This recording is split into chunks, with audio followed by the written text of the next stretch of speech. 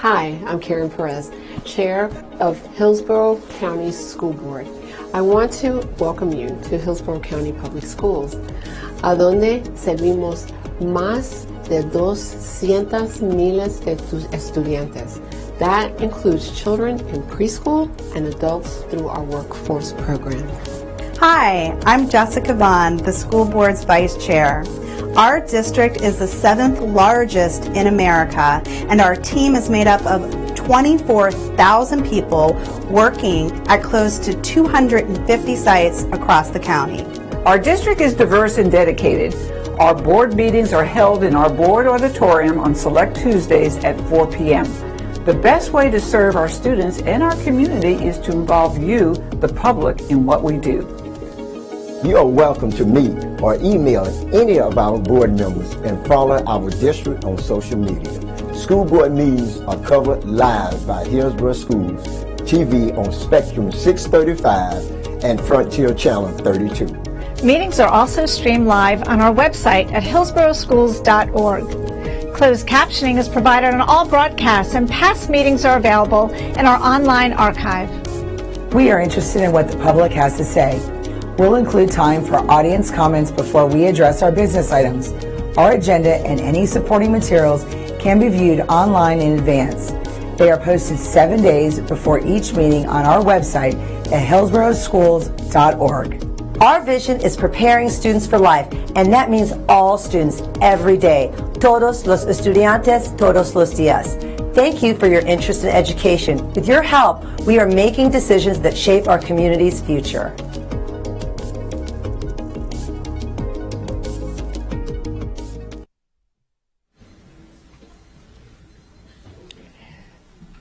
Good evening, everyone. The board meeting of September 5th, 2024 is called to order. Member Vaughn will now lead us in a moment of silence, followed by the Pledge of Allegiance. Thank you, Madam Chair. First, I'd like to thank the HB Plant Orchestra. Oh, sorry, I went ahead. No, I'm sorry. Thank you.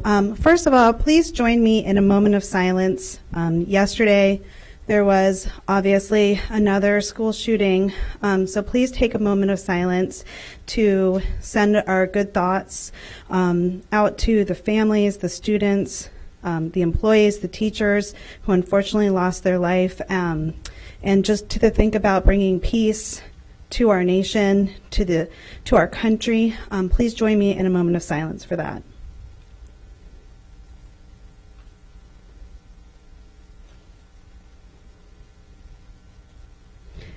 Please join me for the Pledge of Allegiance.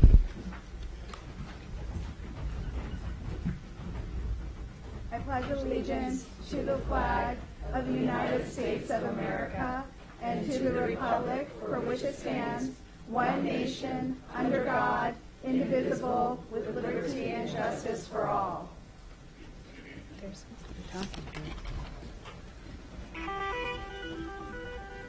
Thank you, Member Vaughn. Member Vaughn, will you please acknowledge our student entertainment for this evening? Thank you. I would like to thank the HB Plant High School Orchestra, along with Principal Kimmy Hellenberg and Director Stephen Bossert. These wonderful students entertained us prior to the start of the board meeting. At this time, we'd like to invite the students up to introduce themselves. Hello, my name is Eric. I am a senior at Plant High School, and I play the violin. Hi, I am Andrew. I am a senior, and I play viola. Hi, my name is Kale. I'm a sophomore, and I play cello. My name is Alex. I play cello, and I'm a junior. My name is Luke. I'm a senior, and I play cello. My name is Jackson. I'm a sophomore, and I play bass. My name is Timothy. I'm a senior, and I play the violin. My name is Flynn. I'm a senior and I play the violin. I'm SK. I'm a junior and I play bass. I'm Quinn. I'm a junior and I play the violin. I'm Henry. I'm a junior and I play viola. My name is Jake. I'm a junior and I play violin. I'm Charlie. I'm a junior and I play violin. I'm Kylie. I'm a junior and I play violin. I'm Mia. I'm a senior and I play the viola. I'm Kyle. I'm a senior and I play cello. I'm Ariana. I'm a senior and I play the violin. I'm Nina. I'm a junior and I play the viola. I'm Christine and I'm a senior and I play the violin. I'm Anna. I'm a junior and I play the violin. I'm Luca. I'm a senior and I play the violin. I'm Maya. I'm a senior and I play violin. Good afternoon. My name is Stephen Bosser, and I'm the Director of Orchestras at Plant High School. This is our chamber orchestra, which is one of 6 orchestras that we have at Plant High School. I want to thank you for supporting music education. Hopefully, we will continue to be a top 100 music education community in the United States. And I would also like to invite you and let you know our fall concert is October 2nd at Plant High School. We'd love to see any and all of you there.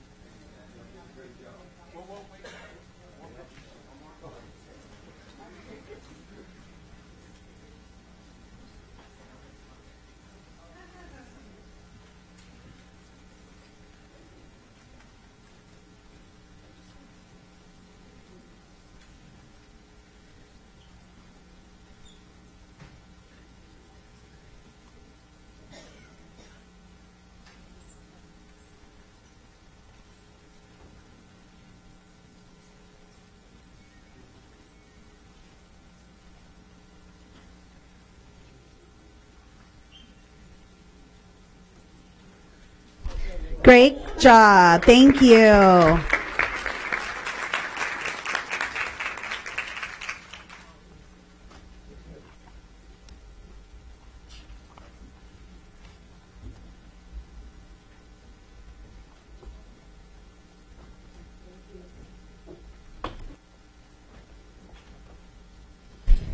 Thank you so much, and thank you, parents.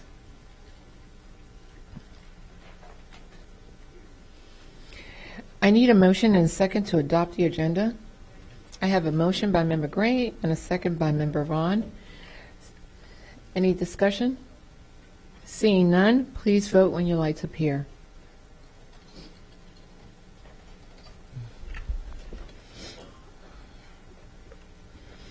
And it passes unanimously. Let the record reflect that all board members are present. We have 5 sets of minutes to be approved today.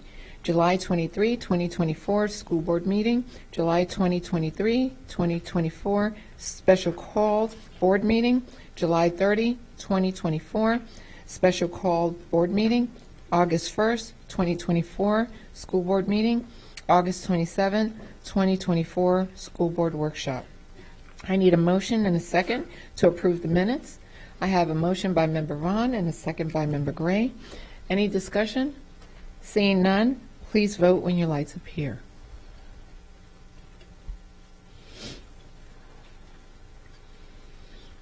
And it passes unanimously. Board members, I'd like to go over the format of today's meeting.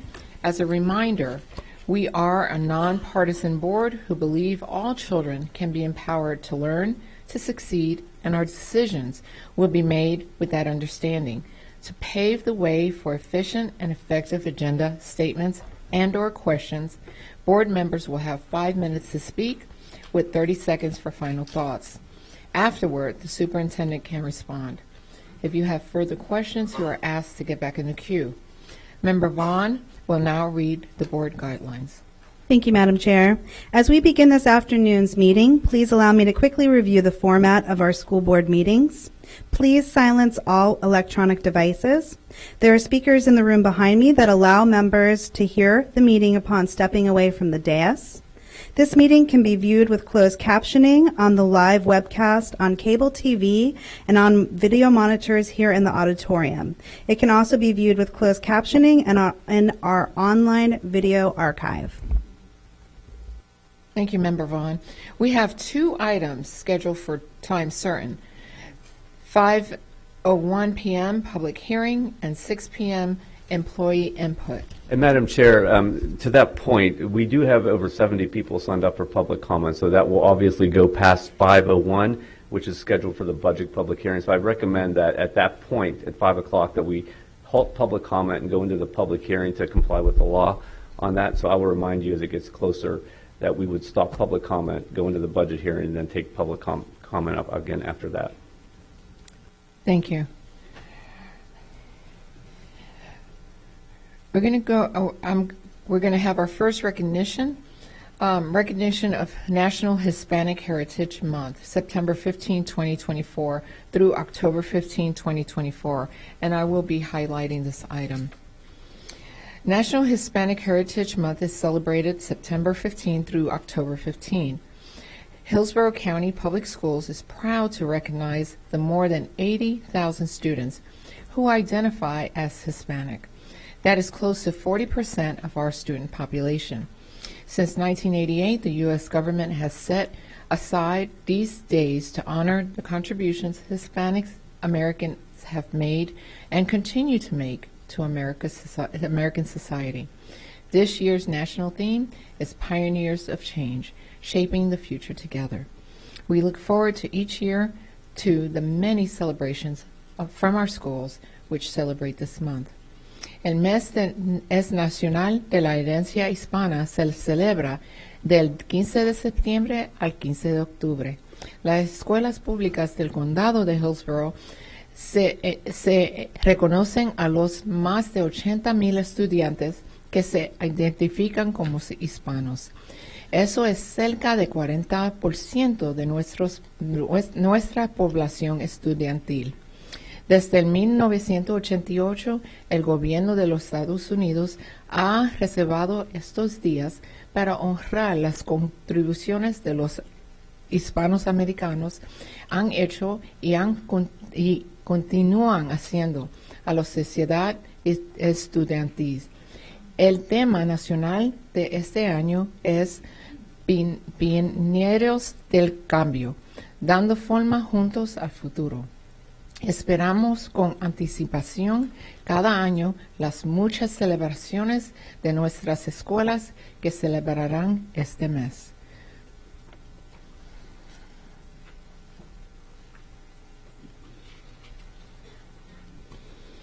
And then A02 recognition. Member Gray, do you have a comment?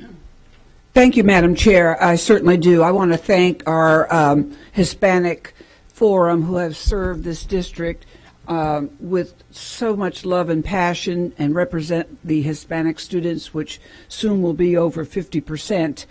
The following members I would like to recognize who have served over almost 5 years. If you'll stand, Maria Galvavito, and she serves on the Hispanic Services Council. Rita Cruz from Enterprising Latinas. Regina Castillo, who represents City of Tampa. Rosia Smith, I know you're here, Achieva Bank. If you'll stand, I don't know if there's a room. There you are. Okay. Melissa Mogado, who serves as the president and chair. Drucy Diaz-Phillips. Drucy Diaz-Phillips, who serves as secretary and everything else. Jessica De La Prida, our outreach and face ambassador. Dr. Joseph, new to our district, and will serve on the face committee and represent our Haitian community. Monica Naran, Julie Saramento, representing our mental health. Delma Rodriguez, representing Lair and LULAC. Hi, Delma. Christina Vega, Maria Ortero Quintero. Christina Fernandez, representing our migrant population and immigrant. Enid Zamora Roots, Kania Makira, Veronica Schmidt-Gomez, Rosana Loza, Pablo Galito Alvarez, Rebecca Salgato, who serves on our Hispanic committee and is an employee as well, Miranda Remington, Yaricel Rivera,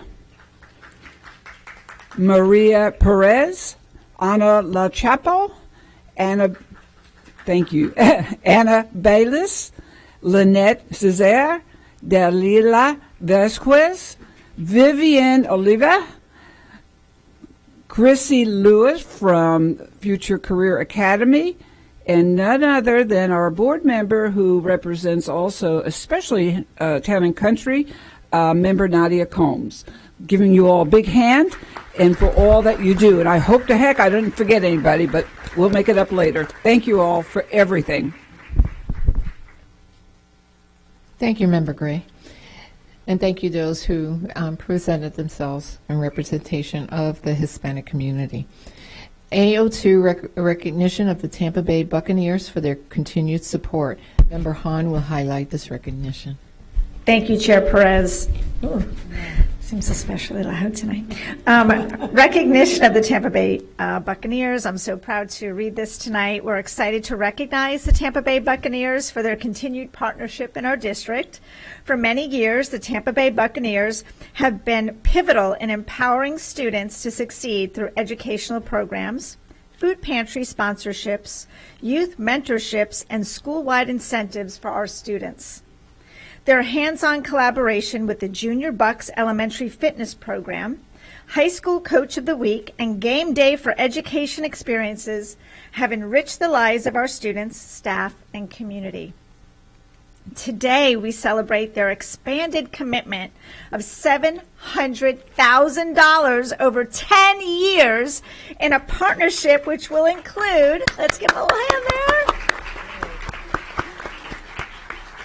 This 10-year partnership will include the installation of 21 Buccaneers Academies fitness zones, which are covered play courts at elementary schools. The sponsorship of athletics, including helping to provide new scoreboards for all middle and high schools, recorded informational messages for all elementary school morning shows, monthly recognition of deserving teachers, administrators, and support professionals at school board meetings, and additional school-based sponsorships, including signage at car line and flags at elementary schools. We would like to honor the Tampa Bay Buccaneers for their generous contribution, and I'd like to invite Brian Ford, Chief Operating Officer with the Tampa Bay Buccaneers, and Darcy Glazer, President of the Tampa Bay Buccaneers Foundation, to come up and say a few words about this partnership. Go Bucks!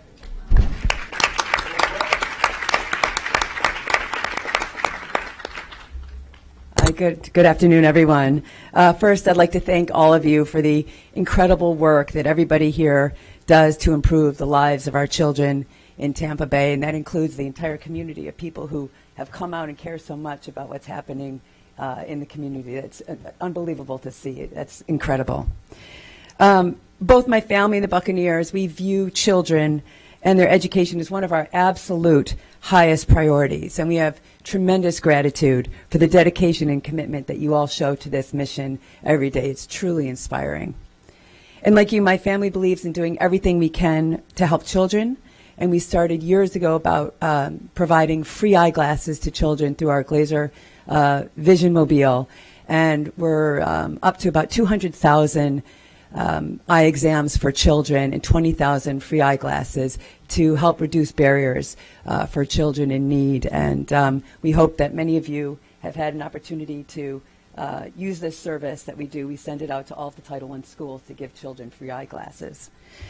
And with your help, we also find it important to combat food insecurity, as you mentioned, with our mobile food pantries and our permanent food pantries. And we've seen the tremendous work of principals, teachers, and staff in Hillsborough County, and your dedication. You wake up every day to raise the bar for the entire community, and we couldn't do any of our work without you. So we have so much gratitude. Thank you so much. So today we're so happy to join you and to announce this partnership with Hillsborough County by providing the students with their needed sun protection, their outdoor classrooms, and their safe place to play.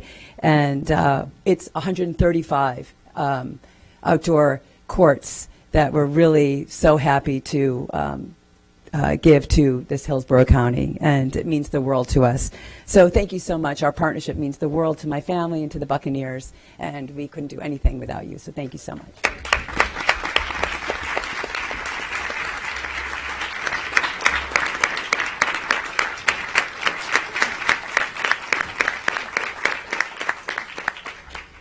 Good afternoon. I just really want to echo that. And I've been involved in this partnership since it started, and the work that is done throughout the county at all levels. And what I'm really excited about is now this partnership is going to extend not only through elementary schools, but the middle schools and high schools.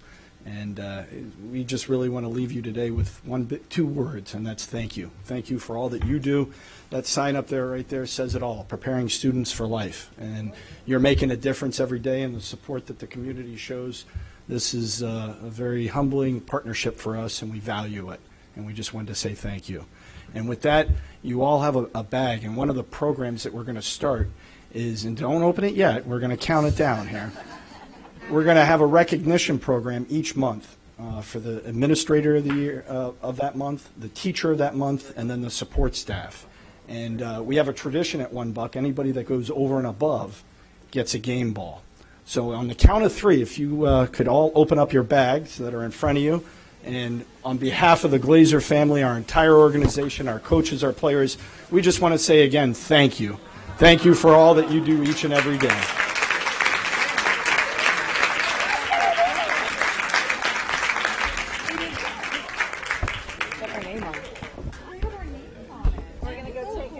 Picture. Would you come up? Will y'all come up? We're going down.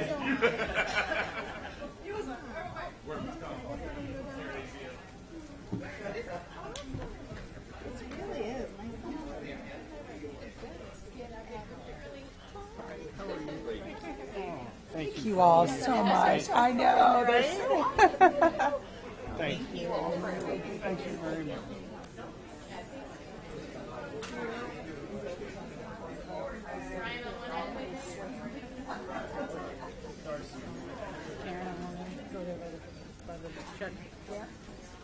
By the check. I said by the check. I'm going to be on the end of you. You sure? I am. Turn your name on. Turn my name on. Turn it on off. No, you never get Put that ball. Another one.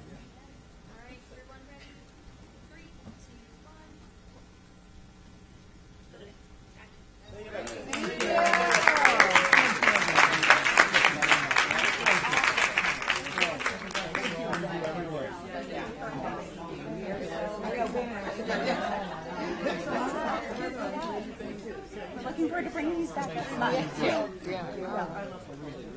Thank you, guys. Where is the prize? Thank you so much. I appreciate you guys so much for everything.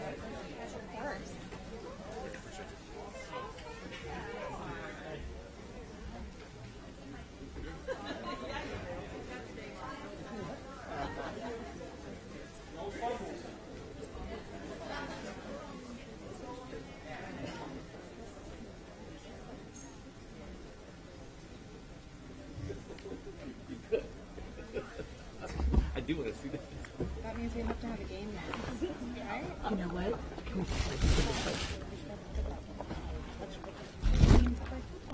Thank you again. The board welcomes comments from citizens and values your input to the board. In order to provide the most comprehensive response to your comments, our staff will follow up with you and keep our board informed about responses. Our school board respects the public's right to speak to the board, and we appreciate you taking your time to be here. However, it is requested when you address the board, comments are not directed personally against a board member or staff member, but rather directed at the issues. Any behavior intended to disrupt the orderly conduct of this meeting will not be allowed. Our civility policy is in place.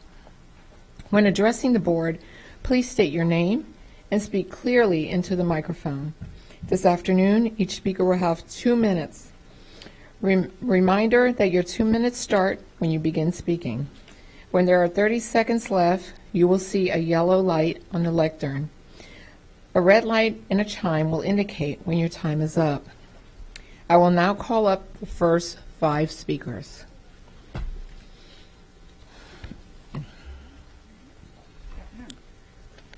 First 5 speakers.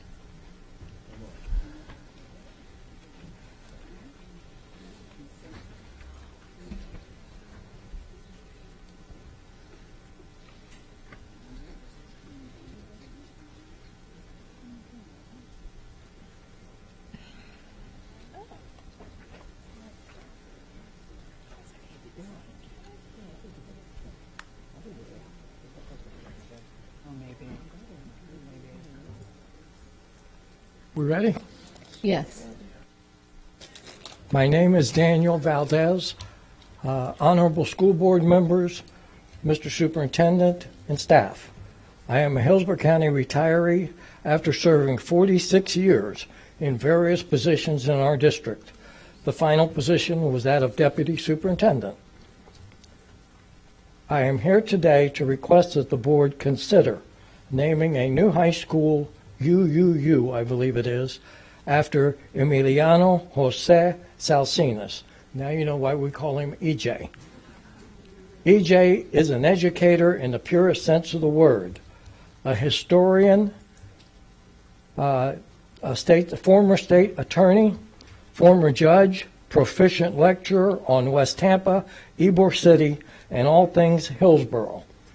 I had the honor to serve on a committee at the University of Tampa with EJ, then Police Chief, now Mayor Jane Castor, and retired Deputy Superintendent Ken Otero. It was a pleasure to watch EJ express his love and dedication to Hillsborough County and to its students. Our community would be very proud and honored to have a high school named for another famous citizen and role model for many locals and many aspiring members of the legal profession.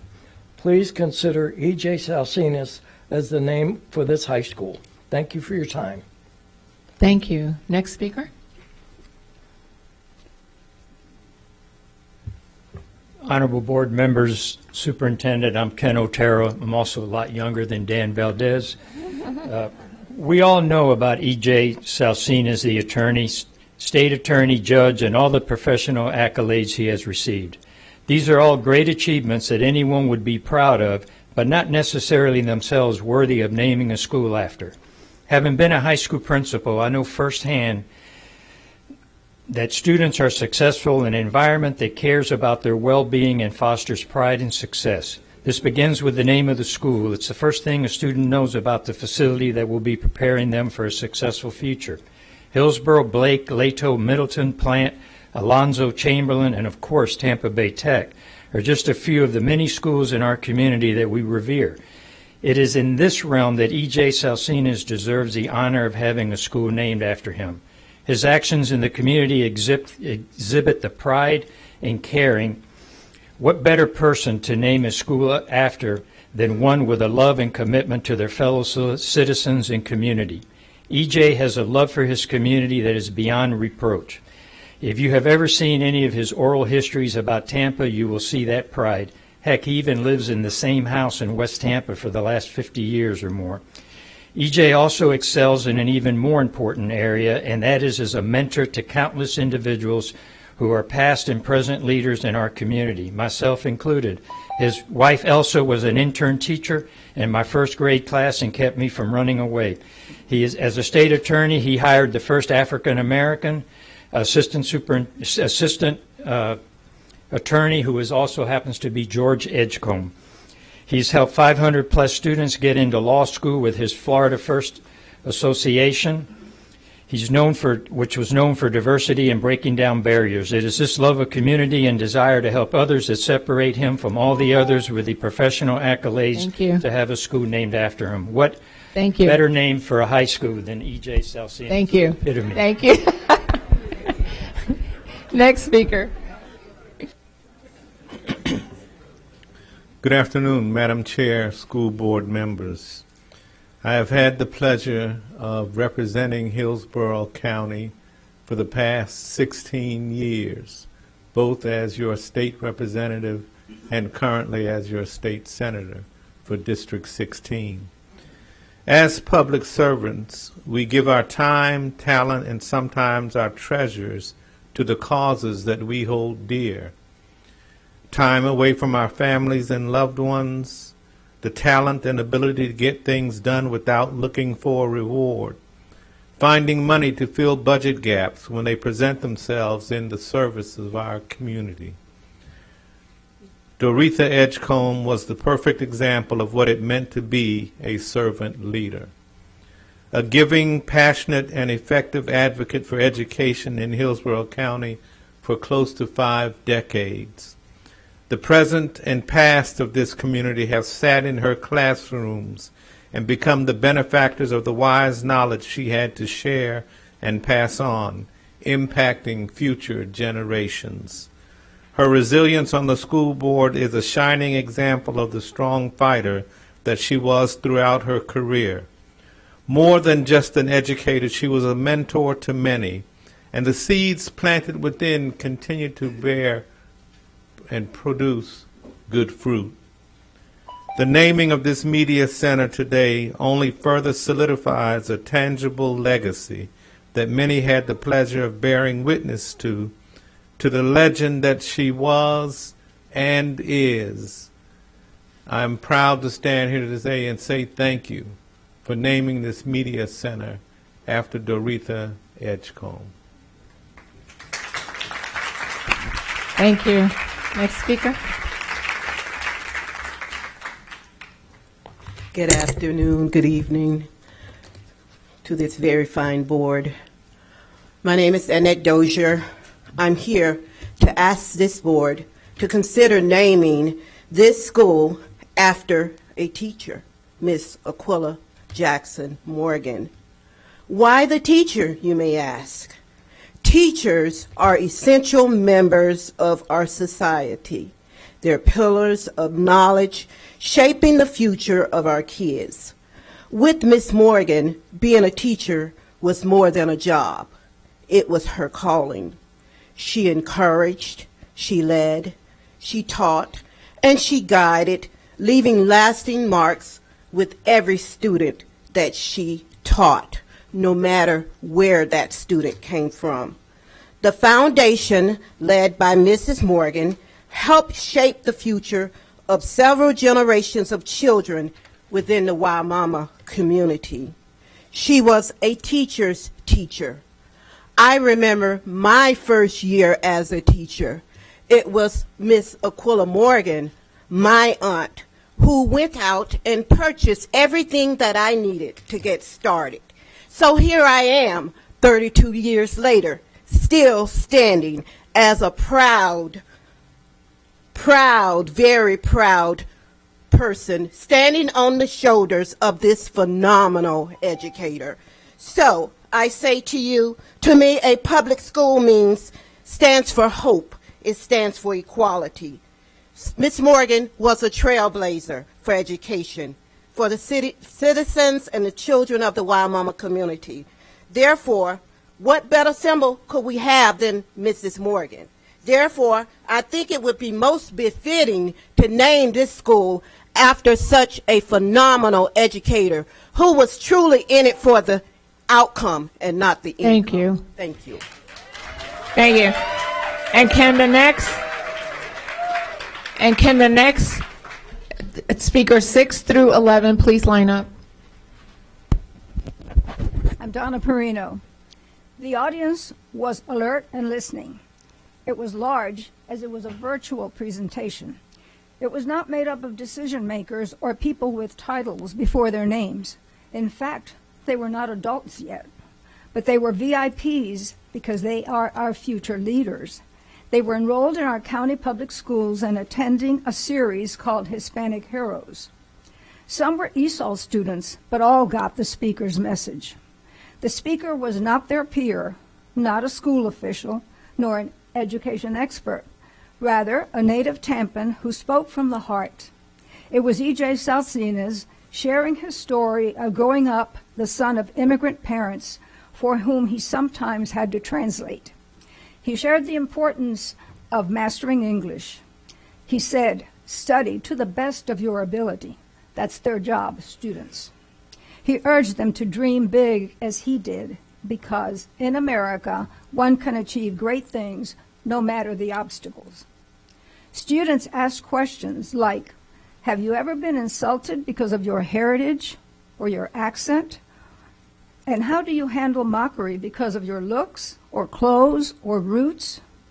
EJ answered in Spanish, never to stoop to base levels.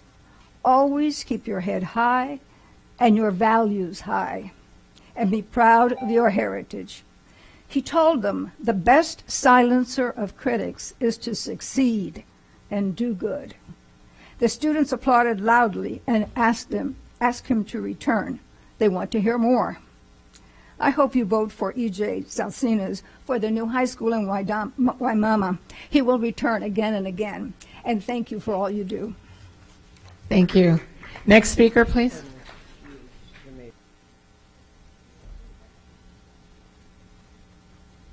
Hi, my name is Yusi. I'm with Project ABA Rights. I'm a parent.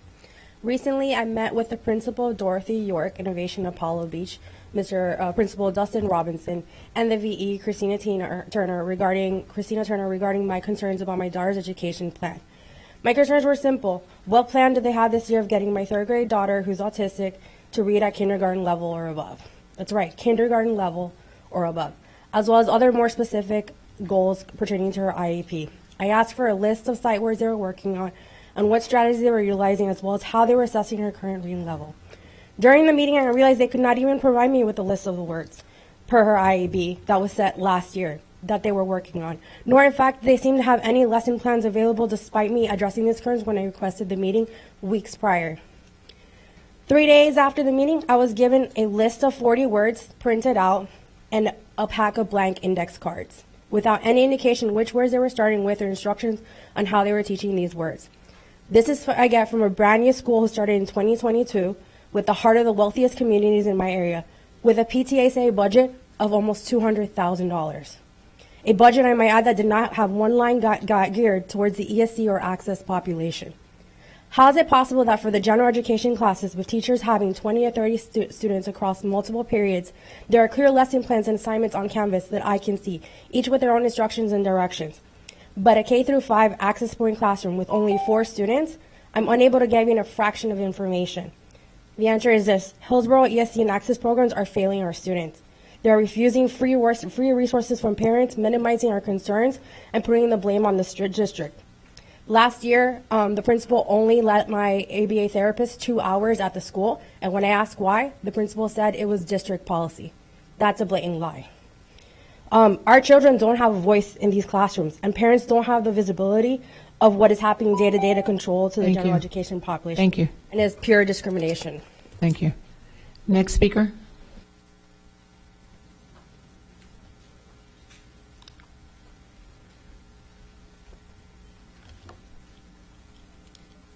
Good evening, Madam Chair and school board members. My name is Casey Folger, and I'm here to share with you why the new high school in Waimama should be called the Robert Howard High School. Bobby Howard was raised in Ruskin. He worked in Ruskin, and he risked his life every day for the community of Ruskin and the South Shore area. Bobby was a veteran. He served in the military for 7 years. He worked for Hillsborough County Sheriff's Office for 18 years. He was a resource officer at East Bay High School, where he graduated from. He lived to serve and protect others. After his tragic, unexpected death in June of last year, the South Shore community named him the mayor of Ruskin.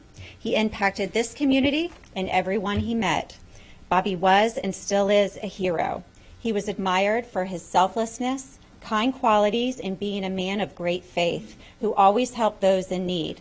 Bobby was a down-home Ruskin boy who loved to fish and hunt. He was a simple man, but it was his actions that made him a true hero. This is why his family and I started the Robert L. Howard Foundation in November of last year. We're a 501c3, and our mission is to keep the generosity of Bobby alive by giving back to the South Shore community, working together to make a positive and lasting change by empowering our youth. The theme that we propose for this new high school, if named the Robert Howard High School, is community action. We propose partnership between the high school and Bobby's foundation. We would like to pour our financial support into the school by providing scholarships, school supplies, sponsoring students and musical instruments, clubs, and a mentor. Today we stand before you and ask for your vote for the first school in Hillsborough County to be named after a law enforcement officer, a veteran, mayor of Ruskin, a man of great faith, and hero to us all, the Robert Howard High School. Thank you. Thank you. Next speaker.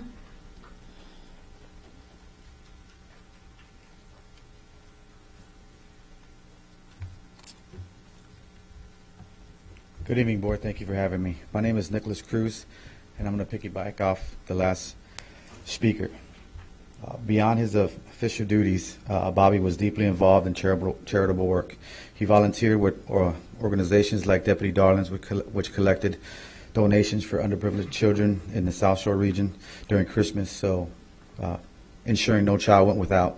He also supported Operation Patriot, a charity assisting veterans in state-run nursing homes.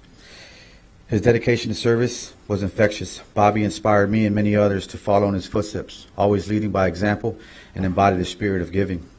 Bobby believed that giving back to the community was not only an act of generosity, but a commitment to a well-being and future of our community. He understood that strong communities are built by those who care deeply about their neighbors, who invest their time, energy, and resources to create a better environment for all. Bobby's actions exemplified these values, fostering kindness, respect, and resilience, especially in our youth, and shaping them into the leaders of tomorrow.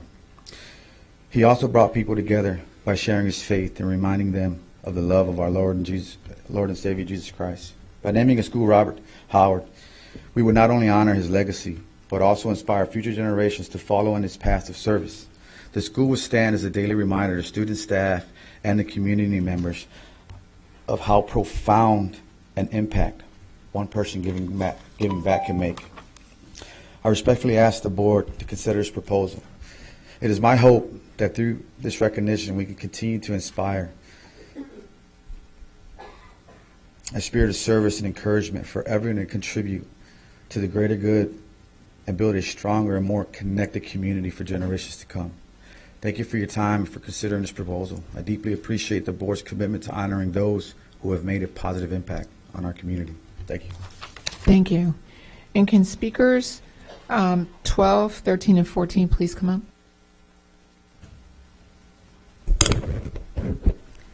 Good afternoon. My name is Felicia Stewart Jackson, and I'm here on behalf of the new school being named Aquilla Jackson Morgan. What is a teacher? And why is it so very important for this transformative high school to be named after Aquilla J. Morgan? Miss Morgan was a teacher. A teacher is usually the first friend a child will encounter at school, who will mold their minds and help to cultivate a thirst for learning and knowledge. A teacher who also teaches citizenship, to learn the Pledge of Allegiance and to honor our men and women who serve in the armed forces. A teacher is a counselor, mentor, confidant, and encourager, a believer in the endless possibilities of a child's imagination and their dreams. By naming this school after Aquilla J. Morgan, you will be sending a clear message. Teachers are essential workers, and they matter. Mrs. Aquilla Jackson Morgan was a teacher who faced many difficulties and trying obstacles, being a teacher who served 43 years. She started in 1966, and her services was in the Waimama community. It is only befitting this school be named Aquilla Jackson Morgan. Thank you so much for your time. Thank you. Next speaker, please.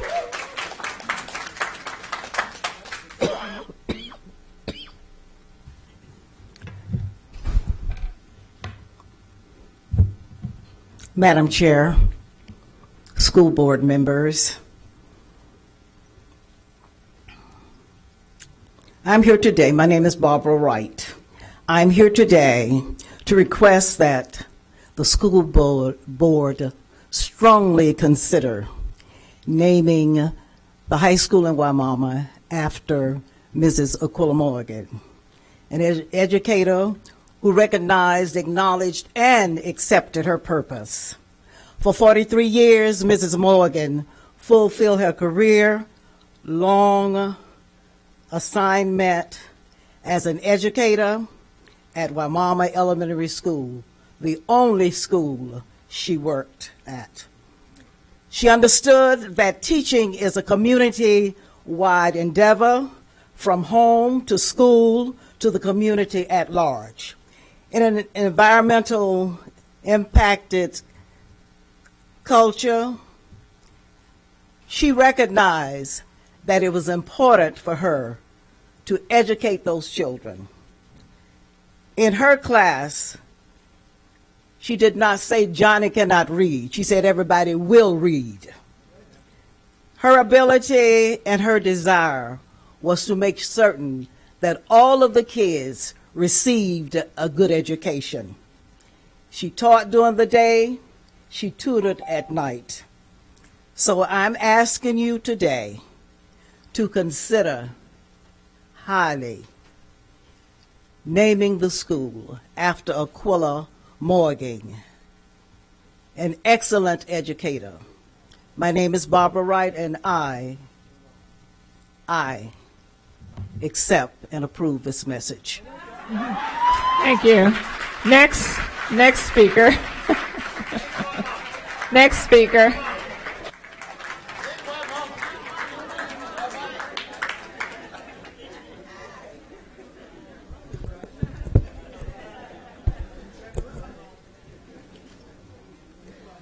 Honorable members of the Hillsborough County School Board, I am Colonel Retired Sonny Coe Mitchell with 25 years of service in the United States Army.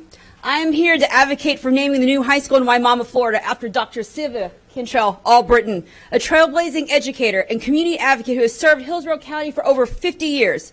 Neighborhoods like Robles Park, Central Park, Rembrandt, Tampa Heights, Saug, and Port Tampa are not more than names on a map. That's where my friends and I grew up. We came from blue-collar, working-class families, and many of us, especially those parents stationed at MacDill Air Force Base, faced constant change, searching for stability. We were smart, tough, resilient kids who needed someone to believe in us, someone to fight for our chance to succeed. That person was Dr. Albritton. Dr. Albritton's deep connection to Hillsborough County is the cornerstone of her legacy. As a Hispanic woman who grew up here, she understood us because she's one of us. A proud graduate of Hillsborough County Public Schools, she began her career as a teacher at Leto High School and broke barriers as the first woman and first Hispanic woman to serve as principal at Robinson and Tampa Bay Technical High Schools. Under her leadership, schools have transferred into vibrant centers of learning, especially for underserved communities, always fighting for programs that empower her students, families, faculty, and staff. The results of her work are clear. Doctors, lawyers, successful business people, senior military leaders, and most importantly, brilliant educators. Many of the educators in this room today were inspired by Dr. Albritton and continue to carry on her remarkable legacy. Her leadership, vision, and dedication are unmatched. Simply put, Dr. Albritton is our superwoman for Hillsborough County.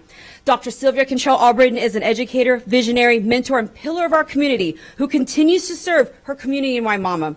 Naming the new high school after her would honor her legacy of service, celebrate her extraordinary contributions, and inspire future generations to embody the values she represents: leadership, resilience, and community. Thank you, and God bless. Thank you. Next speaker.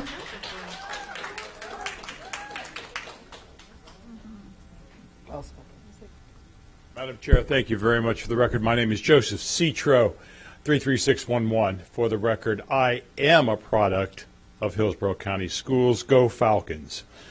Board members, superintendent, and staff members, I thank you very much. You're going to hear so many wonderful things said about so many wonderful people in the naming of a high school.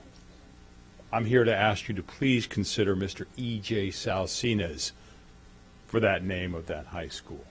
Not only for his great work in the judicial system, but for his sense of history, all history in the city of Tampa and in Hillsborough County. But it goes much deeper and personally for me. He has been a mentor to me. He has been a mentor to so many other people. And again, I asked you to please consider E.J. Salcines as the naming of this great high school in Waimama. For those board members that had a wonderful August, I congratulate you. For the remaining board member, I hope you have a wonderful November. Ms. Edgecombe, congratulations to you. Board members, please, E.J. Salcinas. Thank you. Thank you. Next speaker.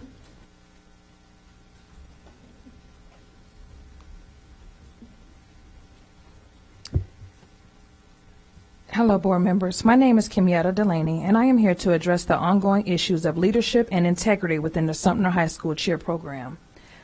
I'm speaking today because my daughter, a senior, was unjustly cut from the team due to malicious intent and retaliation by Brunel George, the JV coach, and Alyssa Powell, the varsity cheer coach, who is also a teacher within Hillsborough County Public School. The evidence supporting these claims includes social media posts and direct messages linked to both coaches demonstrating their intent. This information has already been shared with the members of this board.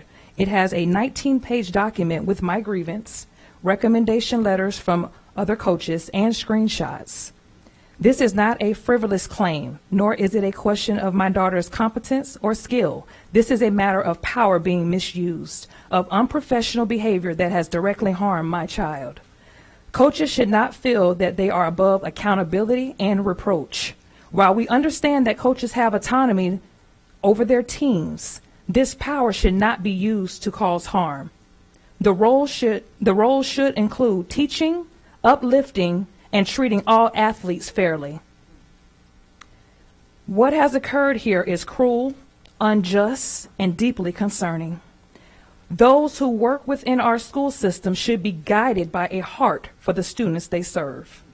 I ask you this: what would be the motive of cutting a dedicated senior desiring a cheer scholarship from the team while still leaving 3 open spots if it's not bias and retaliation? Thank you for your time and consideration, board members. Thank you. Next speaker.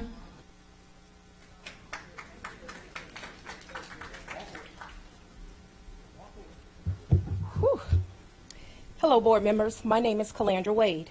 I am also here to address ongoing concerns regarding the lack of leadership and integrity within the Sumner High School cheer program.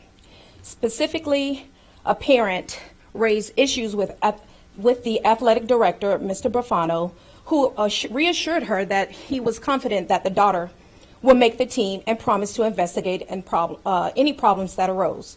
The current athletic director had ample time to establish appropriate systems and safeguards. However, he failed to fulfill promises made regarding oversight and accountability.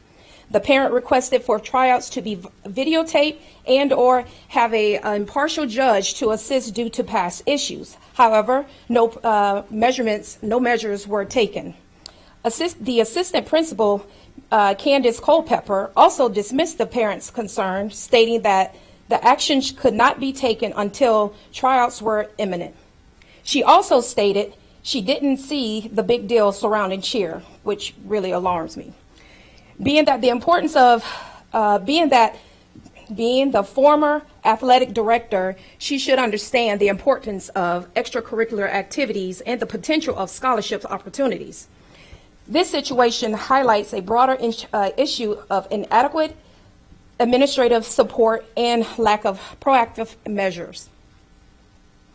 Over the past 4 years, the athletic department has had three athletic directors and 4 cheer coaches. I urge you all to please listen to the cries and the words of everything that we are speaking about in reference to the cheer program. And I would like to also leave the question, what would be the motive to cut a senior if it's not biased and you still have 3 open spots? Thank you, guys. Board. I'm so sorry. Thank you. Next speaker.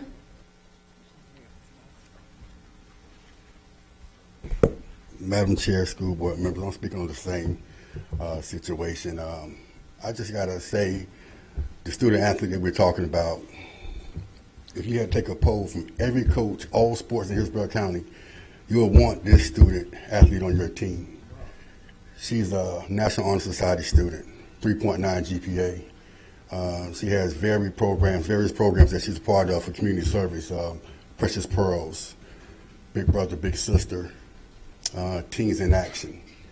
And I just, we have to give this the situations, the due attention that's due for it. Because this young lady, man, she works her butt off. I know her personally, and I can understand sometimes when students think they got it made, they may put on a little weight, can't tumble, can't cheer as loud, I got it, I'm a senior, this is my spot. But no, not her. She worked her butt off, and she's better this year than she was as a sophomore.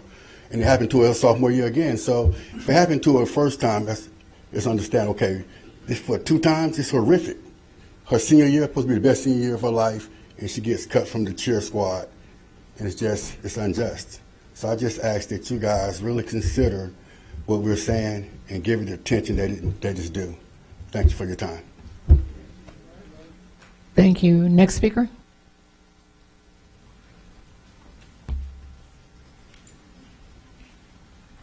Hello, board members. My name is Ramona Johnson, and I'm here to address ongoing concerns regarding the lack of leadership and integrity within the Sumner High School cheer program. The young lady that we are speaking of has been a competitive cheerleader for 13 years.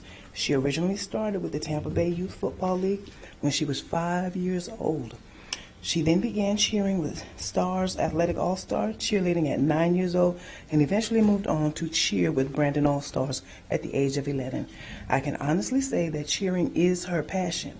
She has the skills, the spirit, technique, experience, and positive attitude to be an asset on any team. Over this past year, she has not lost any of her cheer skills, but in fact gained several other cheer skills. She even worked with a private instructor twice a week. And her current skills as a level 3 cheerleader, despite all of this, she was not selected to participate on the varsity 2024-2025 cheer team at Sumner High School. I would like to express that this entire situation has negatively affected her self-esteem and has left an impact on her emotionally. She feels that she's being singled out yet again and does not have a clear answer as to what she has done to deserve this type of treatment. She is disheartened by the unjustifiable decisions that have been made with petty malice thus far, and she feels that all her hard work in trying to prove herself has been in vain. She has dreams of cheering at a collegiate level, as well as obtaining cheer scholarships. This unfortunate situation will seriously negatively affect her ability to gain scholarships for school. She has lost faith in the adults that she's looked up to as mentors for guidance and support during her formative years as a student at Sumner High School. Thank you for your time. Thank you. Next speaker, please.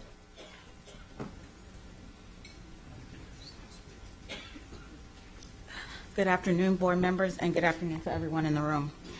My name is Nicole King, and I'm here to speak about the ongoing lack of integrity and leadership at the Sumner High School cheer program. But more importantly, I'm here as a mentor and to speak positively about the student previously mentioned. I am a member of a mentor group with the determination to guide and motivate young college-bound high school girls. As part of this organization, I have had the pleasure of meeting this young lady and have since been impressed with everything she represents. I have been her mentor for the last year, and I have seen nothing but exceptional, enlightening, and inspirational behavior. She is a kind-hearted, compassionate, and friendly young teen with a bright future ahead of her. I have watched her guide and mentor other girls within our organization as she informs them on how we try to guide them in the right direction and how they should represent themselves as young women.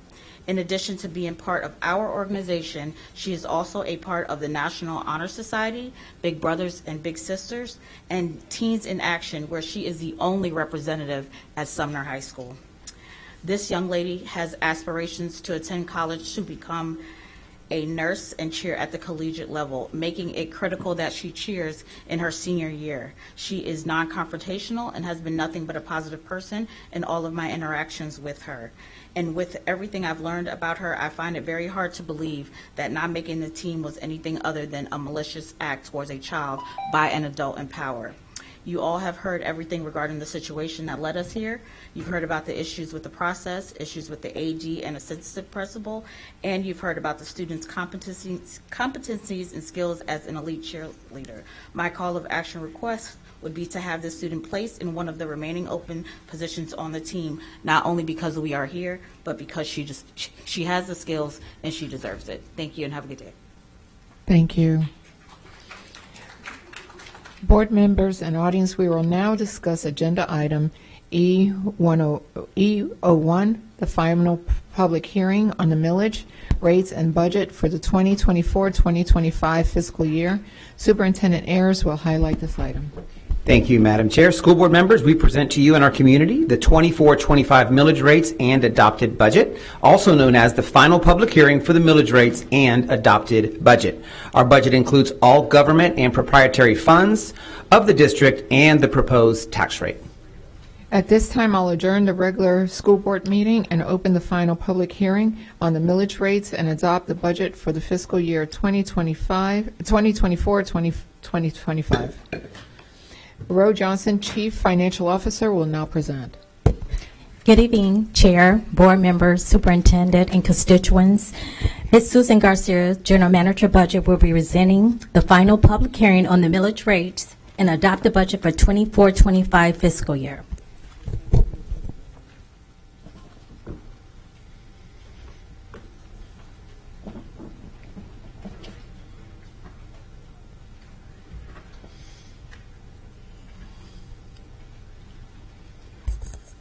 Good evening, board members, Superintendent Ayers.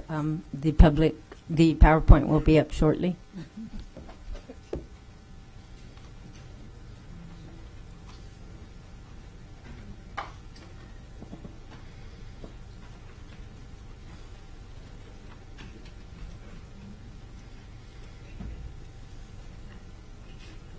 So the trim law, which was enacted in 1980, is very prescriptive, and it basically requires school districts to advertise their millage rates and the proposed budget for the fiscal year.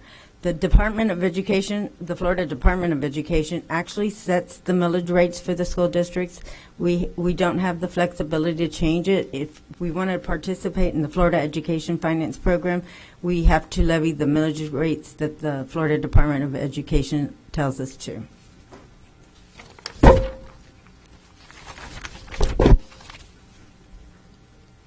So this next slide basically shows the timeline for the trim process. We are in the second to last September 5th final public hearing spot. The next step will be sending documents to the Department of Revenue, the Department of Education, the Department of Revenue, Department of Education, property appraiser, and tax collector. From this you can see that the millage rates have decreased progressively over the years. In 2013, we had a millage rate of 7.8770, and our millage rate for 2025 is proposed to be 5.3880.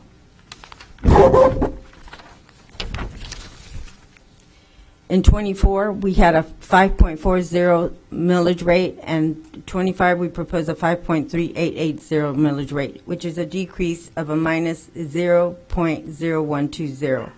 The current year rollback rate is 5.2412. This rate is the rate when applied to this year's property values would generate the same dollar amounts as the previous year. Our property values this year were $182 billion compared to last year of $173 billion. It was a $9 billion increase. We stand to generate $943.1 million based at a 96% budget rate. If we were to budget at 100%, we would actually receive $982.4 million. It's required that we budget at the 96%. How are my taxes computed? Well, if you owned a house that was $200,000, you have a $25,000 homestead exemption. Your taxable value is then $175,000. Divided by 1,000, it's $175 times the proposed millage rate. So you would be paying $942.90 in school property taxes.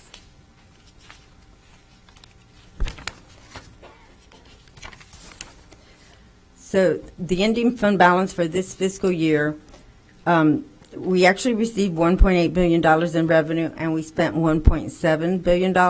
So we had an $80.5 million surplus. Minus the 58.5 we had in recurring salaries gave us a $22 million surplus. We began the year with $330 million in fund balance. We moved $48 million to ESSERS. We had a $4 million decrease for non-recurring salaries, and the $22 million surplus gives us a $395.9 million fund balance, which is 22%. The fiscal year budget for 25 is proposed at $4.3 billion. The general fund, which is the operating fund, is proposed to be $2.5 billion. The special revenue fund is the student nutrition service fund and all the grants. The debt service fund is where we pay all our debts for all the schools that we have built. The capital project funds has all the remodeling, renovations. It actually is where our sales tax dollars reside. And our internal service fund is for workers' comp, health insurance, and general liability. On this page, you can see that circled at the top is the 395.9 we ended the 2024 year with. And based on our expenditures and revenue we propose for 25, we project ending the year with a $283.9 million fund balance. This is a $112 million decrease over this year. The adopted budget for 2024-25, our financial position is $1.83 billion we receive in revenue and 1.87 in expenditures. So we are going to end up with a 45.9 deficit. The beginning fund balance of 395.9 minus the 45.9 deficit and $66 million in non-recurring salaries gives us the $283.9 million fund balance. This is still at 15%. And this last page is what we will be discussing in the final public hearing, which it will open shortly.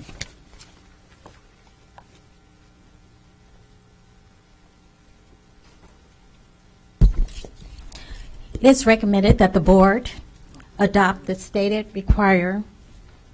You got to close the hearing. Sorry, you got to close the budget here. Part out.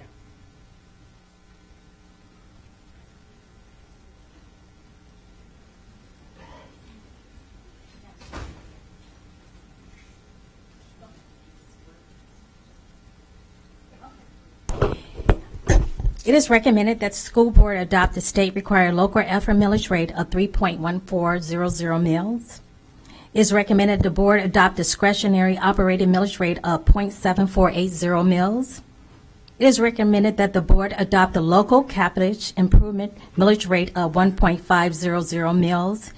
It is recommended that the board adopt the debt service millage rate of 0.000 mils. I need a motion and a second to adopt the fiscal year 2024-2025 millage rates as presented. I have a motion by Member Combs and a second by Member Gray. Is there anyone present who wishes to address this board concerning the millage rates and rollback rates? And as you're waiting, board members, I'll remind you there are 4 separate votes on this. This is only about the millage at this point. You're not voting on the budget. This is just the millage.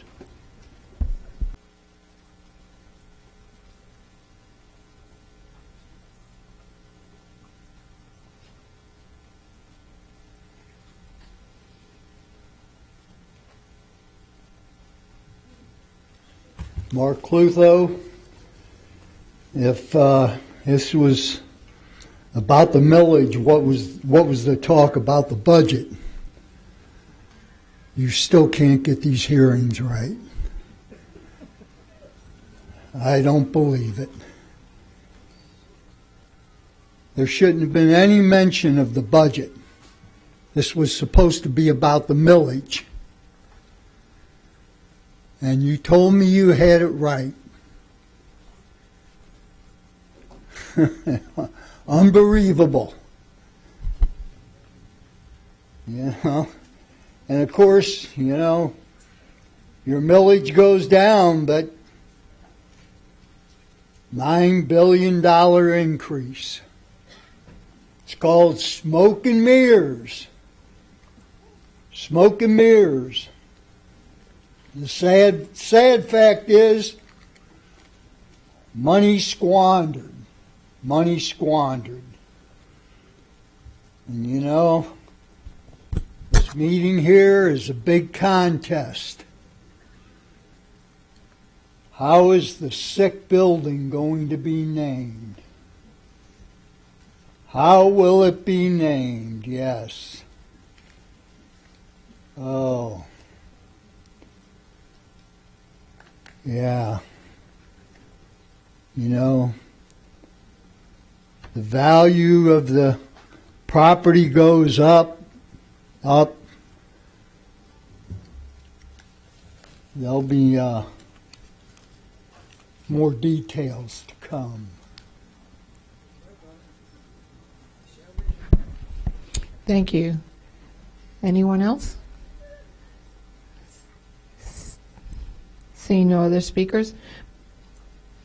Board members, do you have any questions or comments specifically regarding the millage rates or rollback rate as presented? Member Vaughn?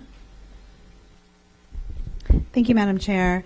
I'm not sure if it goes on one of the other hearings or further in the presentation, but when we went over this, one thing that I asked you to include for the public consumption is an explanation of there's a cap on the millage rate. So while you give the explanation, and I appreciate that, of the average homeowner and how much they would pay and how their taxes are calculated, constantly I have people ask me, well, if we have $1 million homes and taxes are consistently going up, why is there still an issue with the revenue when it comes to the school board? So can you please explain for the public how it's capped and what that looks like, and how over a certain amount that we take in is allocated at the state and comes out of our pure pupil money as far as revenue is concerned? So the cap for the residents that have a tax exemption, the cap is 3% per year.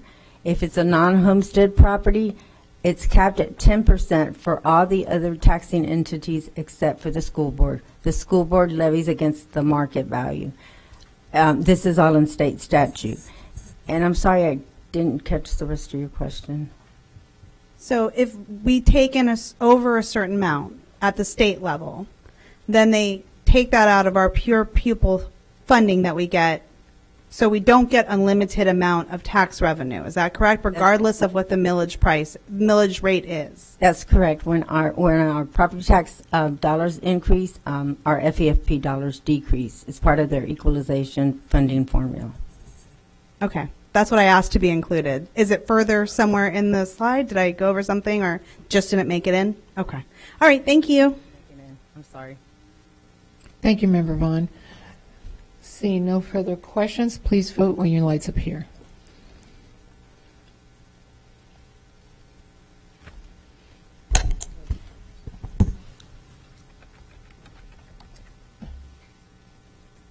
And it passes unanimously. Ms. Johnson, please continue. It's recommended that the board adopt a 24-25 budget of $4,344,401,761.44. I need a motion and a second to adopt the budget. I have a motion by Member Combs.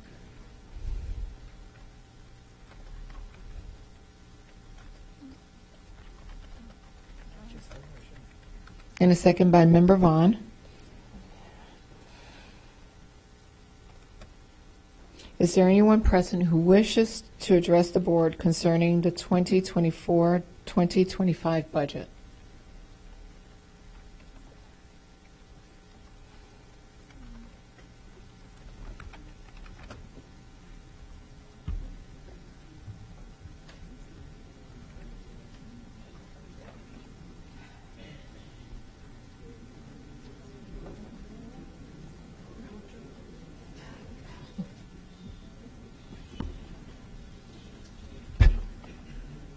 You are supposed to, Mark Clutho again, you are supposed to make a presentation here. Just because you did the first time last month or whenever it was, doesn't mean you don't do it this time. I don't know why you cannot follow the law. You hear what I'm saying? It's the law.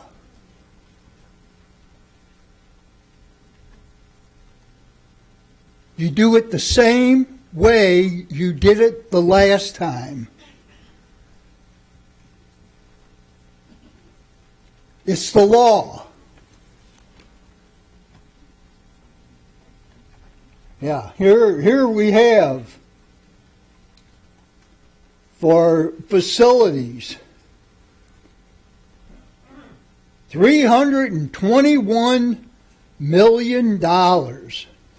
Yeah, included in that will be the new stupid building that these people here are fighting to see who gets the name.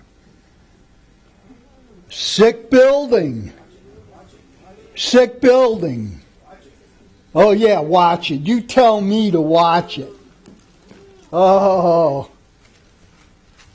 you know, I'll tell you, the headlines prove it. Heat deaths in the U.S. have soared since 1999. Mosquito-borne equine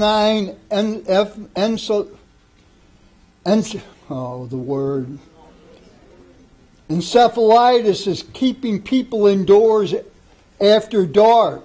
Fear of virus is changing routines in Massachusetts. Now this is because a cause and effect, the way buildings are being made. The climate is changing. Stupid buildings are being made. And there isn't one person here besides me that's going to say anything about this budget. And you are a bunch of fools if you think that everything here is okay. It's a sad fact. A sad, sad fact. Mosquitoes and West Nile virus concerns abound. Again, you're violating the law. Thank you. Board members, do you have any questions or comments? This is about the budget piece of it. Yes, regarding the 2024-2025 budget. Seeing no questions or comments, please vote when your lights appear.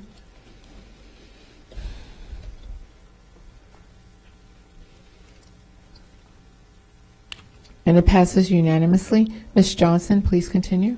It is recommended that the board approve the resolutions adopting the 24-25 millage rate and budget. I need a motion and a second to approve the resolutions adopting the 2024-2025 millage rates and budget as presented. I have a motion by Member Gray and a second by Member Washington. Is there anyone present who wishes to address the board concerning the resolutions adopting the 2024 and 2025 millage rates and budget?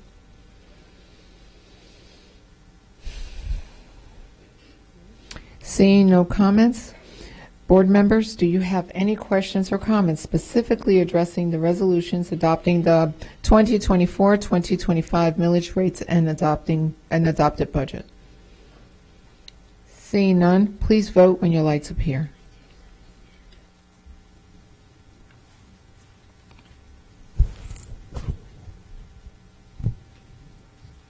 And it passes unanimously. Ms. Johnson, please continue.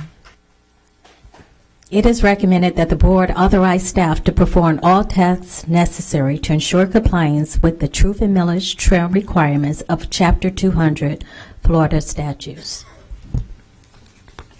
I need a motion and a second to authorize staff to perform all tasks necessary to ensure compliance with the truth and millage requirements of Chapter 200 Florida statutes as presented. I have a motion by Member Vaughn and a second by Member Combs. Is there anyone present who wishes to address the board concerning the authorization of staff to perform all tasks necessary to ensure compliance with the truth and millage requirements of Chapter 200 Florida statutes? Seeing none, board members, do you have any questions or comments specifically regarding the authorization of staff to perform all tasks necessary to ensure compliance with truth and millage requirements of Chapter 200 Florida statutes? Seeing no further comments, please vote when your lights appear.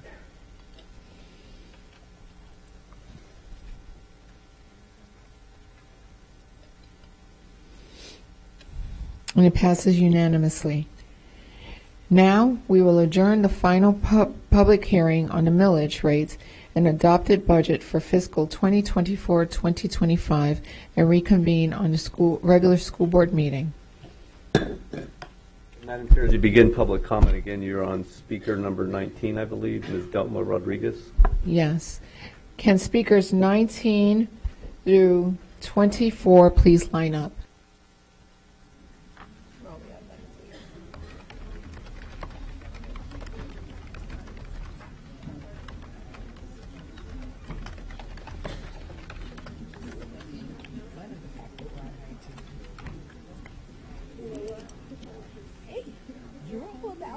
Publicizing it. It says 2 minutes.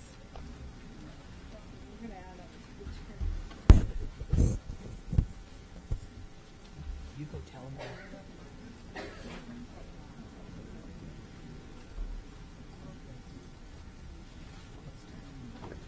Superintendent Ayers, Chair Paris, school board members, staff, cabinet, and the rest of you.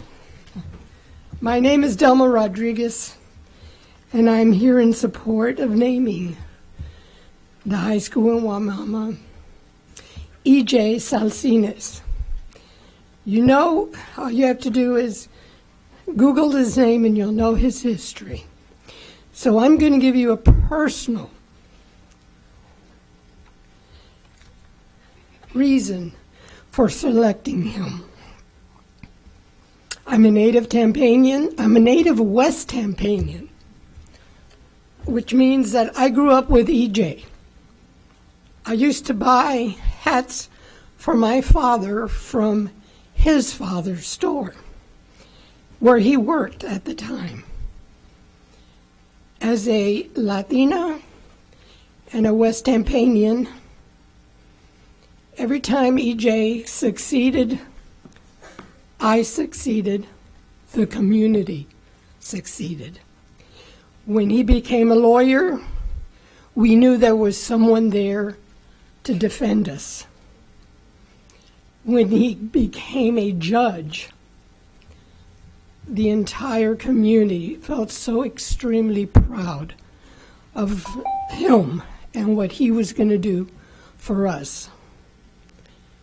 Please recognize him for who he is and what he will do and represent to the 40% of the Latinos in this school system. Thank you.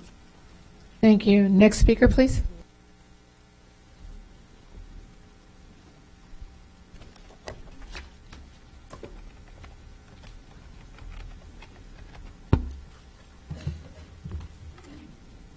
Hi, I'm Lori Poneroff, a 1974 graduate of Robinson High School, where I was lucky enough to have Sylvia Albritton as my English teacher, journalism teacher, and advisor for this school's newspaper. Those were her official duties. She also inspired my career choice, 40 years in corporate public relations with AT&T, its family of companies, and others. My career took me to towns in Pennsylvania, New Jersey, and back to Florida. Sylvia stayed in this community, befriending, educating, and launching thousands of students into the world. She and I reconnected about 6 years ago and went out to dinner. where we did what everyone does and took a selfie. I posted that selfie on Facebook with a few words about how she had inspired me and my career. Since I only have about 150 Facebook friends, I didn't expect much response. But the next morning, my post had more than 100 likes and comments from her former students, parents, and colleagues. Sylvia hadn't just touched me. She had blessed generations of people. Today, we can connect all those blessings with a brick and mortar building that will carry Sylvia's name and embody the love of children and education that defines her life. I can't think of a better way to thank her for all she did, does, and will do for our community than to make the Sylvia Albritton High School a reminder of her gifts to us and Hillsborough County. Thank you. Next speaker.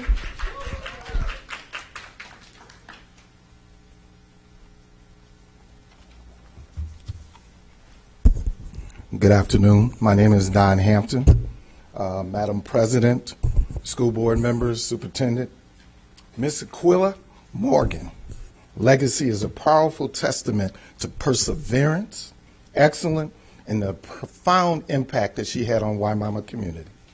As the first African-American employee in Hillsborough County School District in 1966, she broke barriers. She set a precedent for the future generations. Her 43 years teaching career, during which she was named Teacher of the Year multiple times, reflects her dedication to education and the lives of countless students today, yesterday, and in the future.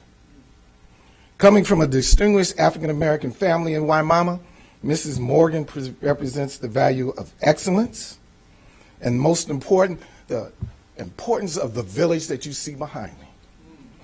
And raising and educating children from the past until today and the future. Naming the school after her, such as proposed Mrs. Aquila Jackson Morgan, Wimauma High School, will not only honor her remarkable contributions, but also celebrate the rich history of the Wimauma community, Hillsborough County community, the state of Florida community. Her story is a beacon of hope and a reminder of the progress made and the work that continues to ensure equality and opportunity for all, the American promise. And as a Wimauma resident, I ask all of you sitting here on this board today to honor Ms. Aquila Jackson Morgan, a teacher who had uninterrupted service to Wimauma community and its students' educational success. Thank you very much. Thank you. And can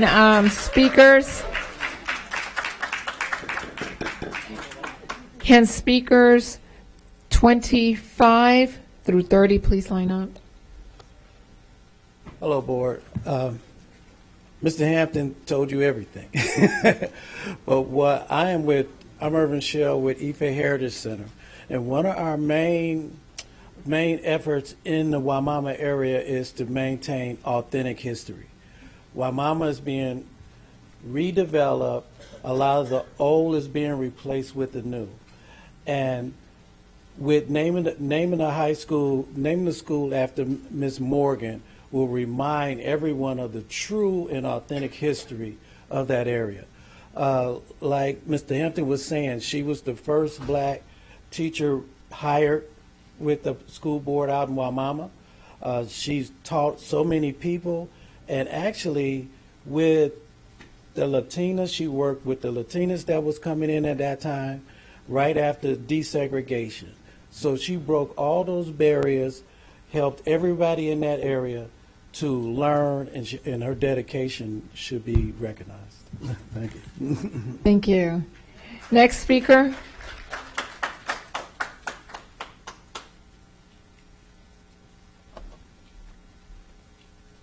Hello, board members. My name is Lanisha Twinney, and I'm here to share my support of the new school being named after Aquila Jackson Morgan. I work with the Sarasota County Sheriff's Office for 15 years in criminal investigations as a detective. and she has been my biggest teacher. My late grandmother, Aquila J. Morgan, has always been the inspiration and motivation that would always speak about integrity, fairness, and respect. She, being hired into the school system, symbolized a crucial step towards racial equality and integration in education because of the Civil Rights Acts of 1964. Her journey exemplifies resilience, dedication, and the pursuit of knowledge against systematic barriers. This trailblazer fostered diversity and inclusion by helping ones in the community beyond teaching hours. She had an open door policy on and off the job. My grandmother provided clothes, shoes, supplies, and I even recall her providing shelter during Hurricane Andrew. Naming this school in her honor, students would know of her contributions to transform Wild Mama, from her Wild Mama home, the 5800 block of Bell Street, to her Wild Mama classroom, community, and beyond, but her legacy reached throughout the Wild Mama community. This teacher is responsible for generations of Wild Mama education success with integrity and respect. We have been in front of you guys twice while she was here on earth. We're here the third time, and she's now parted from us. Honor this school, Aquila J. Morgan. Thank you. Thank you. Next speaker, please.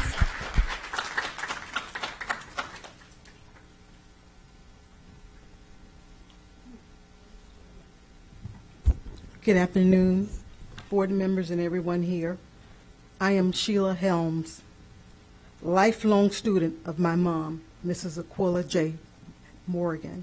She bridged the gap of cultural unity and acceptance in Waimama, and she knew her worth and value in the community. She was chosen by the board and community 58 years ago. She never wavered to educate students, support parents, and partnered with colleagues for results. She worked as a PTA leader. She would tutor. She would give food, clothes, supplies, Christmas gifts, her times, meeting the needs of others for free. Her reward was just their smiling faces. She would receive Teacher of the Year several times and be one of 8 names before the board in 2008 for a school name in Tampa that was submitted by her colleagues. Mom was committed to transform with her classroom, and she did for our Wild Mama community. Once her health forced early 43 years retirement, she used the community churches as her classroom. She worked throughout the churches. Her students would be pastors, men, women, and children.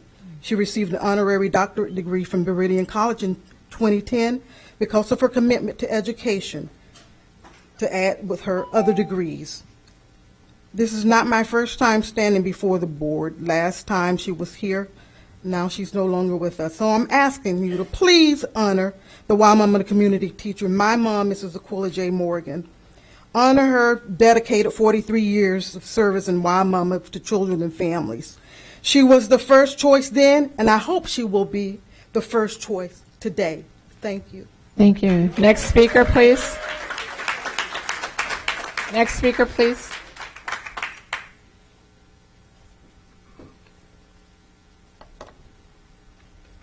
Hello, my name is Andy Hughes. I'm a curator and librarian at the University of South Florida in Special Collections. For those of you who don't know, it's where all the stuff that's too cool or too rare to live anywhere else in the library lives. And as my role as a curator and archivist, I just like to remind everyone that not all educators are teachers, and there's a lot of different roles to be played. I know EJ first and foremost as an historian, and he's someone who's deeply inspired me to explore Tampa and Hillsborough County's history as well. Of course, he's got several lifetimes before kind of becoming the elder statesman of Tampa and West Tampa. It's a lifetime of service, but really for me, the comradeship comes with his love for research, his love for the history here. I've done a lot of research for him over the years, and I've learned from it all. And I just wanted to advocate for the school in Waimama to be named after him. Thank you. Thank you. Next speaker, please.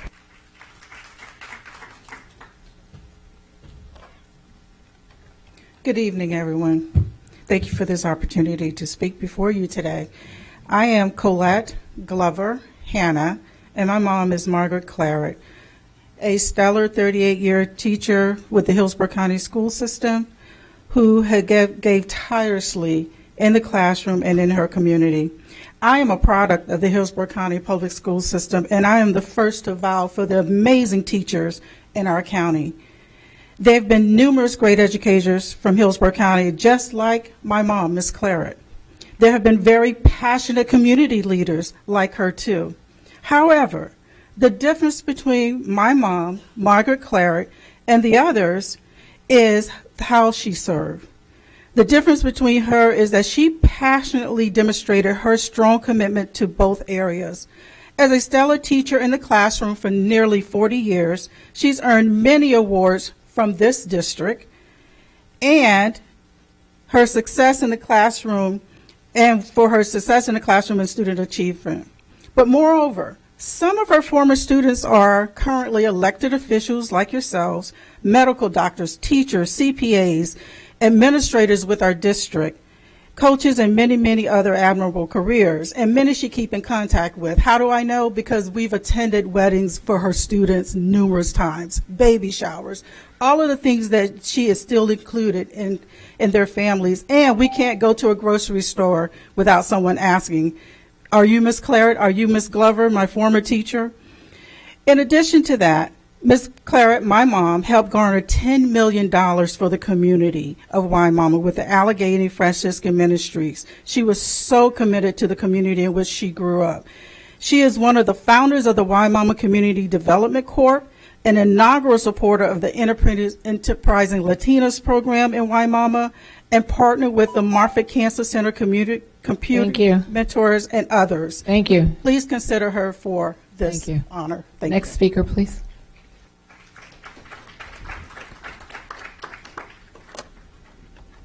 Good evening. My name is Abigail Donnie, and I'm also here to provide my support for Ms. Margaret Claret for the new school.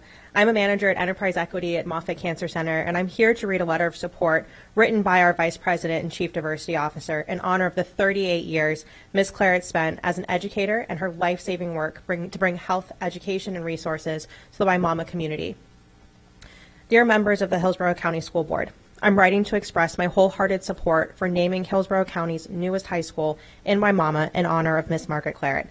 Her 38 years of service and education have been entirely devoted to the South County area and stand as a testament to her profound commitment to our district's school system and the broader Waimama community. I first met Ms. Claret nearly 2 decades ago, and throughout the years, I've been continually inspired by her unwavering dedication to both education and her community. Ms. Claret's innovative teaching methods were truly pioneering. She was part of the first team of educators, along with her co-teacher at the time, to introduce the continuing progress teaching method. Ms. Claret also broke barriers as the first African-American teacher to offer English as a second language to migrant students in Hillsborough County. Her outstanding contributions have been recognized by her peers and administrators, who've honored her of Teacher of the Year on 4 occasions. To say that Ms. Claret's influence extended beyond the classroom would be an understatement. She forged a partnership with Project Link, Inc., the local impact on neighborhood kids, to provide summer lunches for students, and collaborated with the Computer Mentors program to bring computer access to Waimama's youth. Moreover, Ms. Claret dedicated herself to enhancing public health initiatives for local families. She worked with Moffitt Cancer Center and their outreach services to integrate health education into the program she organized, ensuring the Waimama community had access to critical health resources, a contribution that has significantly improved the well-being of countless residents. Few individuals have had such a profound impact within the classroom and within the community as Ms. Claret in Waimama. Her influence is far-reaching and deeply positive in all aspects. I respectfully urge you to consider her for this honor for all the reasons outlined above. Thank you. Thank you. And can I get speakers 31 through 40 to line up, please? Board Chair and the school board members, Jarvis Salamine, I just want to say that this is the time now to see everything that you talked about when you're running for office, to see if you're serious or you're curious. We're going to find out today. 3 high schools named after African Americans: Millerton, Blake, Onwood. For 37 years I rode by Onwood and never knew Onwood was named after a black woman. So that just goes to show how far we got to go. In a modern society, a few years ago we had our first black president. Hopefully we have the first black woman president. We got a lot to do. We got a lot of growing up to do, maturing to do. This is a no-brainer. A teacher. Typically they name schools after teachers. Typically they name roads after law enforcement or police or sheriff. Typically they name judicial buildings and courthouses after judges.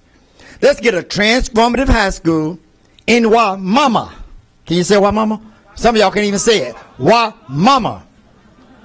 Ain't too much to talk about Wamama till they start moving and building down there and start gentrifying as people start living there. Before then, it was black people that were doing the farm before my Latino brothers got there. We were picking the cotton. We were doing this. We were doing the farm work. We were doing all that. So now's the time, 3 times the charm. Let's name the school after Aquila Jackson Morgan Transformative High School in where? Wamama. Thank you. Next speaker, please.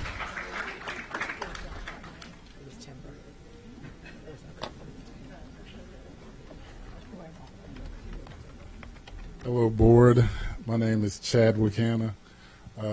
One thing I have to do is, the first thing I ever did was I said that whenever I got in front of a microphone, I would give God the praise. So that's what I'm going to do before I start. Praise God.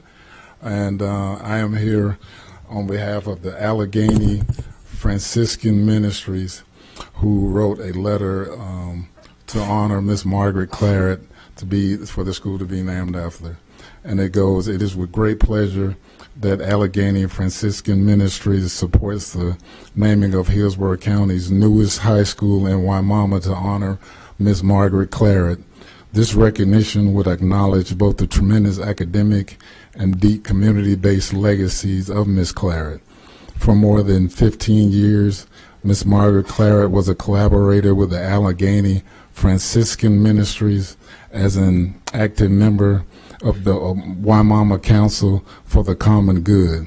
Immediately after her retirement from the Hillsborough County School District, Ms. Claret was invited, because of her commitment and credibility with the community, to serve as an inaugural member of the Council of the Common Initiative, which was a community-driven effort in the Florida locations such as Overtown, Wamama, and Lincoln Park from 2014 to 2023, working with community residents and stakeholders to build healthier, safer, connected places where everyone thrives.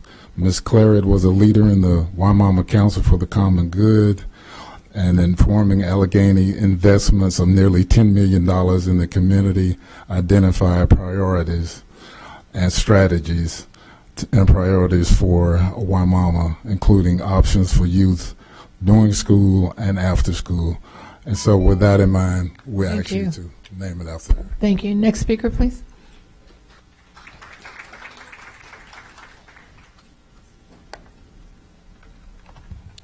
Good afternoon. My name is Andre Walker. I'm a former teacher at Tampa Bay Tech High School. I'm here in the behalf of Dr. Sylvia Cantrell Albritton. It is indeed an honor and a privilege to stand before you to recommend that the new high school in Wamama, Florida be named in honor of Dr. Sylvia Cantrell Albritton. She was my former Tampa Bay Tech High School principal for 4 years. Many of the teachers at Tampa Bay Tech inherited a lifelong colleague, mentor, administrator, sister, and most of all, a dear friend who we knew in our hearts cared about faculty, staff, and most of all, her students. Dr. Sylvia Albritton is a pillar in her community. She has dedicated over 40 plus years to the students of the school district of Hillsborough County. She was a very caring educator and humanitarian. Dr. Sylvia Albritton is an incredibly dedicated mother, wife, and grandmother. She is also a lifelong resident of Hillsborough County who has exhibited remarkable love for her community and neighbors in Wimauma, Florida. One of the most appreciative points of living in Wimauma is its diverse population, sense of community where you feel like a family.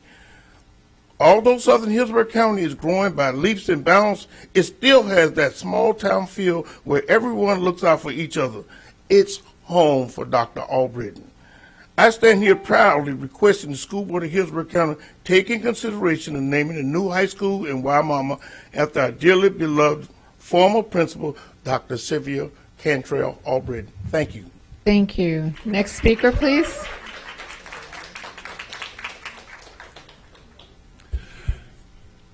My name is Simon Canassi, and I never had the good fortune of knowing Miss Morgan or Miss Albritton. I wish I had. From everything I hear, I think my life would be better for it.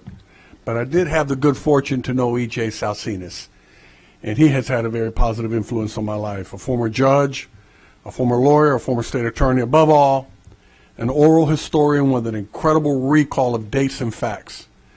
He studied law at Stetson before leaving due to racial prejudices of one of his professors, and then he continued his studies at South Texas College of Law, affectionately known as EJU because of the countless individuals he helped get accepted at that school to become lawyers. He has been a mentor to many in Tampa's Latino community, as well as other judges and politicians. One of the proudest moments of my life is when I served in the Judicial Nominating Committee for the 2nd District Court of Appeals. I was on the committee that sent EJ's name to the governor for appointment. I consider that a marquee in my life, and I was so proud to have had that opportunity. It was a role that he not only embraced with incredible knowledge of the law, but a role he truly excelled at. I can count on one hand how many schools in Hillsborough County are named after a Hispanic individual. You said it yourself earlier, 40% of the students in Hillsborough County are Hispanic. And given the numbers of Hispanics in our county, we are overdue. It is time to add another, and no one deserves this honor more than my dear friend E.J. Salsinas, especially now, ironically enough, during Hispanic Heritage Month. His many contributions to our community have helped us make us what we are, America's greatest city. And those contributions are only surpassed by his role as a son, a husband, a father, a grandfather, and a friend. Thank you. Thank you. Next speaker, please.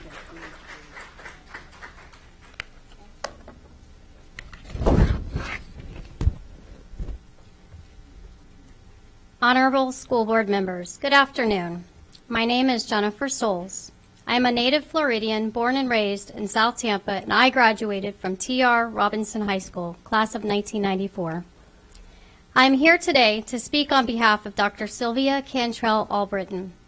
My goal is to urge you to name the new high school in Wimauma in her honor to commemorate her legacy in education in Hillsborough County. Dr. Albritton served as the principal of Robinson High School for 6 years, and she was not only the first female principal and the first Hispanic woman, but also the first Robinson High graduate to serve in this position, as she is a graduate of the class of 1967. My senior year, I was Dr. Albritton's student government president. Dr. Albritton fostered a culture where I and thousands of other students were able to excel with learning and practicing life skills to become successful members of society. Under her leadership, I was able to thrive in developing my leadership skills as a student leader. This experience allowed me to build confidence in public speaking, to plan and execute events, and I learned to build successful teams, which enabled me to flourish in the United States Air Force, where I went on to a successful career around the world, commanding an Air Force squadron and retiring as a lieutenant colonel. The practical skills I learned from my high school career has stayed with me my entire adult life, and this would not have been possible without the environment that Dr. Albritton created. She modeled how to be a female in a leadership position and how to be a successful working mom, and this inspired me as a young teenager to dream big for my future. Thank you for your time in allowing me to speak in support of naming this new high school in Wimauma after Dr. Sylvia Cantrell Albritton. Her life work and education throughout Hillsborough County makes her the perfect choice for this honor. Thank you. Thank you. Next speaker, please.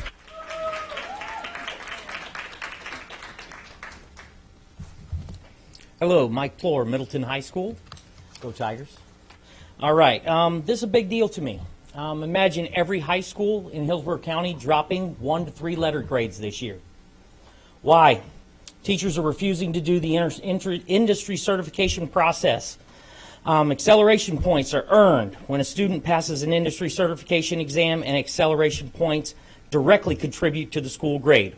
Without acceleration points, Middleton High School goes from a C to an F.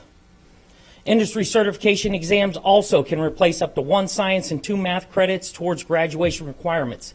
Here, the industry certification indirectly contributes to school grade by allowing underserved student populations the opportunity to succeed on an alternative path to graduation. On July 18th, the school board approved a new document that changed that process. It went from a 1-page process to the same one, 114 pages. Teachers will not do it. When this was presented on August 5th by Mr. Jargo, the teachers revolted and it became aggressive.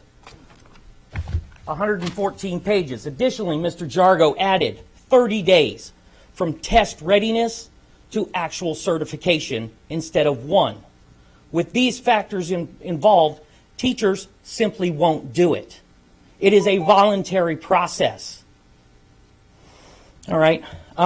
These barriers, teachers are just going to not do them this year. If we don't make this change, it hurts the kids. And unfortunately, you guys approved this, and this is wrong. We need to get back to something that's sensible. Please get back in touch with me. Thank you. Next speaker, please.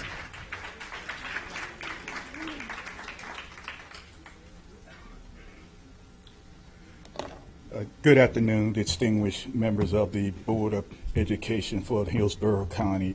I am the pastor of the St. Mary Missionary Baptist Church in Parrish, Florida, where Miss Aquila Morgan was a lifelong member. She was raised at that church from an early age, and she died as a member of that church. She was very active in the church as a teacher, a usher, a trustee, a spiritual advisor for so many. She was also instrumental in the church's continued growth, and she left an indelible mark on the church and the community of Parish and Waimea as a whole. We are forever grateful for her untiring service. I have never been in Mrs. Morgan's classroom, but I've been in her presence on countless times and have witnessed the impact she made in the lives of those that she taught and raised. She took special notice of every student at St. Mary and the Mount Pilgrim Baptist Missionaries, the Mount Pilgrim Baptist Association, which consists of over 50 churches, to ensure they graduated and was prepared for the next phase of life. She was a trailblazer and an agent for change and transition. During the transition from the segregated school of the late 60s until integration, her leadership and guidance was critical in calming the tension and fears that came with the new concept in integration. An educator she was, and she was a gift to God, and she used that gift to teach members of some of the most finest students in the state. Having said all of that, I believe the main thing that kept Miss Morgan motivated and encouraged to do her best was her steadfast love for God and her unwavering faith. Not only did she walk by faith, but she walked and obeyed the Spirit of God. Thank you. Can I get speakers 41 through 47 to line up? Can I get speakers 41 through 47 to line up? Next speaker, please. Hello, my name is Daphne O'Reilly. I am a physician and I am part of the group Project ABA Right. Autism is a neurodevelopmental condition that affects how people learn, communicate, behave, and interact.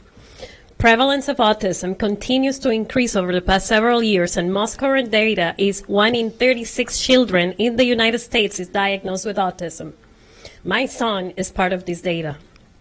He's a bright boy who learned to read, write, and basic math before starting pre-K at home. I am not a trained professional, only a mother with the desire for a future for her son. Despite having found well-meaning staff at the school and their efforts, a boy that loves to learn goes to school and refuses to work and is not able to complete and learn the things I know he is able to do because he does not have the right tools to succeed. Every year, we go through regressions and challenges I believe are enlarged due to inappropriate management of behaviors. ABA is an evidence-based method to help children with autism thrive. Current law requires public school to allow ABA services at the school, but the process is lengthy and burdensome to parents of children on the spectrum. We are asking for simplification of the current PIP packet that adds additional burden to parents of children on the spectrum. Parents are being forced to sign a document even though we are not comfortable with the legal implications, but the alternative would be sacrificing our kids' education. Why are all these additional requirements being added when the law clearly states no additional requirements should be imposed? My son's needs are not any less than every other student in Hillsborough County. He has the right to a free, appropriate education, and this process should be one of collaboration to ensure these children are being serviced appropriately and not a list of additional burden for these Hillsborough County families. Thank you. Thank you. Next speaker, please.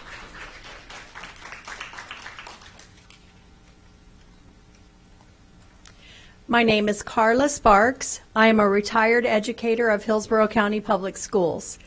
School board chair and members, Superintendent Ayers and staff, if there is anyone I know who deserves to have their name attached to a school forever, to have that legacy, and leave their footprint on the students, faculty, staff, and administration of Hillsborough County Public Schools, it is Dr. Sylvia Cantrell Albritton. Sylvia is one of the finest educators with whom I have had the privilege to work during my 46 years as an educator. Sylvia held many positions in Hillsborough County Public Schools: teacher, dean, assistant principal, principal, general director, and friend. That last position, friend, is what sets Sylvia apart from others, as she is a true friend to anyone, any age, any position who wants to be her friend. I observed Sylvia in action as she led faculty meetings when I saw her pressure washing the sidewalk near the main office, while she was serving students in the cafeteria during a critical shortage, as she watered plants that she planted to make our school beautiful, as she rolled coins for a student club whose sponsor was not available to secure their fundraising money. And I saw firsthand how she managed teacher-to-teacher disputes, inequities, and all manner of challenges running a large public high school. Nothing was too difficult and nothing was too demeaning for Sylvia to manage. She could and did do it all. Sylvia loves people. For all of these fine qualities, I advocate for Sylvia Cantrell Albritton as you name the newest HCPS high school. Thank you. Thank you. Next speaker.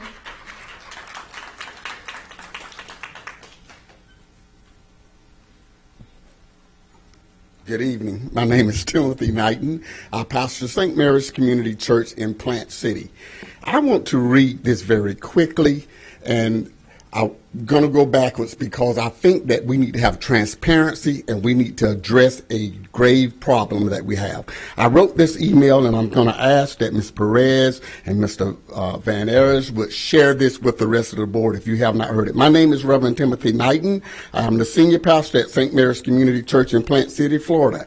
I am also the grandfather of Michaela, and I gave her student number. I am writing you today because I have a grave concern regarding my granddaughter Michaela and how her situation has been handled by the school district. In Plant City, pastors come together and choose schools where we go to have prayer for the forthcoming school year, for God's protection throughout the school year. And it just so happens that the school that we chose this year was Lincoln. That Sunday, it was raining, and myself and some of the parishioners were in the rain praying, and I decided to write this letter. Just to give you a little background, Michaela entered the school system with an IEP for speech. As time went on, she started experiencing behavior problems that some would consider as common for a 6-year-old child. While thinking it was just her being defiant, I worked diligently with Miss Rushing and the Lincoln School. I'm going to fast forward. She was diagnosed with ADHD. I went to try to get her with a 504 plan. It went unfounded. No one did anything to help her. Thank God for Miss Tracy Brown talked me into not pulling my child out of school and homeschooling her. She asked me to work with her. But there was a meeting that was called. I, as her advocate, was not invited to the meeting. How can you make a decision for a 6-year-old child and not have someone to advocate for her? Thank you. We have a problem with ESC and children of color in Hillsborough County, and I'm not going away. It's going to get fixed. Thank you. Next speaker.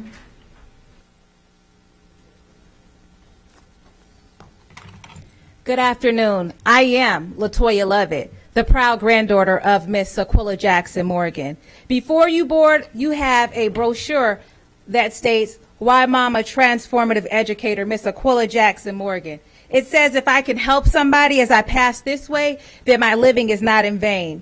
You will see in this pamphlet Miss Morgan's great works for the community of Waimama. Miss Morgan was hired after the first high school in Waimama. Waimama High was transformed to Waimama Elementary.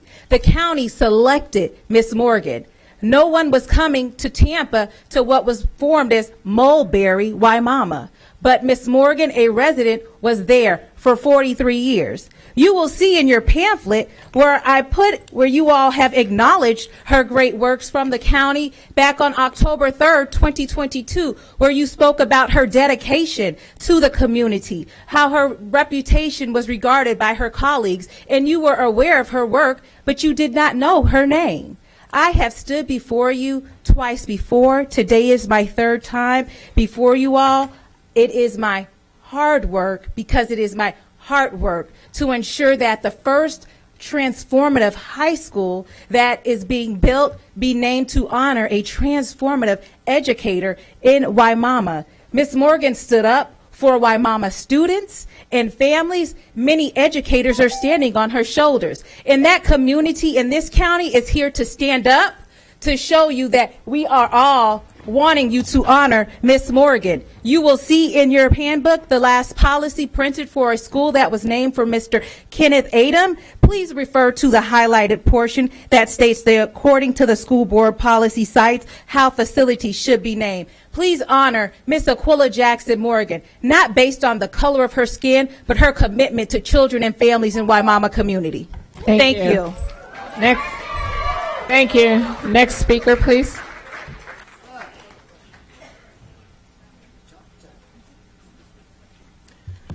Good evening, school board members and chair and vice chair. I'm pleased to be here tonight to once again recommend Dr. Sylvia Cantrell Albritton for a candidate for naming a school. When I was a beginning teacher with still stars in my eyes, I went to an educational fair and they had a t-shirt. I had to buy it. It had a spacecraft and it said, "I touch the future, I teach." I think that it's one thing to teach students, it's another thing to just teach a subject matter. Sylvia always advocated, teach the students, be there for your students, and she was there for them. There was a young man, well, maybe not so young anymore, but she never gave up on him. She worked with him so hard to keep him in school. This is just one of hundreds of stories like this. He graduated because of her. He went into the military, and in Iraq he suffered a severe brain injury. He's the one who first nominated her, and it's his love and dedication to her that drew me in. And we formed a group. And that group is from every generation, culture, religion, financial, political backgrounds, and every one of them get along because they have one cause, one person who sets the standard. And she has said it. It's her testament Thank for you. the future. Next speaker, please.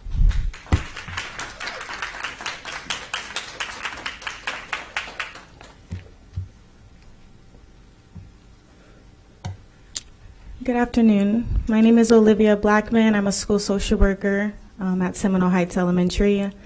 I wanted to address a pressing issue related to the recent boundary changes and school closures, specifically concerning transportation for our students. The closure of Cleveland Elementary School has significantly impacted on the daily commute for many of our students. Previously, students who attended Cleveland could walk just 2 minutes to get there.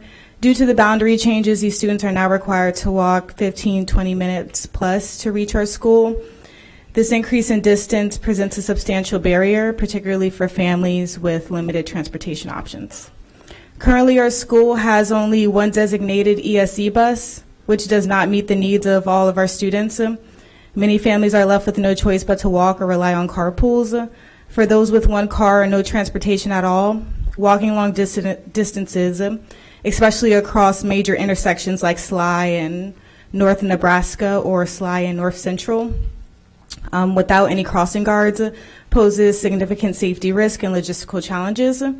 As a social worker, one of my roles involves empathizing with and finding solutions for barriers that affect students' regular attendance. The lack of safe and adequate transportation directly impacts student attendance and consequently instructional time. While I understand that immediate solutions like school buses might not be feasible, I urge the board to consider implementing a crossing guard at the major intersection near our school. This measure would greatly enhance the safety of our students who are now walking longer distances. Additionally, exploring rideshare partnerships that would provide much needed support as well. I recognize that the district already partners with rideshare agencies for our McKinney-Vento eligible families, but many families that fall into a gray area, too close to qualify for one service, but still struggling to meet the needs. Thank you. Next speaker.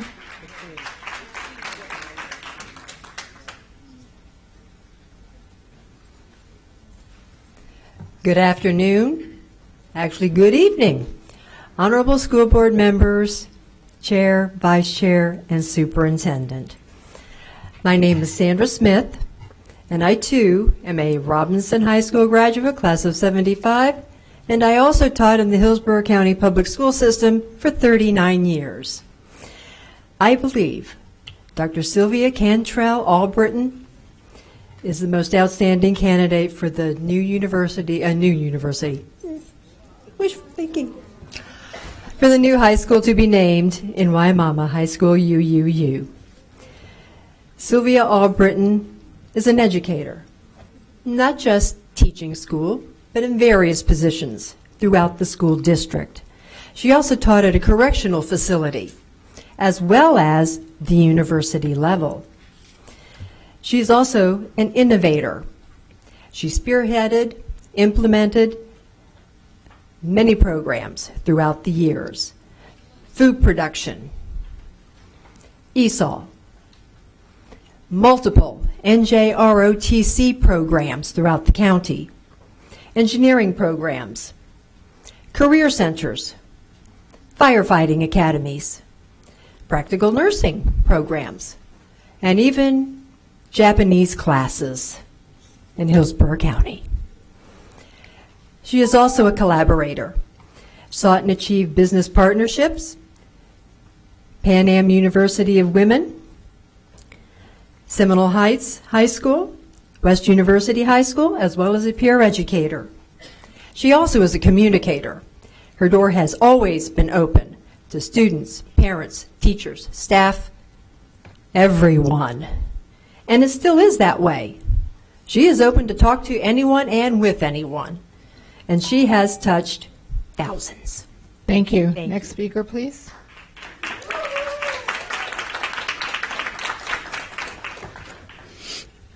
Good evening. My name is Scott Fitzpatrick, and it is my pleasure to be here today in front of this honorable board. I'm a resident of Wimauma, Florida, and I'm here today in support of naming the new high school after my third great-grandfather, Pleasant Franklin Stanland. In 1853, Pleasant was born in Boston, Georgia. According to the Hillsborough County Historic Review Survey Report dated October 1998 on page 12, it states Pleasant Franklin Stanland is the first known settler in the region that would become Wimauma. He moved from Thomasville, Georgia to southern Hillsborough County around 1875, where he began growing citrus. Mr. Stanland traveled 2 days by ox-drawn wagon to have his oranges packed for shipment. Not until the turn of the century would this portion of the county receive a rail connection. In 1871, Pleasant married Lucy A. Hutchinson. After marriage, Pleasant and Lucy settled on a tract of land located in Wimauma, Florida. This was over 30 years before the town was named. Pleasant and Lucy raised 9 children in Wimauma. Pleasant and Lucy opened a mercantile store, a post office, the first post office, and a school. Pleasant served as the first postmaster. By the time Wimauma was named, Pleasant had resided in the area for over 30 years. By the time the railroad was built in Wimauma in 1902, Pleasant was 50 years old. He was a supporter of education. He is the founder of one of the first schools in Hillsborough County, Florida. I read that the school was known as Grange Hall School, and I read that this was the third school in Hillsborough County, Florida. Thank you. Thank you very much.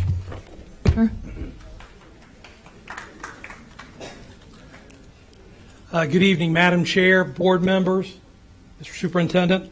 My name is Ron Ficarota, and I'm the now retired former Chief Judge of the 13th Judicial Circuit in Hillsborough County. The one thing I know for sure is this school in Wimauma is going to get a great name. Come on. You got some amazing names to choose from. I don't envy you for that.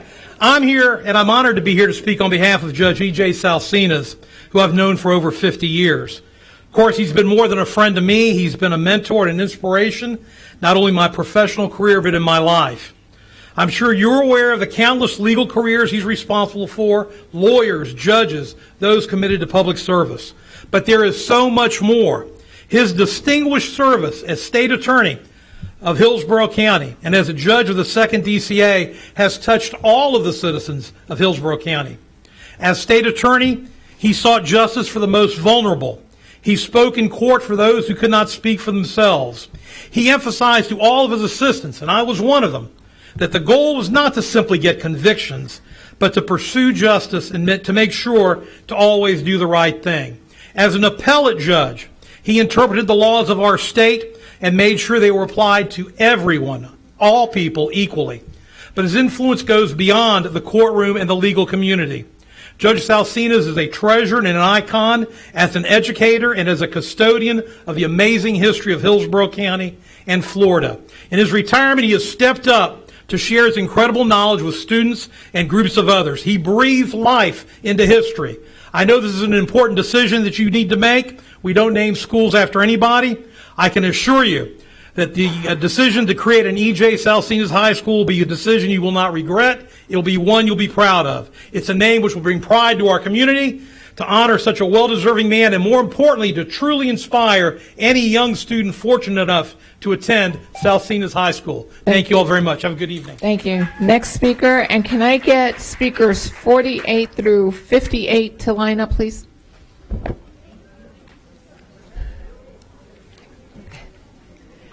Hi, my name is Tamara Perez, and I represent the 1,700 plus members of our group, Project ABA Rights. Unfortunately, this is not the first time our group has spoken at a board meeting, but feel the need to continue to do so until we see change for our students with disabilities.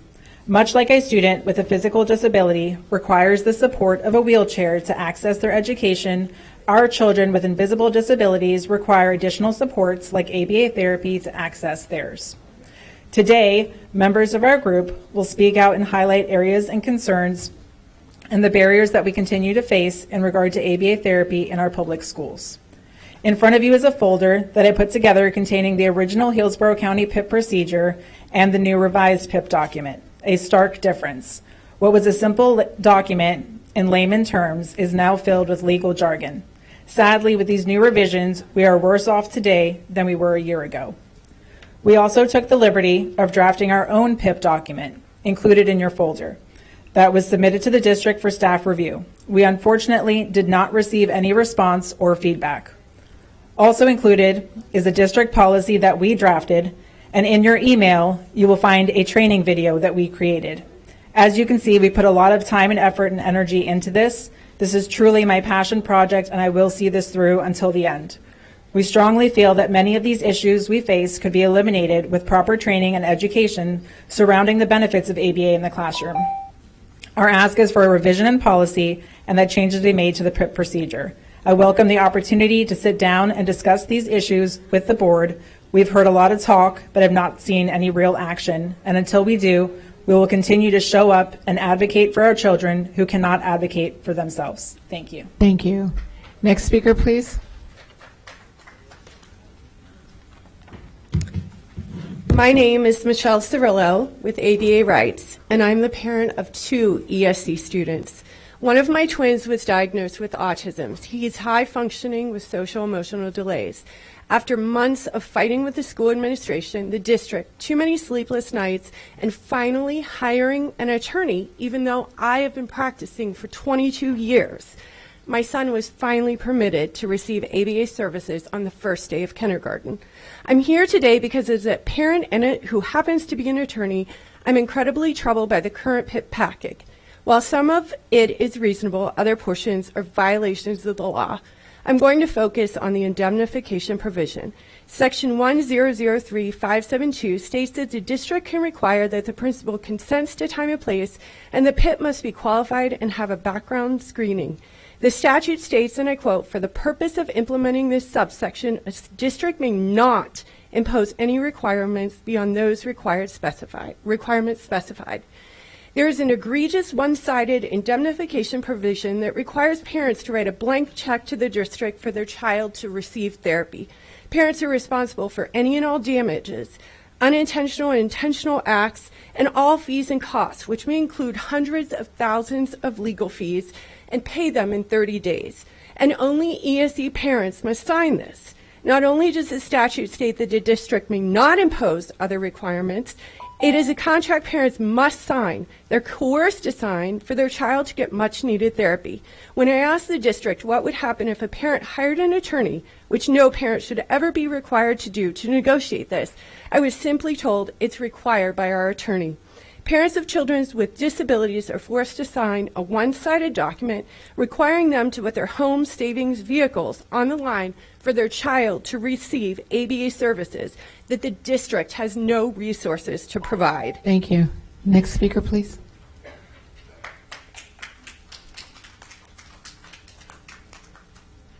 Hello, my name is Svetlana Mumju. I'm mother of a boy. Timur, I'm so sorry, I'm starting to cry again. So my son is second grader, and he's been at Turner Bartel since kindergarten. He was diagnosed with autism when he was 4.5 years old, so already late. And last year when he was 6, he was diagnosed with ADHD.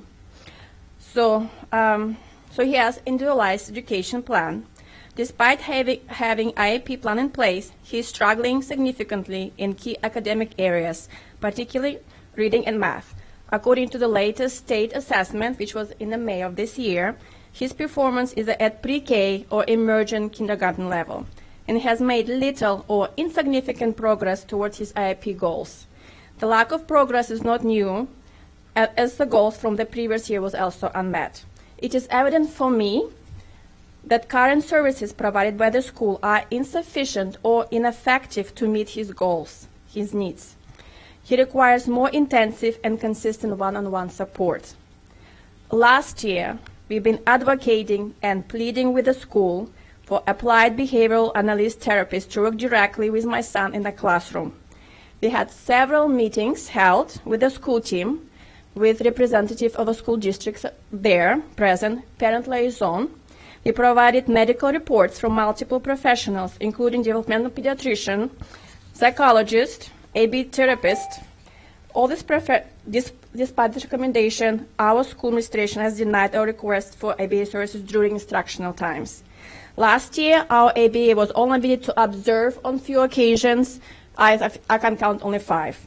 So I think believe the denial of ABA access has served my son disservice, and it's impacted his academic success. Thank you. Thank you. Next speaker, please.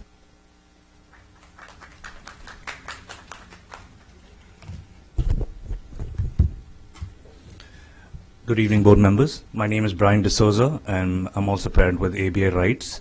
I'm a parent to a 5-year-old who was diagnosed a year ago as high-functioning ASD. What I'm trying to talk to you about is making sure I can help my kid not live what I experienced. I can see the things that I experienced as a kid, but I never got diagnosed. It took me 20 years to be able to come and speak in front of an audience and look you in the eye. And those are things that kids with ASD have. He joined the public school system 3 weeks ago. We followed the process of PIP, and what we were told is that you need to have an IEP evaluation and the IEP report before you can get help.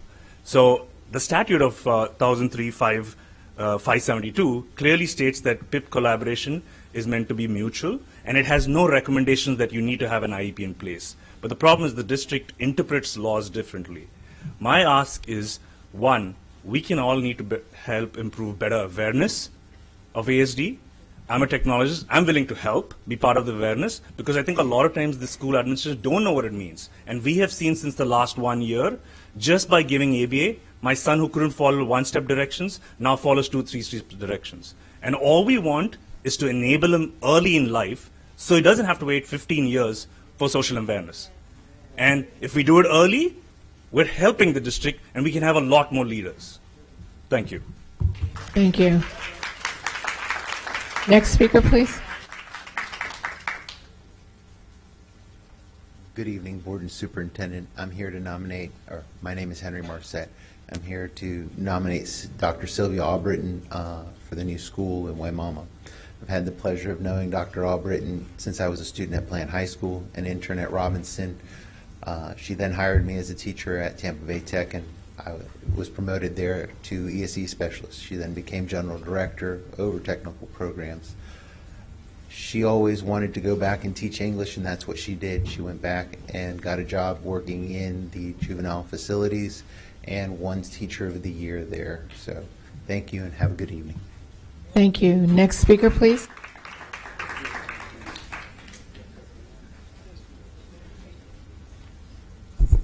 Good evening, board members. I am Kim Hernandez Brennan, and I am born and raised in Hillsborough County. My dad was born and raised in Ybor City, and I'm going to talk about E.J. Salsinas. I'm first of all going to apologize for the sunglasses. I'm just coming off of ocular shingles, and I look somewhat like Quasimodo without them, so I do apologize to you all. But I want to talk, Judge Ficarota, my former boss, talked a lot about EJ's background. I want to talk about my personal experience with him and how he led me into the profession of law, into my dream job of being a circuit court judge. I was 33 or so. I was a CPA. I got relocated to Jacksonville with Barnett Bank. I hated it. I wanted to come back to Tampa. I wanted to be a lawyer. And my dad, Casey Hernandez, said, Kim, I'm taking you down to El Gallo de Oro. We're going to talk to E.J. Salsinas. E.J. proceeded to talk to me about the practice of law, about the practice of being a judge, about all of the important things that judges do as far as the law, respect for others, all those things. And we sat there for 2 hours and we talked. I ended up doing everything I could do to get ready for the LSAT. My mother tried to dissuade me from becoming a judge, but I became a judge because of EJ, and I'm living my lifelong dream. He's mentored many, many others like myself, and they've all become successful lawyers and judges. You cannot go wrong by naming the school after such a great man. So I hope you'll consider him. And I do agree with Judge Figueroa. We have a lot of candidates, and whatever decision you make will be a wonderful decision. But I do hope that you'll consider the Honorable E.J. Salcinas. Thank you. Next speaker, please.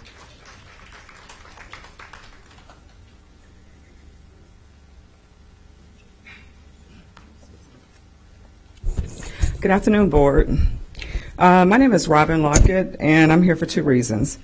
The first reason is in July, I'm with Florida Rising, and in July we held a community forum. And during that forum I was very specific in regards to my question about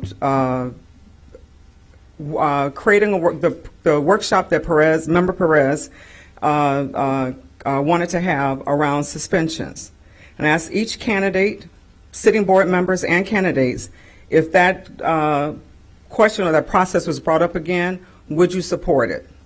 Now, it's my understanding that the process or the request was passed, but Member Combs and Member Gray did not support it, or you didn't support it. That's troublesome to me, right? Because this is the beginning of us really holding you accountable. And this is one way we're going to do it. When you come into the community, be what you say what you mean and mean what you say. And you have to follow it up with action. So I'm disappointed that you guys did not support it, because I was very intentional on making that ask. And, we have to follow up next steps. I hope you all are very active in regards to coming up with something around these suspensions that's happening in this community, especially to Black and brown kids. Come up with a solution. Second, I want to talk about Miss Morgan. If I didn't know Miss Morgan, but everything I've heard about her and read about her, she would have been my Miss Ernestine Bell. A teacher that supports the community, a teacher that lived in the community, and a teacher that made a difference in the community. I think you guys have an opportunity to do something different. There's a lot of popular people coming here supporting a high influential name. Thank you. I'm sorry. Next speaker.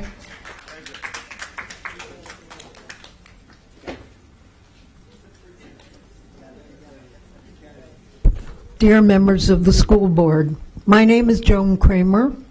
I'm chair of the board of Enterprising Latinas. We are located in the community of Waimama. I am here to propose that the new high school in Waimama be named in honor of Miss Margaret Claret, a lifelong resident of Waimama, an extraordinary educator, and a tireless community advocate. Her unwavering dedication to the children and families of Waimama, combined with her exceptional leadership and commitment to education, makes her the ideal candidate for this honor. Few educators from Waimama can claim to have been such a foundational influence on so many who now hold important and influential roles within the Hillsborough County School District and the broader community.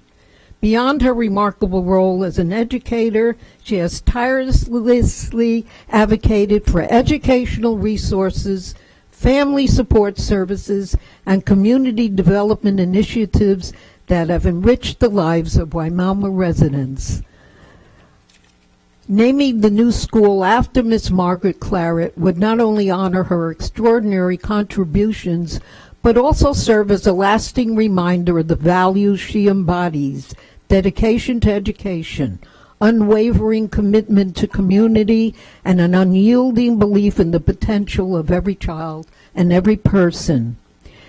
In summary, we hope and pray that you arrive at a favorable decision on behalf of Margaret and Waimama.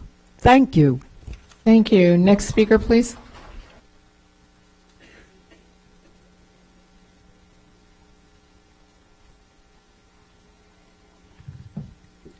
Good evening, all. I want to commend all the names that are being recommended for this new school in Waimama, and that's what I'm here to talk and support. I wear many different hats today. First of all, I'm a mother of 2 graduates of the Hillsborough Public School system. One being autistic, nonverbal. He is 23 years old, and he did benefit from ABA therapy, so it does work, but I had to find it outside. So I want to give my shout out to ABA as well. I didn't know they were going to be here, but that's my little shout out to them. Second of all, I am a school counselor at Waimama Elementary, and for the past 20 years, an employee for the school board, school district. And I am a wife of a master deputy, and he served as an SRO for 17 plus years, and not knowing if he would come home or not because of how violent things are getting in the school systems. As an example, what happened in Atlanta the other day. And I'm here as well as a volunteer, a part of naming the new school after Deputy Robert Howard. He was a dedicated, brave, deeply committed individual. He served to protect all feeling so safe. And I know there's a word that came up a lot about being a friend. Deputies, they bridge that students with law enforcement, which is really important, especially for the community. And I just wanted to just... Can I get speakers 59 through 68 to line up as well?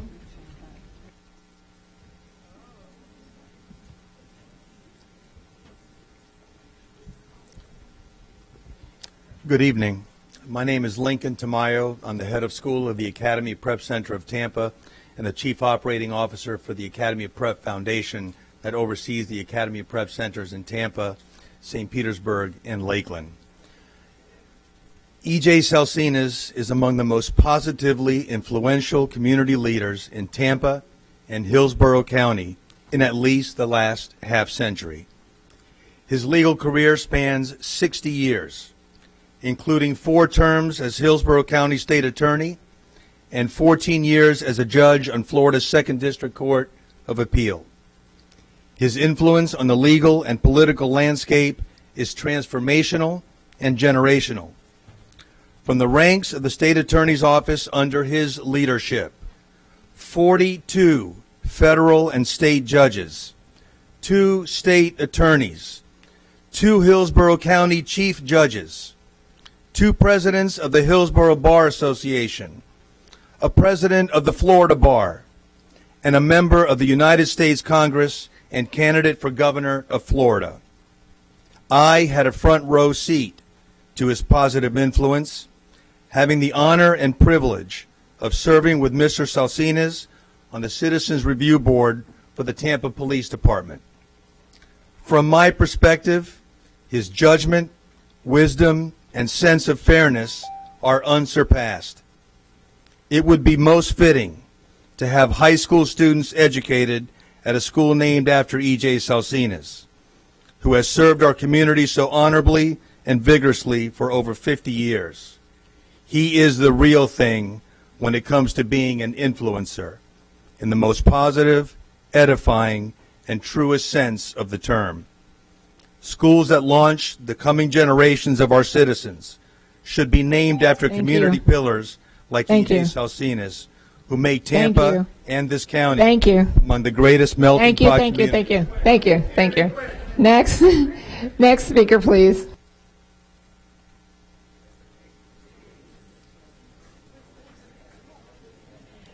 Good evening, Chair and honorable members of the school board. You have a very tough job today. My name is Adri Colina. I'm a 3rd-generation Tampa native and a graduate of Lato High School. As you know, Not all lessons are learned in the classroom, and not all lessons are simply restricted to math, science, and English. Today, each of you have a tremendous opportunity to make a difference in the lives of generations to come by naming the new high school in Waimama after E.J. Salsinas.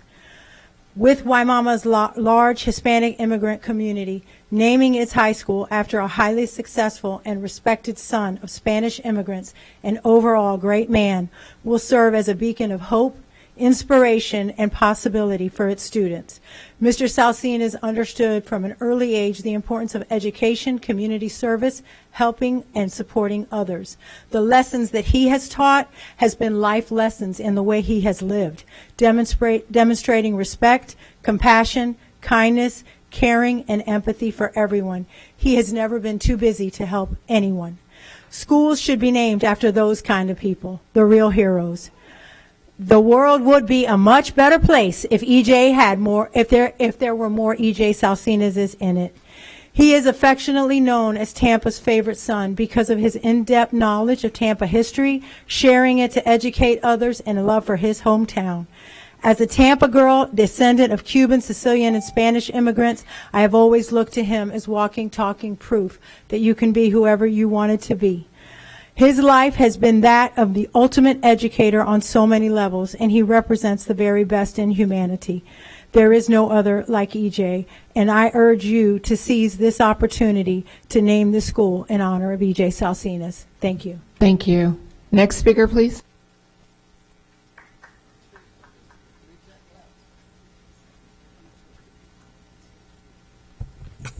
Good evening, Madam Chair, school board members, Superintendent Ayers. My name is Jeanette LaRussa Fenton. I am here speaking individually tonight and also representing the West Tampa Chamber as its president. We strongly support naming the new high school in Waimama for the Honorable E.J. Salsinas. I will not repeat his exemplary qualifications for this honor, as you already have all that information. Judge Salsinas is a proud son of West Tampa and an inspiration to all who are privileged to know him. His contributions to our community, state, and nation as an individual and a public servant are well recognized and have improved our world immeasurably. His belief in the power of education to lift up individuals, families, and entire communities is evidenced by his tireless efforts to assist those aspiring to the legal profession.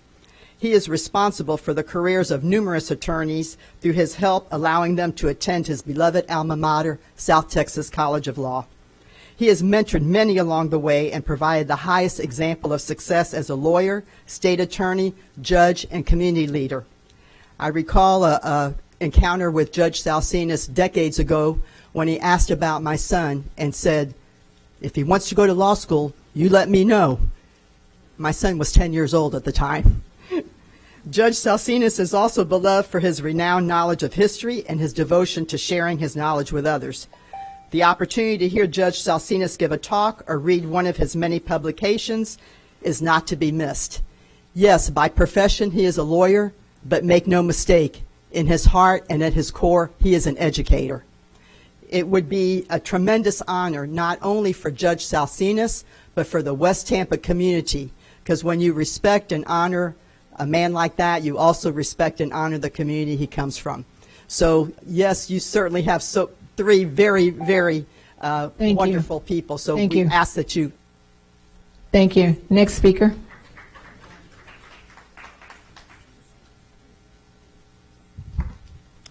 Good evening, Chair Perez, honorable school board members, Superintendent Ayers. My name is Dr. Bobby Smith. I'm the principal of West University High School. It's great to see all of you again. First, congratulations to Member Combs, Vaughn, and Washington on your recent reelection, and Member Gray for moving forward in a very crowded field. I'm confident that you'll be successful in the general election. It's my pleasure to recommend that the new high school, Triple U, in Waimama, Florida, be named in honor of Dr. Sylvia Cantrell Albritton. Dr. Albritton has been an amazing ambassador of Hillsborough County Public Schools for 5 decades and has established a legacy second to none. She is beloved by her former students and those that had the privilege of working with her. She has broken through barriers of gender and race to become a symbol of success. I've seen firsthand the power that a school's namesake can put on the trajectory of its success. It's not the name, it's what the name represents that makes the difference. While I agree that you have several quality candidates, I humbly come before you and ask that you consider naming the school in honor of the contributions of Dr. Sylvia Cantrell Albritton. Thank you. Thank you. Next speaker, please.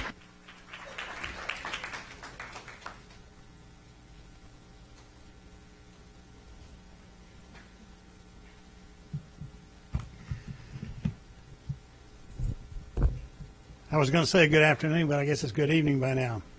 Madam Chair, members of the school board, Superintendent Ayers, my name is Michael Albritton, and I want to take this opportunity to talk to you about my wife, Dr. Sylvia Cantrell Albritton. Obviously, we're here to suggest that the new high school in Wimauma be named after her. And I'm sure you've already heard from a lot of her former staff members, students, and other people. She spent over 45 years. I don't need to talk about that anymore.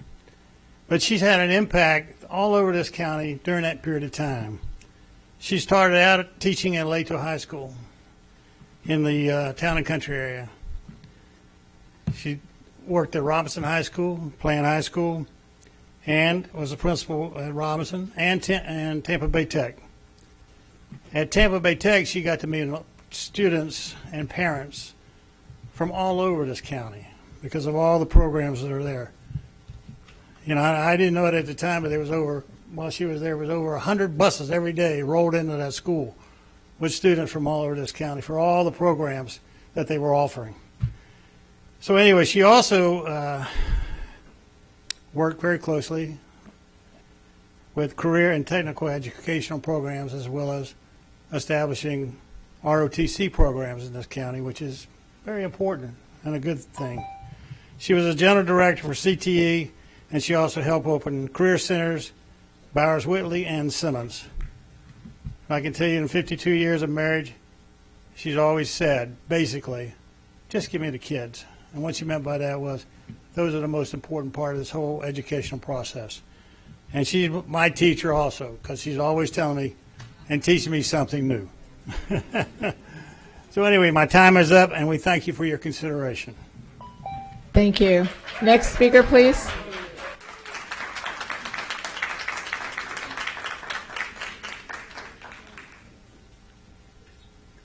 Hello, my name is John Michael Ray. Everybody knows me as Coach. I've known Miss Albritton my whole school life. She's been my teacher, administrator, director, she's done the whole thing. And I was a school teacher for 37 years. I've been retired for 700 and something days, but not that I'm counting. But I have an idea, because all these incredible people that they're nominating, I have an idea for like E.J. Salsinas. Why don't you change the name of Tampa Bay Elementary to E.J. Salsinas Elementary? You turn Wimauma Elementary into the Miss Morton, and then you put the new school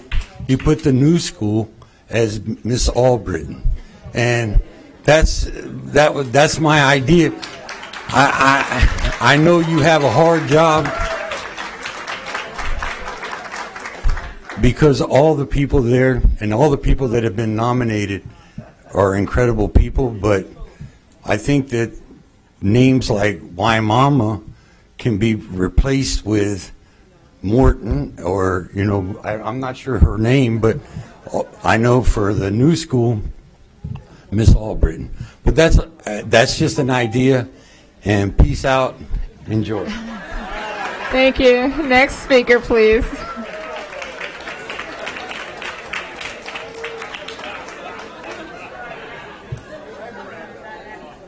Wow, I got to follow somebody who's got all the answers.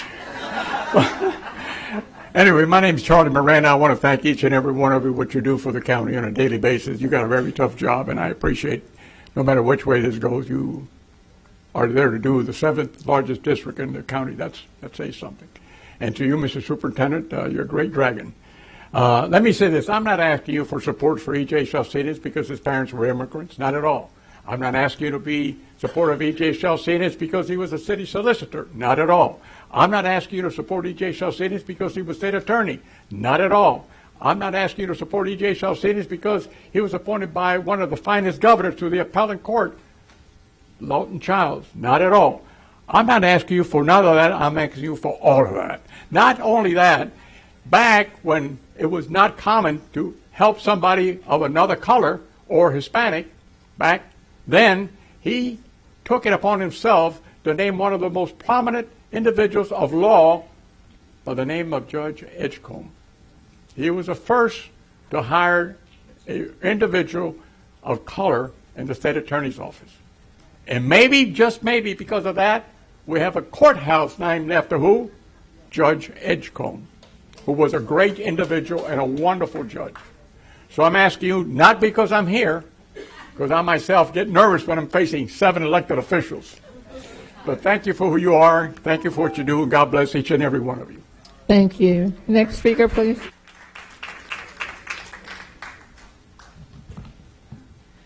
Good evening, honorable school board members. My name is Dawn Coe Mitchell, Captain retired U.S. Army and graduate of T.R. Robinson High School, class of 1997.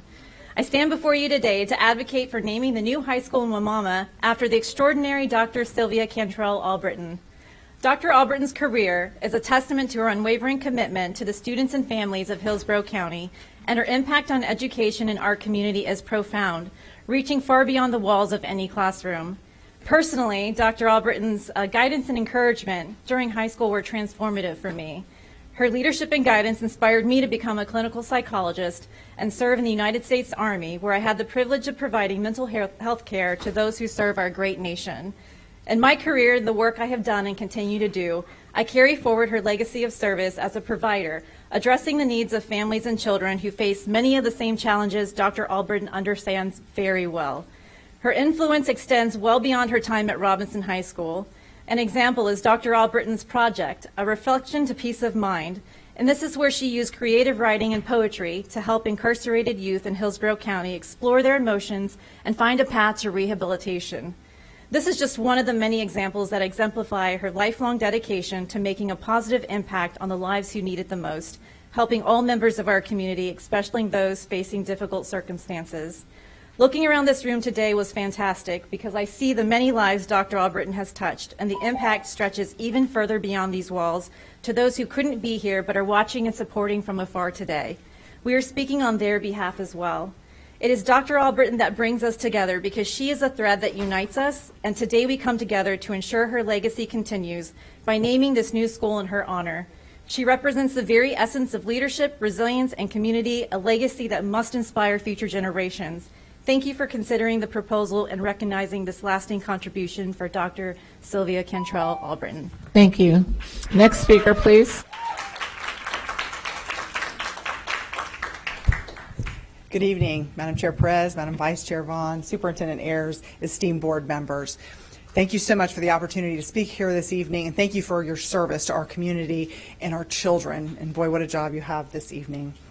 My name is Frances Peroni. I'm a third-generation Tampa native, a Chamberlain grad, and I'm here to ask that you please consider naming the new high school in Wimauma for the Honorable Emiliano J. Salcinas. I am proud to be here today on what would have been my grandfather, Louis Peroni, a World War II veteran's 111th birthday.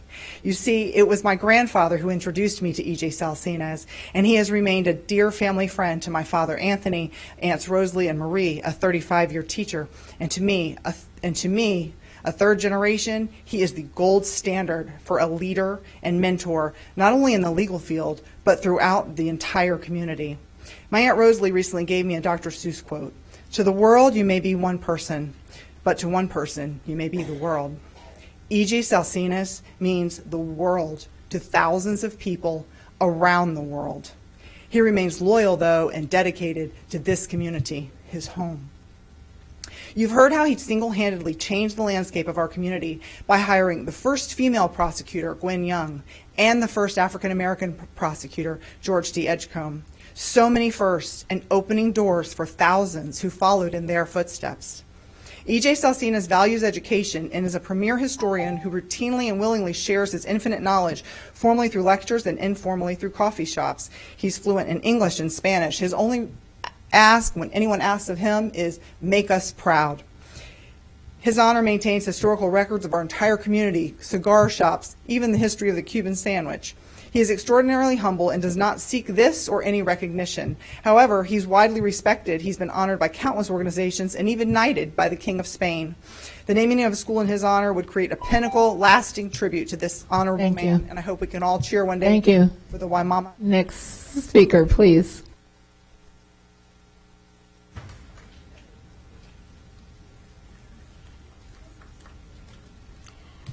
Good afternoon, Honorable Chair Perez, Vice Chair Vaughn, and esteemed members of the school board.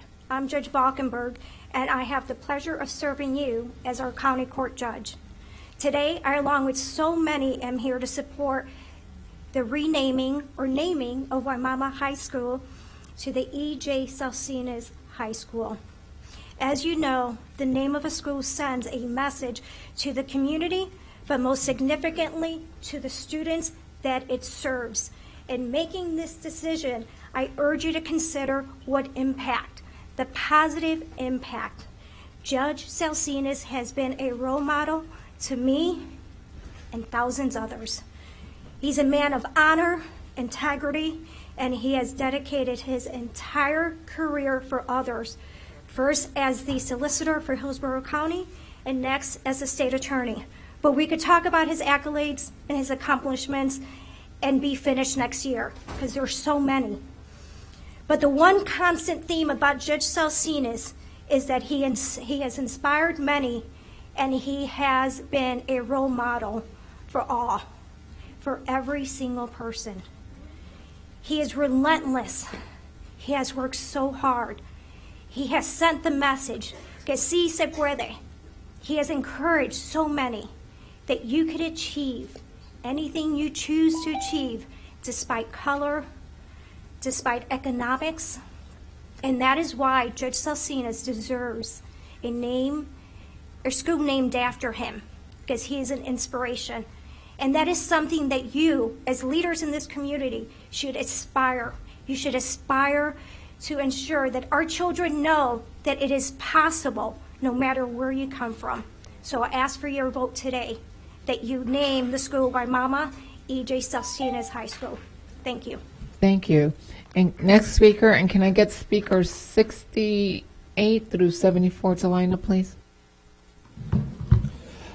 Good evening, Madam Chair, Board, and Superintendent. Thank you for taking your time this evening to hear from us as we all are speaking on behalf of our new high school that we're developing here in Waimama and renaming. A poll was conducted, and from the Waimama zip code, the top 3 names were indeed Miss Morgan, Robert L. Howard High School, and Waimama High School from our zip code. While undoubtedly there's a great names that are included in this, and they all deserve their place, like the gentleman stated before me previously, for their efforts in our community and education. Today I speak on behalf of hundreds of citizens in Waimama, asking you to take the time and name our school after Robert L. Howard. I come before you, as many people before me have told you who Bobby was. I'm here to tell you what the name means for the future of our community and for our students. Robert L. Howard High School covers all bases that we inspire and aspire our children to become, as well as our community members. As a Hillsborough native, raised in Waimama since childhood, Bobby devoted countless hours to his church and surrounding churches. He is a man of faith, giving God all the glory and instilling great morality and values in our community. He attended Hillsborough Community High School, or Community College, as a student, as well as a volunteer worker. Bobby was in the Army Airborne for 7 years before joining the Hillsborough County Sheriff's Office for the following 18 years. Bobby worked with the Hillsborough County school system as an off-duty deputy and volunteering his time in our school events. Upon his passing, Bobby was locally named the mayor of Waimama for his contribution and love he poured into the community. His community involvements included Deputy Darlings, where they would raise money and give Christmas gifts to the Waimama community families who couldn't afford a good Christmas for their family. He was a part of Operation Patriot, where he assisted veterans in state-funded nursing homes with financial and man-hour needs. He was a part of Operation One Call Away, collecting new stuffed animals from the community to give his patrol deputies during holidays for the babies involved. Thank you. Next speaker, please.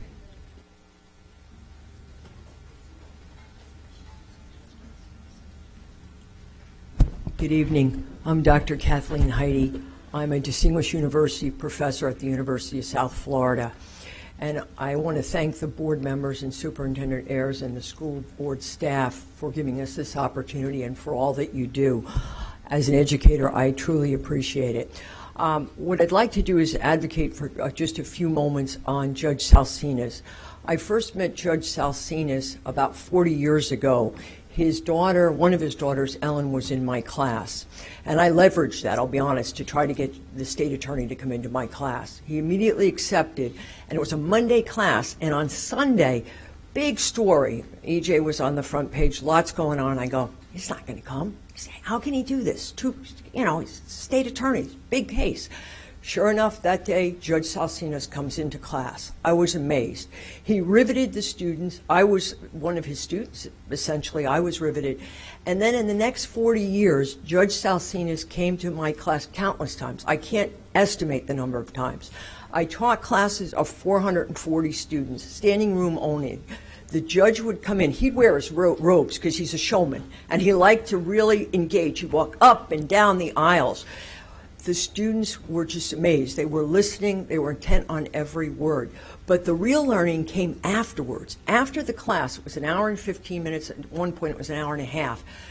He would stay, the judge would stay for 40 minutes and talk to the students about law school. This last summer, I taught a course on social justice. I said, Judge, please come in and tell the students what it was like 40 years ago, what it was like in the 60s, because that's what it's about. He came, he talked about his experiences, how he had lifted people up. We've already mentioned Judge Edgecombe.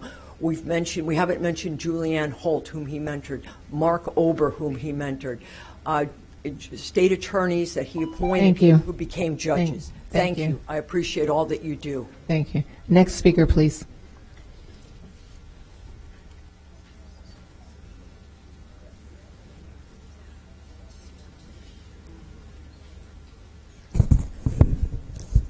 Madam Chair, honorable school board members, my name is Mrs. Maisie Lawson. Mrs.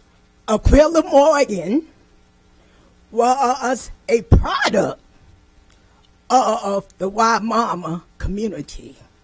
She was also a staple of that community. She left her marks on me as a lover of God and as a teacher. She studied diligently to become all that she could for her students. Her dedication to teaching, her caring for her students, and her inspiring words really impacted the life of her students, the lives of her students and church members. Therefore, she wasn't influenced by her income to make sure that her students got the best outcome. She was born a teacher. And that she did for 43 years. For all these reasons, the school should be named Aquila Jackson Morgan High School. Thank you. Thank you. Next speaker, please.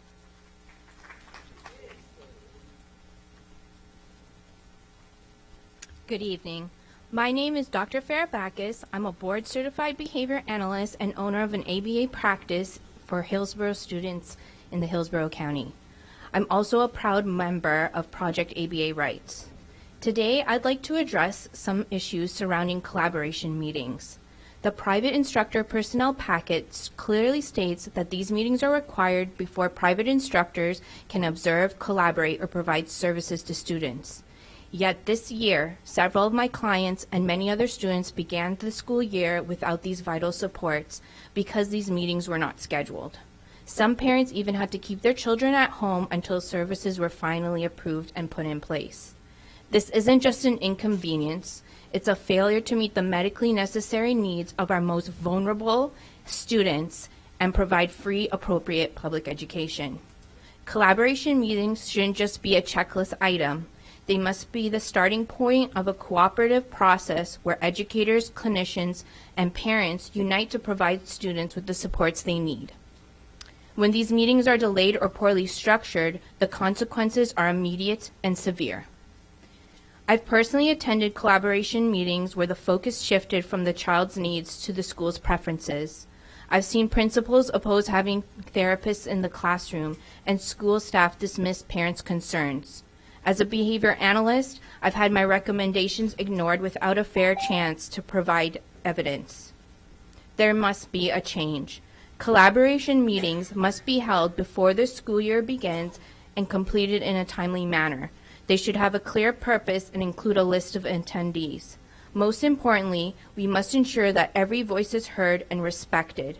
This is how we guarantee that evidence-based practices are chosen and data-driven decisions are made. And the students' needs must remain as the priority. Thank you. Next speaker, please.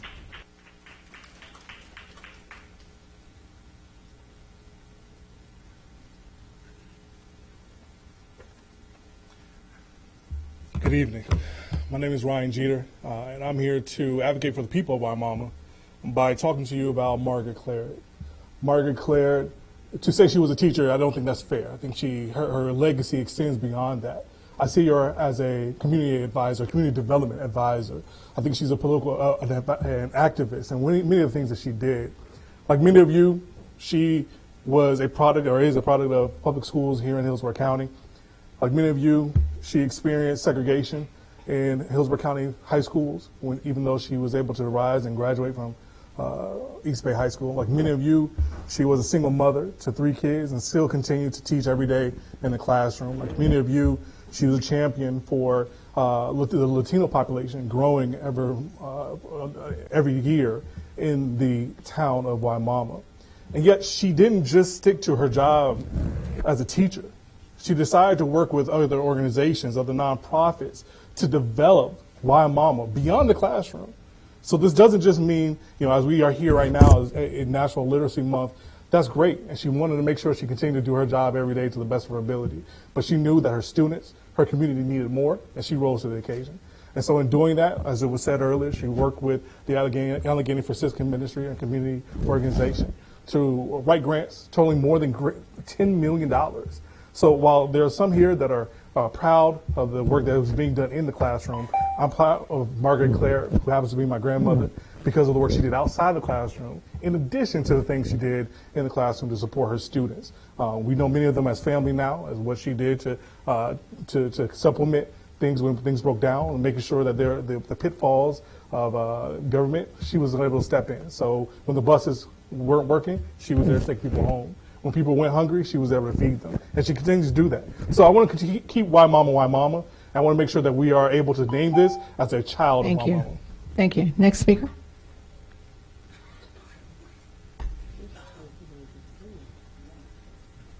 Good evening, school board. I'm Timmy Young. It was so important for me to stand before you to make this very simple. The writing on the board says preparing students for life. And my aunt, Margaret Claret, did exactly that. She was a teacher, and you've heard so many wonderful things about her and everything that she did for the Wimauma community. But she also prepared each and every one of her students and her family for life. So what I'm asking you to do, I'm going to make this very simple. Please elect Margaret Claret. Not only elect, name the school board after Margaret Claret. I'm going to tell you a story. Back in the 70s, early 70s, I transferred from Ruskin Elementary to Wimauma. And, it was a lot of, let's just say we weren't welcome at that time in the Wimauma community. One of the teachers said and refused to teach me, so this goes personally. My aunt was a teacher at that time. I don't know if she was a teacher or a teacher aide. She fought for me and said, oh no, you're going to teach her. You're definitely, the teachers did not want me in her classroom. But because of my aunt, I was able to go in their classroom, and she told me to beat them with your mind, with your brain, show them exactly what you're capable of. So she's been doing that, not only for me, for the Wild Mama community and all her students. So what I'm asking you from this day forward and right now, please elect Margaret Claret. Give her her flowers now so that she can see them, because my grandmother always told me that's what you should do. And I thank each and every one of you. Thank you. Next speaker.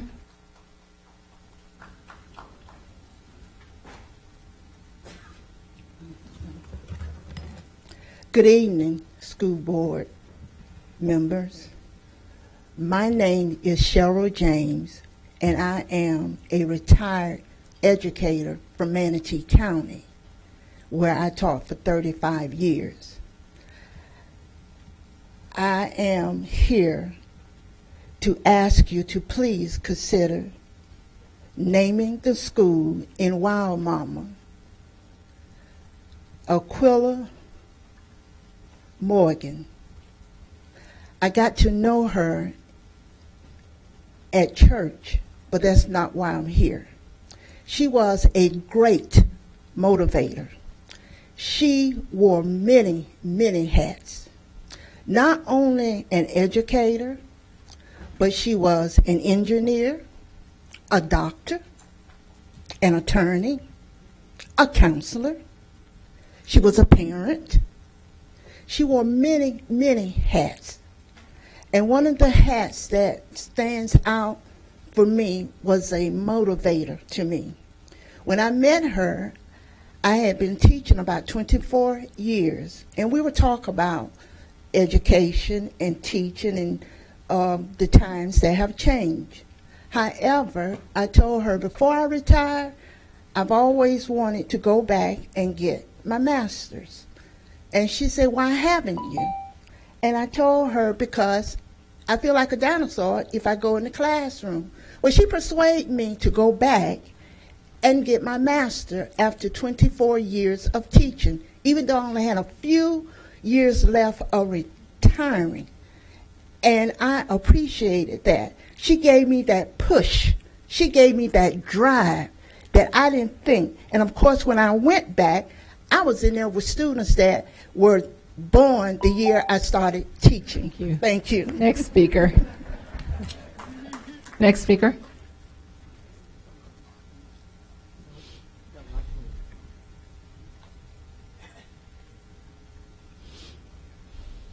My name is Julia Gordon. I'm a 7th grader at Gricko Middle School, and I would like to read the Hillsborough County School Policy. According to the school board policy, school sites and facilities shall be named for individuals who have rendered outstanding public service to public educators for geographic locations and for groups and clubs as indicated. Elementary, middle, and secondary school, for U.S. presidents, school board members, educators, outstanding citizens, and geographic locations. An elected official proposed for a school name shall have left public office for a period not less than 5 years. No candidate for public office shall be considered. No school site or facility shall be named for a living person.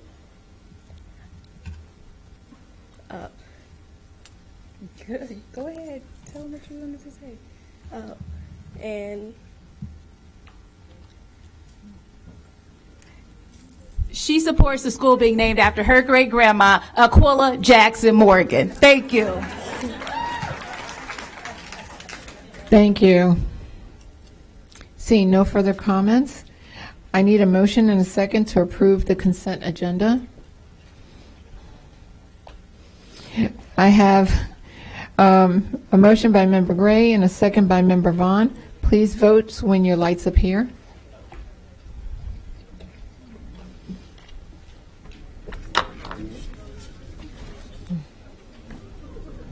And it passes unanimously. The consent agenda has been approved. Now I will call on Superintendent Ayers to highlight our administrative appointments. Thank you, Madam Chair. So we have one principal appointment on the consent agenda this evening, and I'd like Nicole Zamora to please stand. And actually, Nicole, you can make your way around. Come on down the middle over here. I'd like to announce on the consent agenda this evening, Nicole Zamora, the new principal of Town and Country Elementary. Nicole has been an educator in Hillsborough County Public Schools for 23 years. Her career began as an intermediate teacher at Mort Elementary in 2001. She then served as a math and science resource teacher at Shaw and Cleveland Elementary Schools, while also serving as a district trainer for the elementary science department. Nicole became an administrator in 2014 at Crestwood Elementary. She has also served as the AP at Seminole Elementary and has proudly served as the assistant principal at Town and Country Elementary School for the past 4 years, and now is your new principal of Town and Country Elementary. Nicole, congratulations. Thank you, Nicole.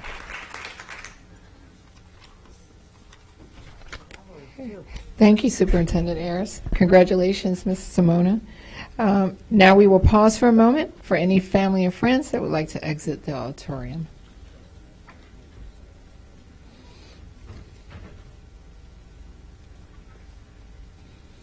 The following items will now be heard: C503, C504, C101, C102, C502, C602, and C703.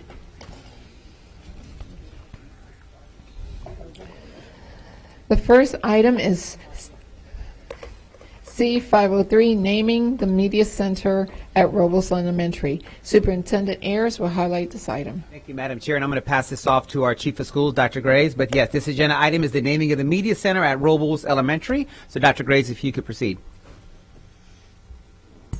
Thank you, Superintendent Ayers. I would like to bring up Dr. Christine Harris. She is the principal at Robles Elementary.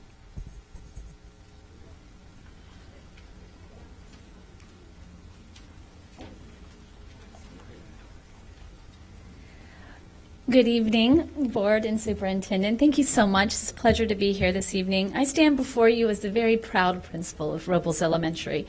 I am more grateful for your consideration and dedication at renaming our new media center after the prestigious Miss Doretha Edgecombe. Ms. Edgecombe is a true product of Hillsborough County Schools. She's played a pivotal role over her years of commitment, and 30 at that, I might add. Renaming our library is a fitting tribute to her contribution at Robles. However, the best advocates are our amazing Robles community. And standing with us today is a Mr. Walter Gibbons, who represents the community. Is he here? Please join me. Thank you so much, Mr. No problem. How we doing? I'm good, sir. Hey, good evening, everyone. It's just fitting that we do, I think what should have been done a long time ago was to lift this lady up, Miss Doretha Edgecombe. She has been a pivotal person within Robles community and the Nucio community. She used to say something when she would come, and when we asked her to come over for different functions, she would say, Robles is my school. And that stuck with me. That really stuck with me when she said that. And just the different things that she had poured not only into the lives of many people in the Nucio community, she stuck with her word. We had an event, I called her, Ms. Edgecombe. I said, hey, we're having an event out to Robles. Would you mind coming out? She said, well, I got something going on, but if I have the time, I'm going to be there. What did she do? She showed up. Not one time at Robles, and I've been at Robles 21 years, that she denied us, I can't come.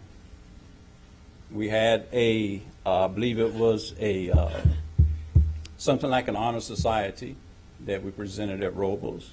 She showed up, spoke with the students, empowered the students, And that did something for me when this lady can do what she did and continue to do it for years. Not only that, I see her in the community at the Hope Center, different places throughout the city of Tampa, just being a blessing. There's a scripture in the Bible in Proverbs that says, let a man or a stranger pat you on the back. So, Ms. Edgecombe, I'm patting you on your back. Thank you.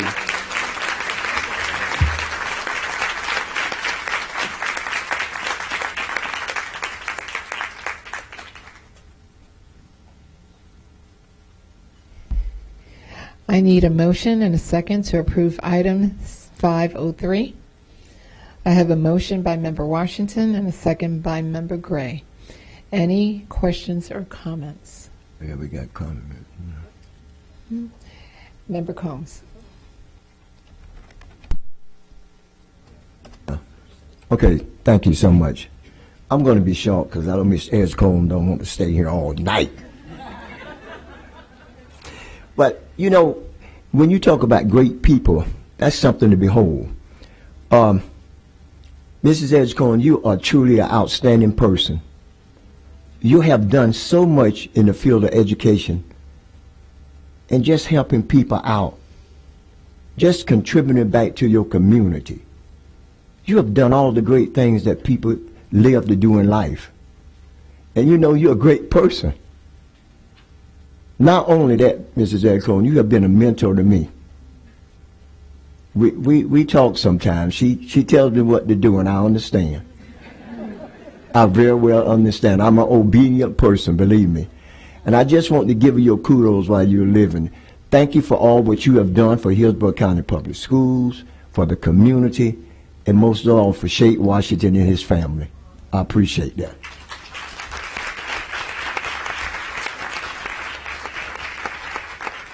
Thank you. Member Combs?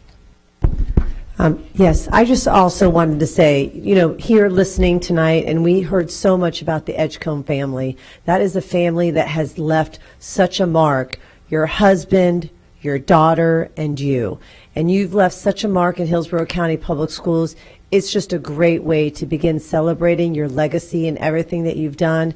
And I can say personally, as a board member who's been here for a few years, that Miss Edgecombe has called me, she's congratulated me, she's still involved. I mean, she is still so active in this community, and we are so lucky to have somebody like that in this community. And I can't thank you enough, and I look forward to celebrating you today, and I look forward to celebrating you Saturday as well. Thank you. Thank you, Member Combs. Member Vaughn? Thank you. Thank you. I also will keep my comments brief. I just want to say it's a complete honor to be able to name this after Miss Edgecombe. You know, the more that I learn about your service on the board, it already started off where I looked up to you and you were a role model, but the more that I learn, whether it's the student forums where they talk about how you introduce that or other things that your service still leaves a legacy on this board, again, you're definitely one of my role models, and I'm just so glad that I'm still here to be able to name this after you and say thank you to for your service to our community. And this hopefully is just, you know, one amongst many. We have a lot of names, a lot of schools' name coming up, right? So I'm sure we'll hear something in the future. But congratulations, thank you again, and thank you for inspiring all of us to really care for our kids in our community. Thank you, Member Vaughn. Member Hahn? Thank you, Chair Perez. This is so well deserved. We're an amazing school board member and an amazing leader in our community, and much like Shake, you are always there with advice and support, and I definitely appreciate that through the years. My only regret is that I never got to serve with you on this board. But you are an inspiration. You are someone to look at to see how did you lead and navigate some of the most challenging times during your service, and that has informed my service. So thank you so much, and congratulations, and God bless. Thank you, Member Hahn. Member Gray? Thank you, Madam Chair. And Doretha, you know, it seems like everything you touch and everyone that you know has turned a corner or in their life, a better part of their life. You've touched the spaces of so many educators and individuals, you know, being a lifelong educator does teach us a lot, and you have been there for that love of learning and helping mentor others. I also am reminded that you've been a school board leader for many, many years. But I wanted to say thank you, and thank you for your leadership, your wonderful daughter, Allison Edgecombe, all that you do for the school, our district, and just the love that you have given, integrity that you have given, and professionalism that you have given all of us in the 7th largest school district for so many years. Thank you, and God bless. Thank you, Member Gray. Member Rendon? Thank you, Madam Chair. Ms. Edgecombe, you are the standard at which we have all set. We would love to look back on our lifetime to know that we have not just touched the school district, but all the children of our community, that we have touched every life that we have passed, or every decision that we have made has been able to show purpose, show kindness, show parents. You put a priority on parents, a priority on literacy, a priority on our community, and a priority to allow people to have those resources and let them be educated on those resources so that they may be empowered to be everything they could be. So thank you for setting the standard. Thank you, Member Rendon. And Mrs. Edgecombe, you know, you show up. You showed up as a school board member, you showed up as an educator, and you continue to show up. Many times, you know, as an elected official, people hang up their hat and, you know, retire, and they're like, you know, they go away, you know, and enjoy their life. But we've been able to enjoy life with you and continue to enjoy life with you. And I know as this school board member appreciates that, you know, seeing you continue to craft and mold us as board members, but as also as servants. So I appreciate this, and you know, this is very well deserved. Thank you for your service, and thank you for what you continue to do for us.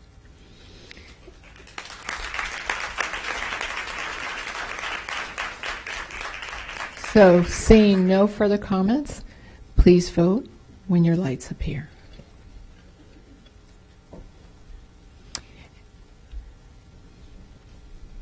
And it passes unanimously. Congratulations.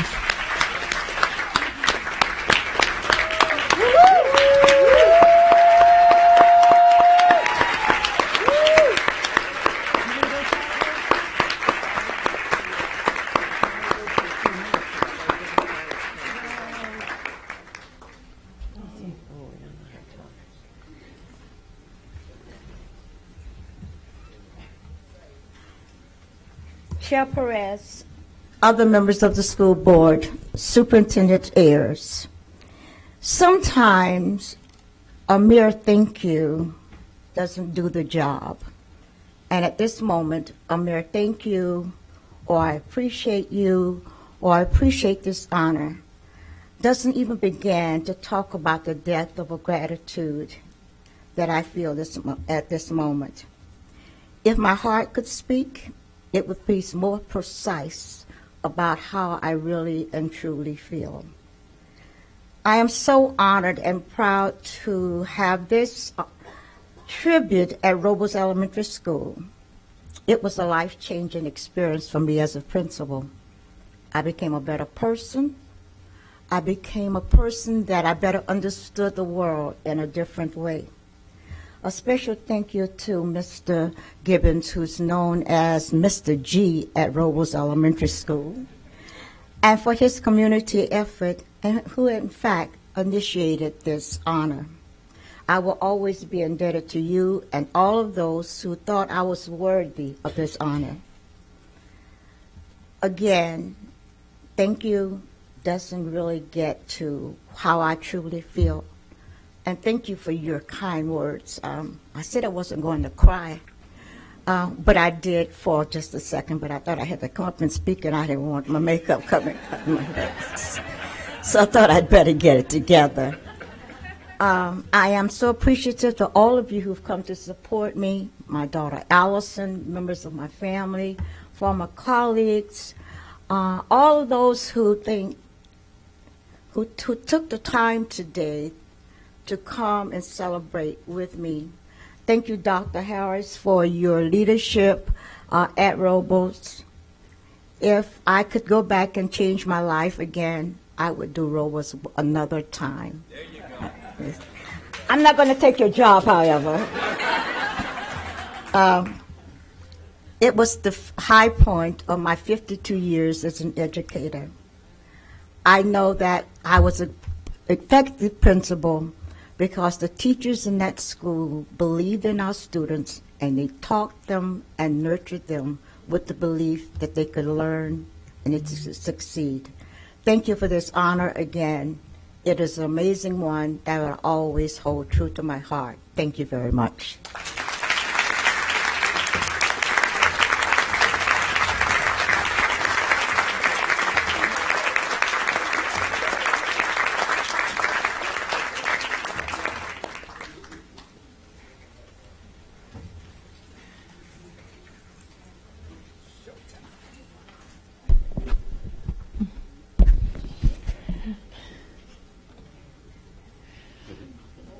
Our next item, 504, the naming of school UUU in Waimama. Superintendent Ayers will highlight this item. Thank you. Thank you, Madam Chair. So I'm going to first kind of go over the school, where it's going to be, and then I'll toss it over to Mr. Porter for some just the logistics and procedures for the naming. Hillsborough County Public Schools' newest high school, currently known as UUU, will be located on an 87-acre site at 1712 West Lake Drive in Waimama. The school in this fast-growing area of South Hillsborough County will accommodate nearly 3,500 students. The property will also be home to an elementary and middle school in the future.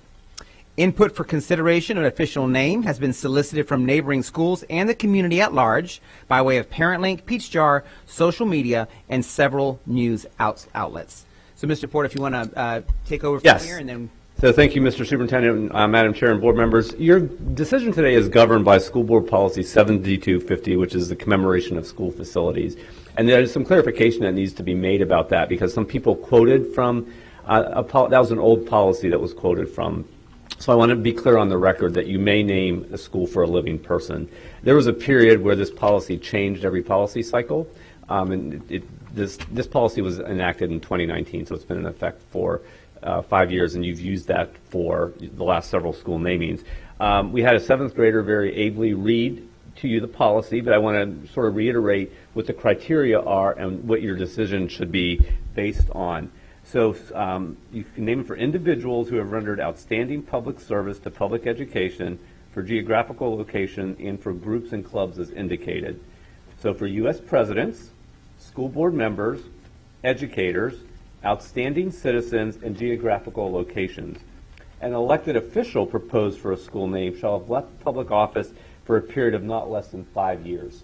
So that means if there was an elected official that had recently retired, they would have had to been out of office for 5 years, and no candidate for public office may be considered.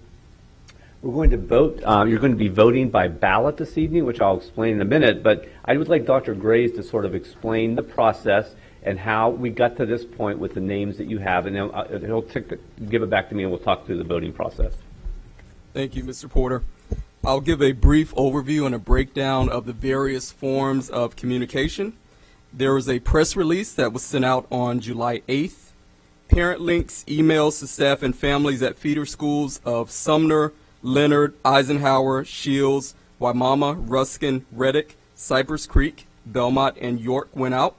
Also on the Nextdoor app to zip codes and schools around UUU, social media posts, a short blurb for organizations to share, and also graphics for social media and websites. Regarding the breakdown of the various communication tools, Facebook, there were 3 posts on July 8th, 26th, and August 7th for a total reach of 118,657 people. Instagram, there were 3 posts for a total reach of 10,513 people. Twitter posts for total views of 4,927. On the Nextdoor app, there were 3,624 impressions. There were also various emails and newsletters that went out on July 8th and August 5th. Community engagement, the information about the naming of UUU was also sent to the following entities: Observer News, Osprey Observer, Waimama EDC, Enterprising Latinas, Lear, Tampa Bay Times, all TV stations, English and Spanish speaking, South Shore Chamber of Commerce, Spanish radio stations 92.5 and 101.1, Waimama Together, which is a local organization, Cattlemen's Association, South Shore Community Resource Center, and Waimama Community Development Corporation. And as a result of those community outreach initiatives, there were 3,202 name recommendations, including 2,909 online submissions, 9 emails, and 284 through U.S. mail. The full list of recommendations was analyzed, duplicates and inappropriate submissions were removed, and a master alphabetical list was created. Thank you, Mr. Porter. Thank you, Dr. Graves. So board members, you're at the point now where you need to make a decision. The process that's been used for the last several school namings is the ballot process. You will receive a ballot with your name on it. You will write your selection. Those become public record. The superintendent will collect those and announce who's received what number of votes. In order to be a successful candidate, a person must receive 4 votes. If at the first round of voting no one receives 4 votes, the top 2 vote getters will continue to the next round, and the board must continue voting until a person or a geographic name or another name receives at least 4 votes. And you will afterwards, I'll ask you to make a motion to codify or memorialize the selection that you've made with at least the 4 votes. But at this point, we'll pass out the ballots, and then you'll vote, and then you can have the discussion. You'll vote with the ballot, and then have the official vote and discussion. You can have a discussion first if you like, or you can wait till after the first round. It's up to you all. Okay, so then if you can have your ballots passed out, and then you should get on the board if you want to speak about it. So no motions are appropriate at this point. It's just a discussion about. And if you want to advocate for your position or explain your position, now would be the time to do that. There will also be time after a motion is made when the balloting is complete. Okay, we will have discussion as of right now. I'm going to start that discussion. Superintendent, can you talk to me about how many schools, because someone mentioned that there was only 3 schools named after African American leaders, high schools. Can we talk about how many schools are named after African American leaders, Hispanic leaders, and also Italian, or what does that breakdown look like? Just give me 1 second to pull that. Okay.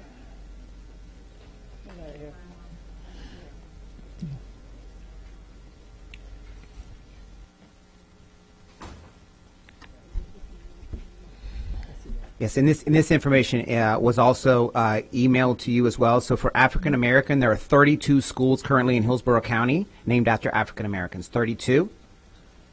Hispanic, total of 7.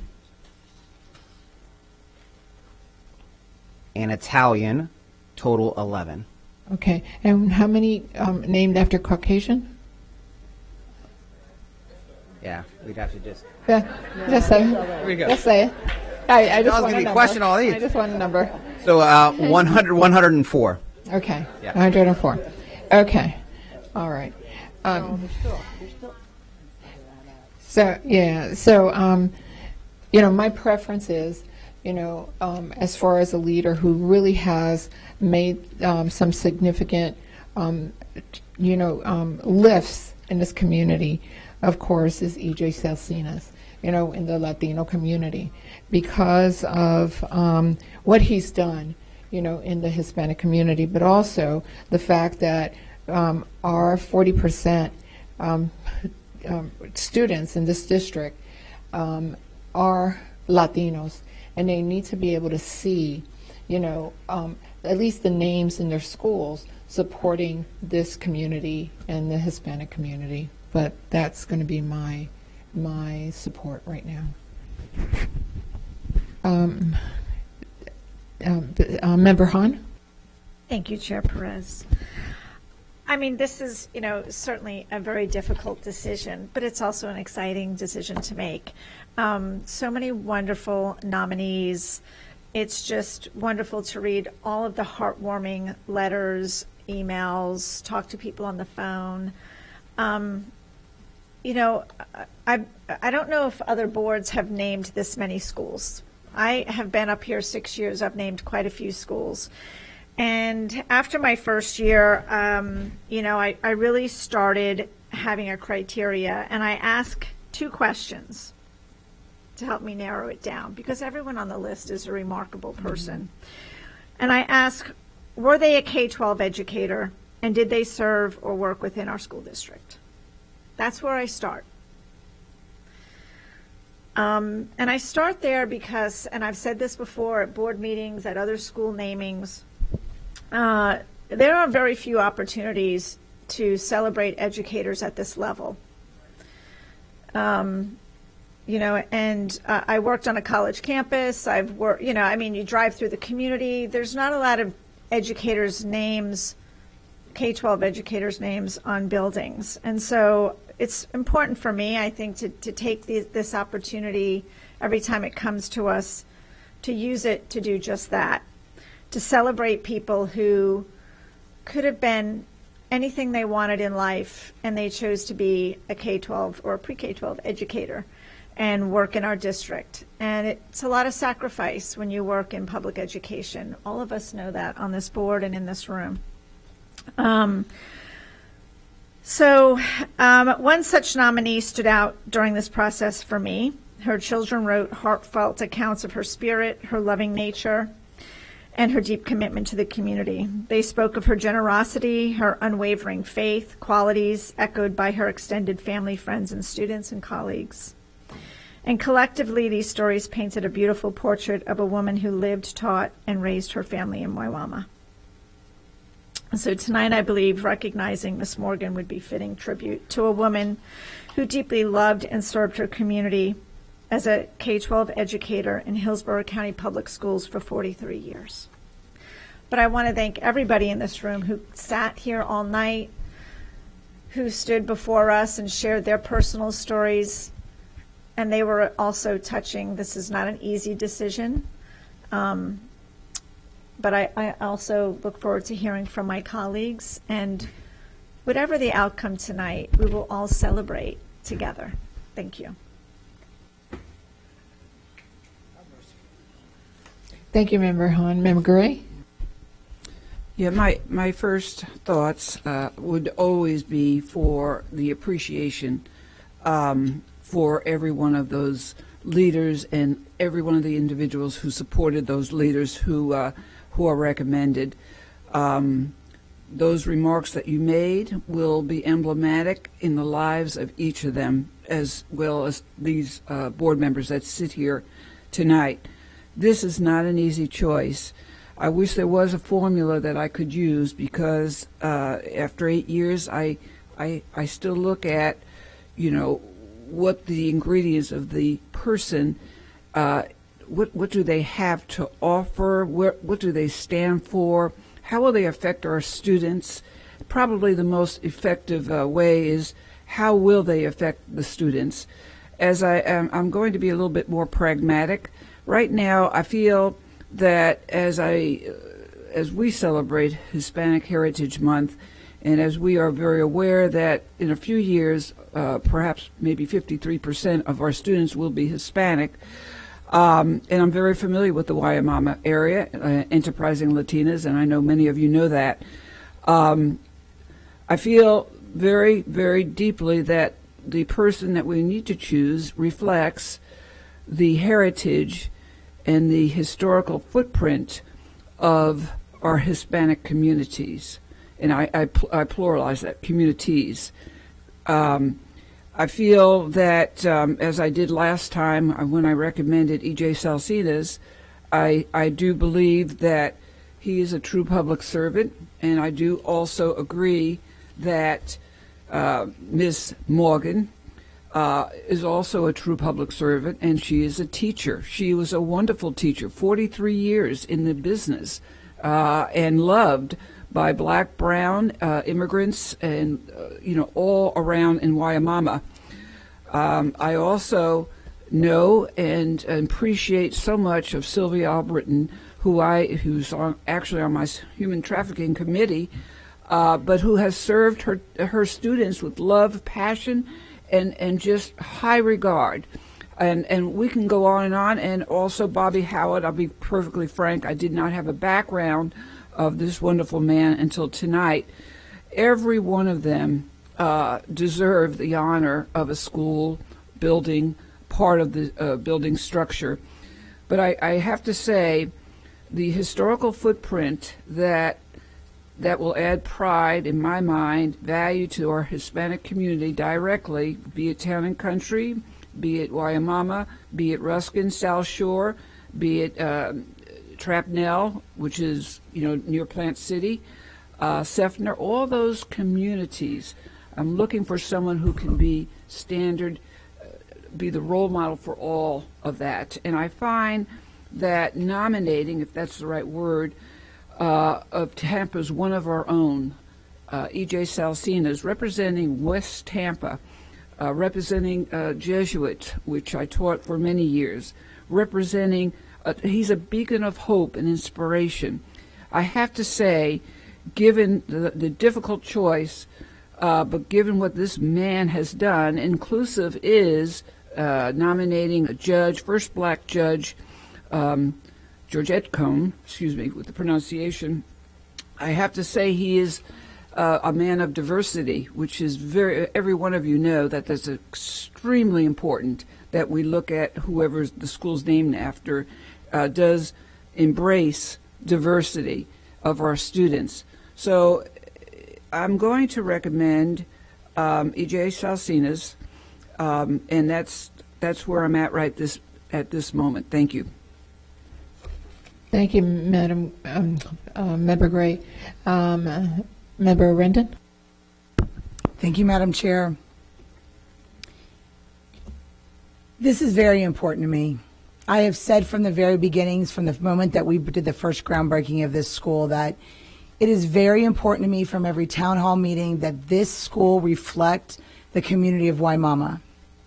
I remember as a young girl, young woman, I was one of only two people that would go out and provide wish granting to individuals that were in the Waimama area that were dying, children that were dying with HIV. I remember as a child coming up and going through the different farming communities from Fort Myers, and we would drive through Waimama to see different family members and different things. As I was older and I'd come out here, Waimama is changing. The history of Waimama is losing its grasp on our community. Many times you go through and many of the farms are moving out of Waimama. They're moving down to other counties. They're moving further south, closer to Okeechobee. And yet that is not what Waimama was. Waimama was a farming community. It was neighbors. It was everyone knew everybody, and you could look through whether it was a rancher or a farmer. And it started out as timber from the railroads when it began. And Captain, Davis began Waimama, which is what the name comes from, his three daughters. Waimama is named after the three daughters that he had. And those three daughters' names were Willie, Maud, and Mary. I know. But I have it written down because I'll forget. But it's very important to me that we make sure that Waimama's on the map. We're getting a school. I mean, let's be realistic. Like a big high school in Waimama, no one would have ever guessed. Our high school that was Waimama became an elementary school. It's the same building, which is why many of the community members don't want Waimama High School, because it was Waimama High School before, and they don't want it replaced. So I understand that, and I can understand that very strongly. And I struggle because we have two phenomenal educators coming from Waimama. And how do you pick one? How do you pick one? It's very difficult to pick one. And I've leaned very heavily on even contemplating recommending the founder of Waimama, because without the founder, we would not be here today, right? Named Waimama, named the lake Waimama. That lake produced and was able to provide food from what was stocked in the lake. It provided the farms that, the water that came from there. And so it was a very critical piece. But I do agree with Dr. Hahn that we have very few opportunities to honor educators in our community. And so I think it's very important that we respect the history of Waimama, we respect the community of Waimama, and we do look at our educators. And one of the things I think is really unique in this situation is we don't have just educators, but we have teachers. We have teachers that stayed in the classroom. And with all due respect, Ms. Albritton, you are amazing in your tenure through all of your elements that you served with throughout this entire community. And there's nothing to say that is anything other than wonderful. But I think for this particular time, and Waimama is changing and becoming so different, who would have thought a lagoon was going to be out there, they're bringing up so many things. So Waimama is changing, and we need to keep that history there. We need to make sure that it reflects the community. And I struggle with this very much because you have two very good educators. And as far as Mr. Salsinas, he's a wonderful man, and he does wonderful things for our community. And he was wonderful within the law and wonderful, but I feel very strongly that we have to preserve Waimama. And we need to make sure that it represents Waimama and it represents the community of Waimama and where Waimamas come from.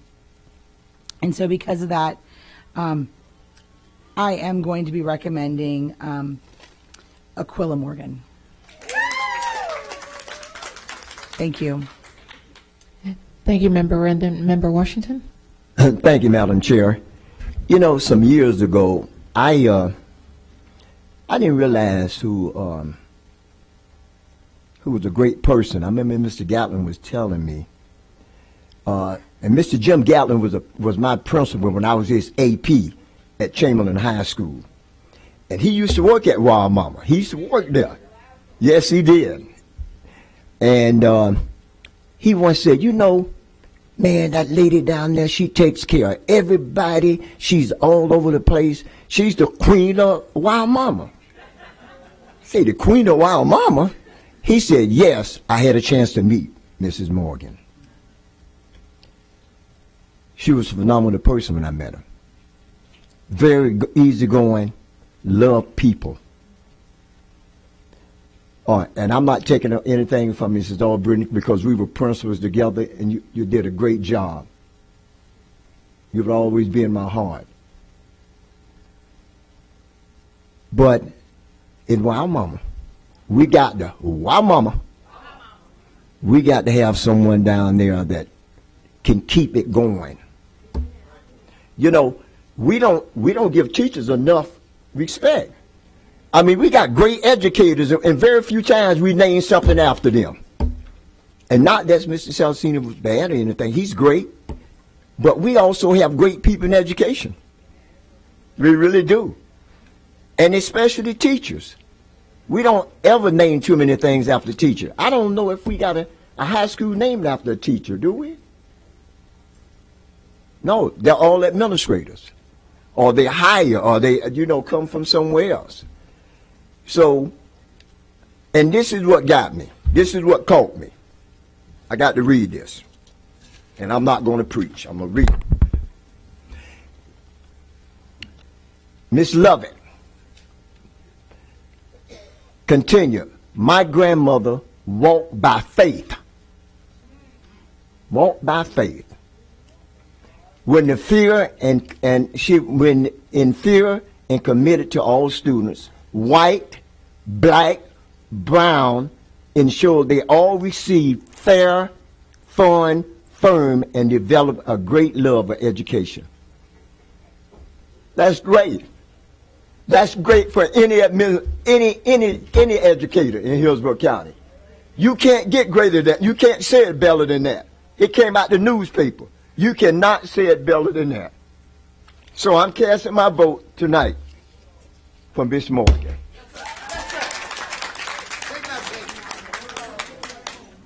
Thank you, Madam Chair. Thank you, Member Washington. Member Vaughn? Thank you, Madam Chair. First of all, thank you to all of my fellow board members, especially Dr. Hahn. She always speaks so eloquently about what an honor this is.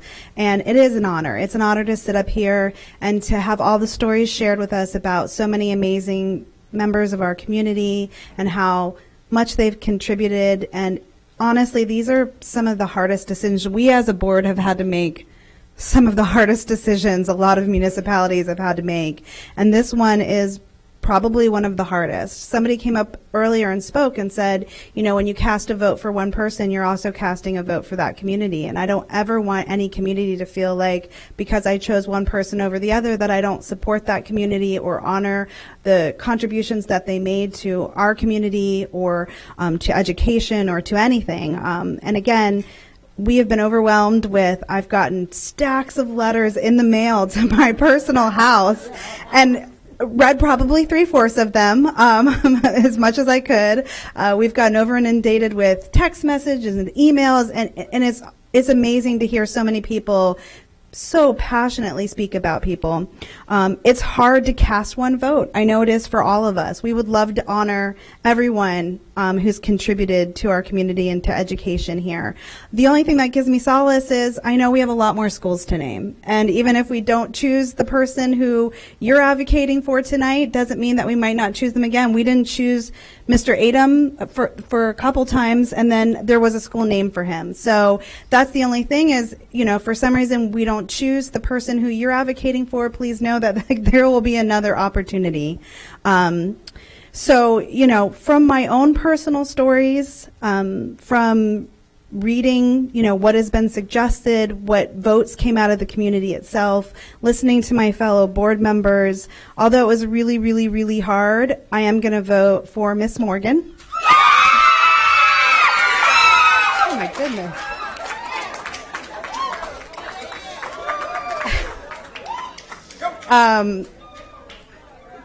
Thank you, Ms. Albrighton, for your contributions. Again, there are lots more schools that are coming, so please don't give up the fight. Again, I appreciate everything. I look forward to hearing more about Mr. Salsina as we go on and name more schools, and I've loved hearing his contribution, but that's where I've landed. So thank you very much. Thank you, Member Vaughn. Member Combs? Thank you, Chair Perez. You know, I also wanted to say a couple things. There are so many great individuals out here, and it's really hard when you see how much time and effort has been put forward. Like I look at Dr. Albrighton, and she had, you know, the most votes, right? When you look at the community out there, when you look at the summary of that, and I look at all the other, because we received summaries of the top three, right? And Dr. Albrighton was the number one from the community out from all the votes and stuff. So that's very difficult to look at that.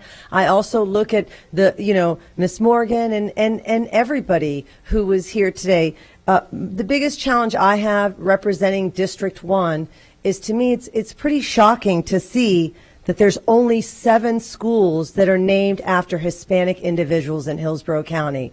You know, almost 40% of our students are Hispanic. When I go out in town and country area and I look at how many schools have grown, at one time we were looking at closing Morgan Woods, and instead 200 students have come in. In District 1, we have so many students coming in from the Hispanic community, from Venezuela, from Colombia, from Puerto Rico, from all over the world who are coming to District 1.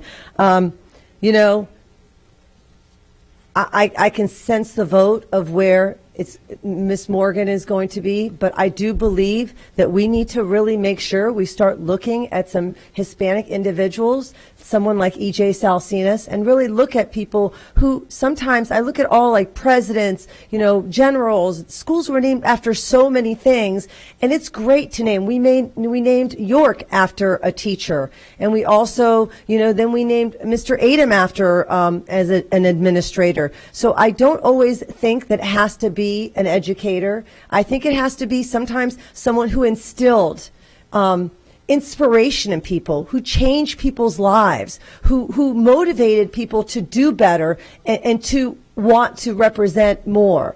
And so I think it's important that as we move forward and we look at who our schools are named after, I think it's kind of shocking to see that, there's 11 Italian names and only 7 Hispanic names, and 40% of our students are Hispanic. And I would think in Waiamama, the majority of the students who will be at that school will be Hispanic, or it will be a mixed. It will be a, yeah. Well, it will be a mix. Either way, as I said, I'm fine with any name that is selected today. I think it's going to be great no matter what. All these leaders have been amazing and wonderful. And I just want to thank all of you who've been here to almost 8 o'clock tonight, really talking about the people who made such an impression on you. I was so touched by people who came and talked about their teachers or their mentors or people who really impacted them. So I want to thank each and every one of you for coming tonight. Thank you. Board member. Thank you. We still need to do the ballots, and then they'll be tallied, and then we'll have a motion after that. So you can give them to the superintendent or not. Sorry, Tanya, who will give it to the superintendent.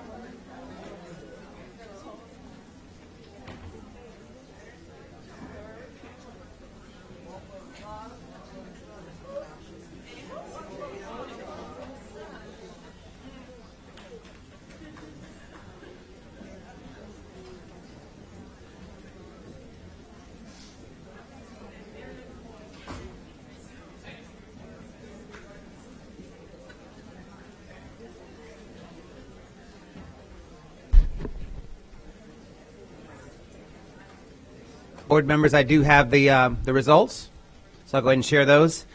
We do have 4 votes for Aquila J. Morgan, 3 votes for E.J. Salsinas.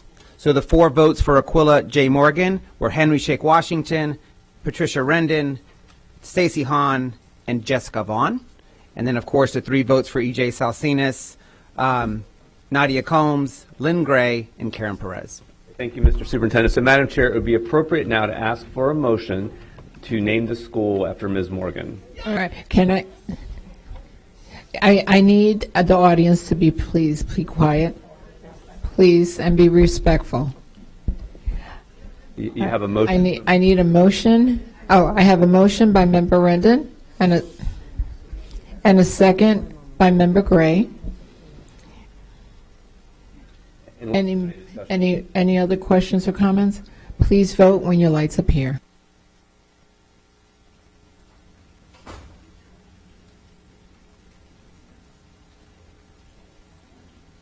And it passes unanimously. Congratulations.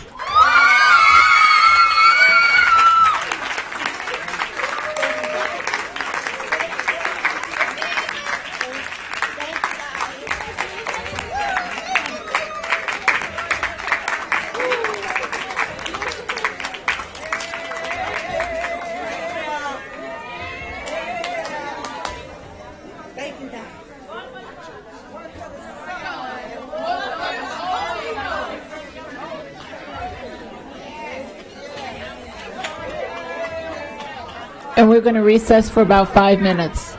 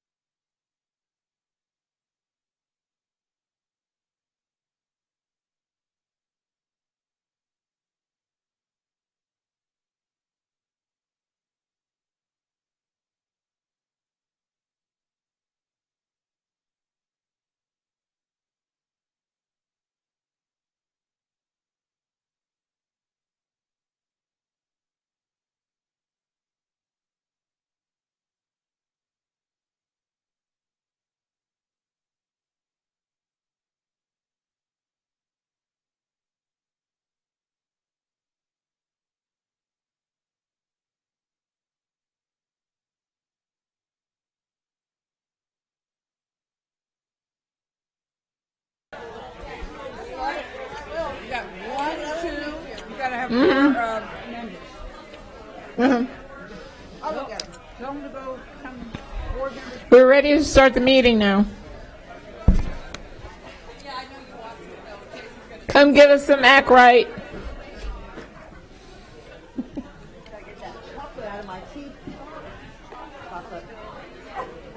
Oh, well, there's the cookies. Want to get the chocolate chip cookies? Are you trying to get off it? We got four. Good. Like all sugar? The next item is 101 Hillsborough County Public Schools Agreement with Chapter 1 U.S. Okay. Good. Superintendent Ayers will highlight this item. Thank you, Madam Chair. Chapter 1 U.S. has been providing short burst face-to-face tutoring and early literacy skills since 1993 and currently serves over 40,000 students across the nation. Chapter 1 U.S. tutors undergo an initial training in early literacy skills, instruction followed by continuous ongoing professional learning throughout the year.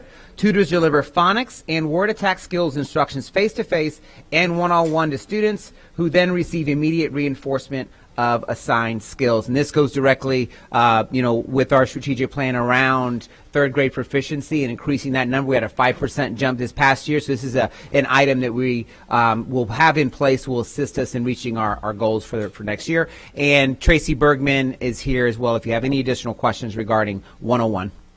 I need a motion and a second to approve item C101.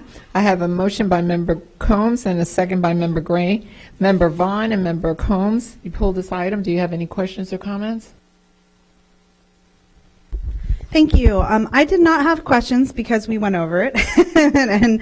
But I did want to, there were two items I pulled specifically because, as we go out in the community, we have a lot of conversation about what are we doing, about our reading rates, but specifically when we're talking about our Black and brown students and what are we doing to create equity and, highlighting that we're expanding these to our Title I schools and we're really focusing on supporting our students when it comes to literacy, I think is important to answer the community of what we're doing when we talk about the decisions that we're making to support our most marginalized students or our students who need the most support. So I wanted to highlight this as well as another item that comes up later today. So thank you for this. But you know what I'm going to ask for though.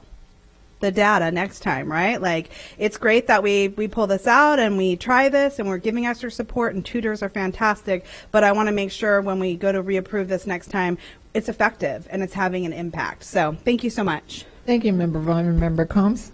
Thank you. And thank you, Ms. Bergman, for answering so many of my questions.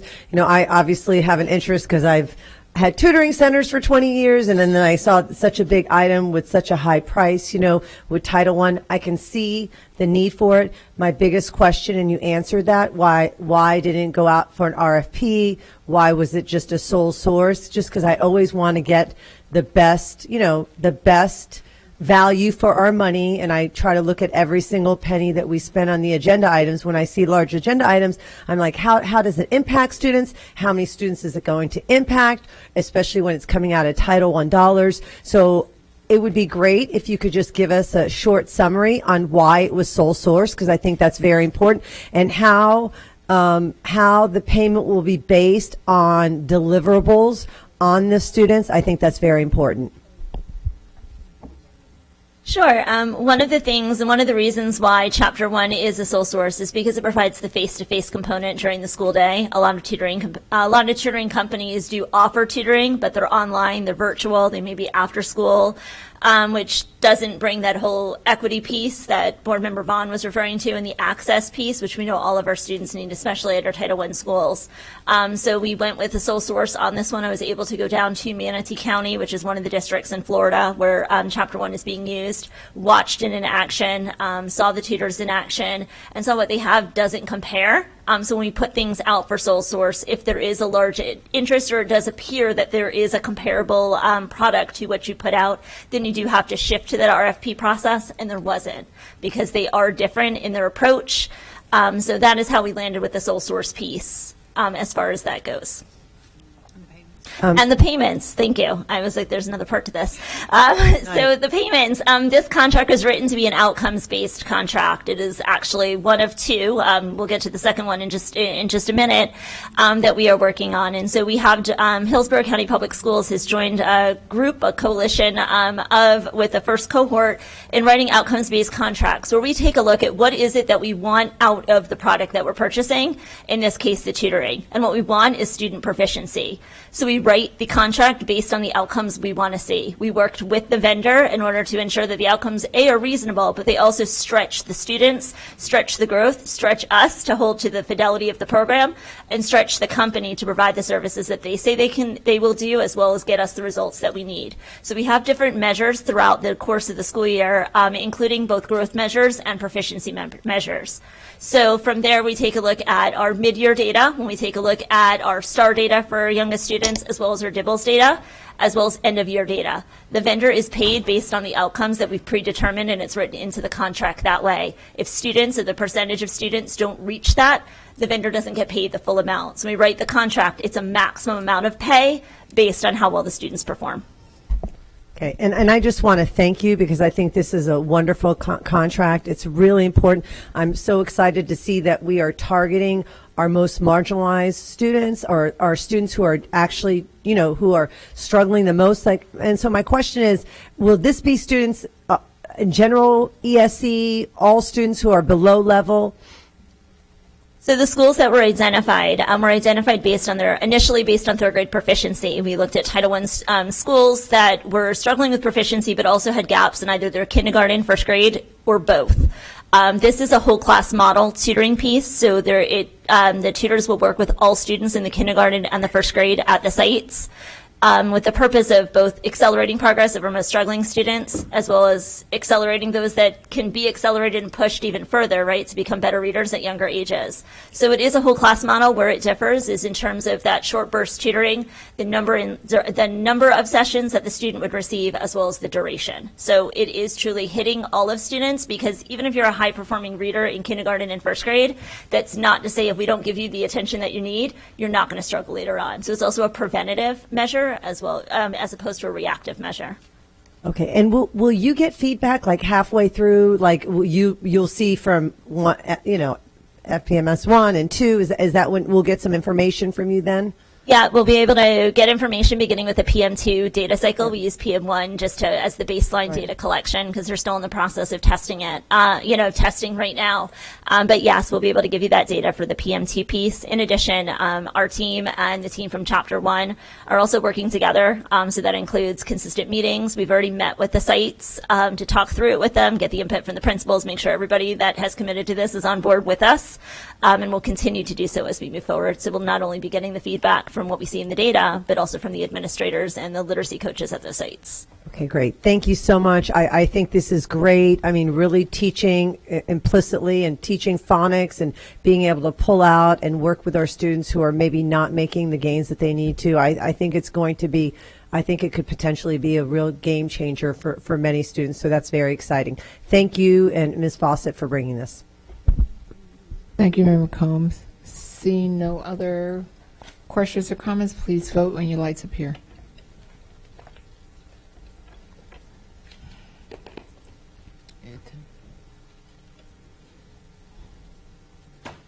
And it passes unanimously. Next item is 102, Hillsborough County Public Schools agreements with Amara Learning Incorporated. Superintendent Ayers will highlight this item. Thank you, Madam Chair. And here's the second agenda item that Ms. Bergman was speaking of. So we are expanding with Amira to implement one-on-one AI-based reading tutoring for approximately 4,500 second and third grade students at 45 elementary schools. 15 of our elementary sites participated in a pilot utilizing the Amira reading tutor during the 23-24 school year. In addition, third grade students participating in the summer reading camp due to a third grade retention utilized Amira. Of those students, 25% received a score at or above the 50th percentile, leading to a promotion to third grade. Multiple independent analysis demonstrates that students who read with Amira for just 10 minutes a day experience reading growth at rate twice that national average. And I just wanted to take a moment as we think about last year. Here's another item that's targeting our third grade reading proficiency. We had a 5% jump from 46 to 51 this previous year. And we talk 5%, for Hillsborough County, that's over 700 students now that are proficient in third grade. So Tracy, I just want to thank you for your work that you did, and Colleen, last year to move this needle, and we're looking to move it some more. But that's, we'd say 5%, that's over 700 students in Hillsborough County that are proficient in third grade from last year to the year before. And that is item 102, Amira. Thank you, Superintendent Ayers. I need a motion and a second to approve item C102. I have a motion by Member Gray and a second by Member Washington. Member Gray, you pulled this item. Do you have any questions or comments? Thank you, Madam Chair, and I'm just very elated. It's very successful. 85% of the teachers seem to enjoy this. Also, as Member Combs alluded to, we're dealing with the high needs population. There's only, I think, 7 Hispanic, and clarify that. I have 22 African Americans, 7 Hispanic, and 11. Is there more than that on the Hispanic amount of involvement? Can you? So I have the 15 elementary sites.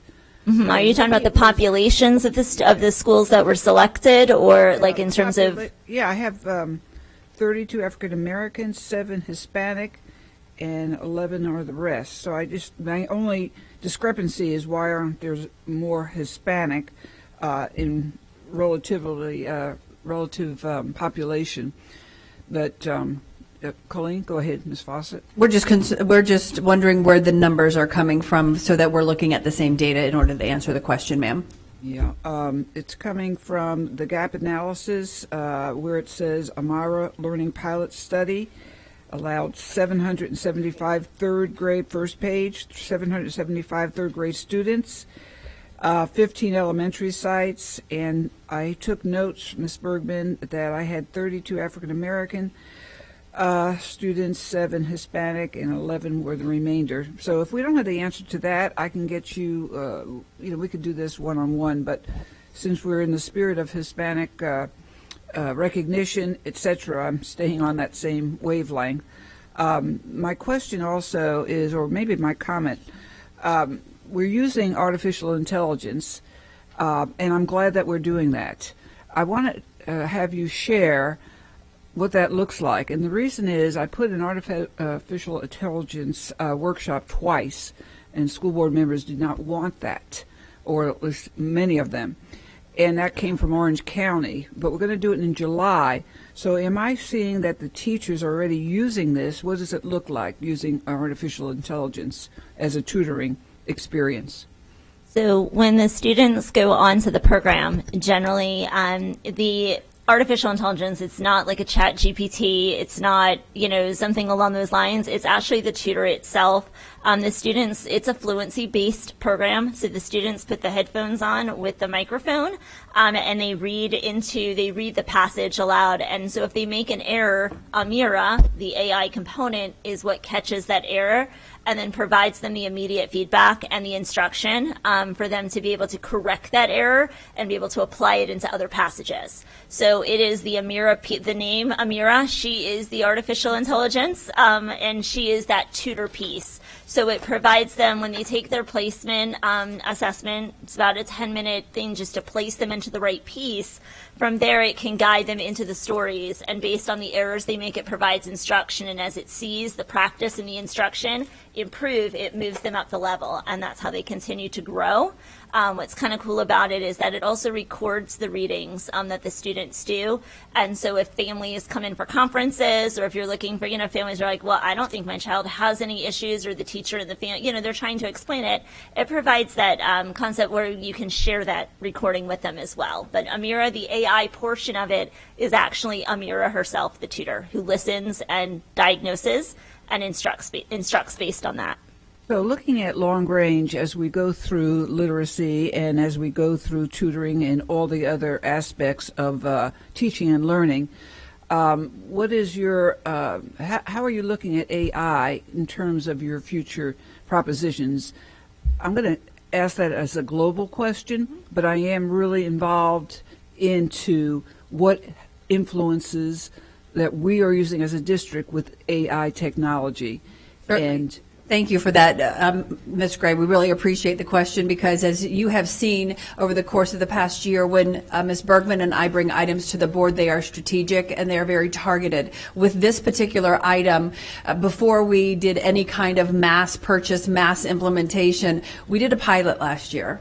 And let's try it. Let's really be purposeful in where we place it, make sure there is support at the schools for implementation with fidelity, and make sure the product works for our students.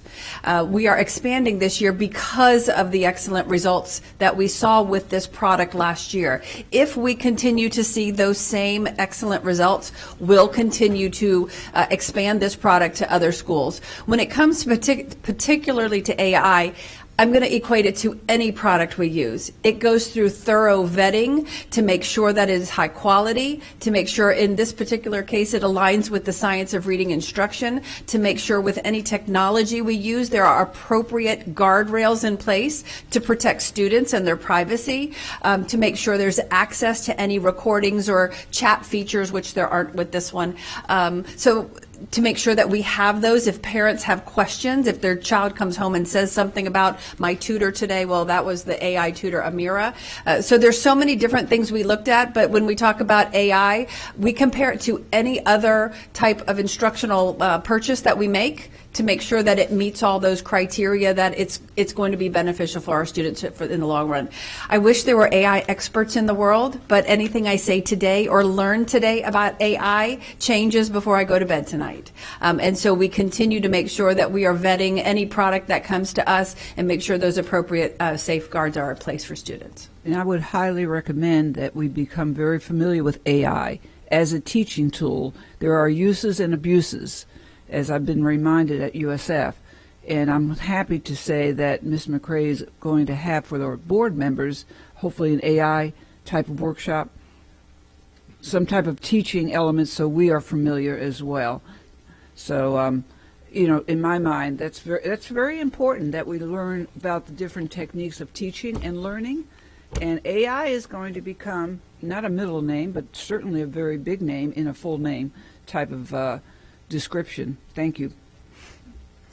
Thank you, Member Gray. Seeing no further questions, please vote when your lights appear.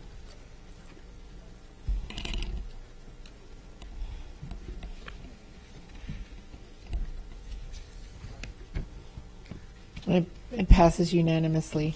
The next item is item 502, graduation schedule for 2024-2025 school year. Superintendent Ayers will highlight this item. Thank you, Madam Chair. So yeah, these are our graduation dates for 24-25, and our senior parents, students want these dates. So as soon as these gets approved, we'll get them out right away. And I do want to thank Ms. Sperano for all her hard work with this item. And I think this is the earliest we've got it. We'll have had it out to our families, probably the earliest we've had it out. So here it is, beginning of September, and they'll have their date. So here we go. Graduations are scheduled to begin Tuesday, May 13th through May 29th.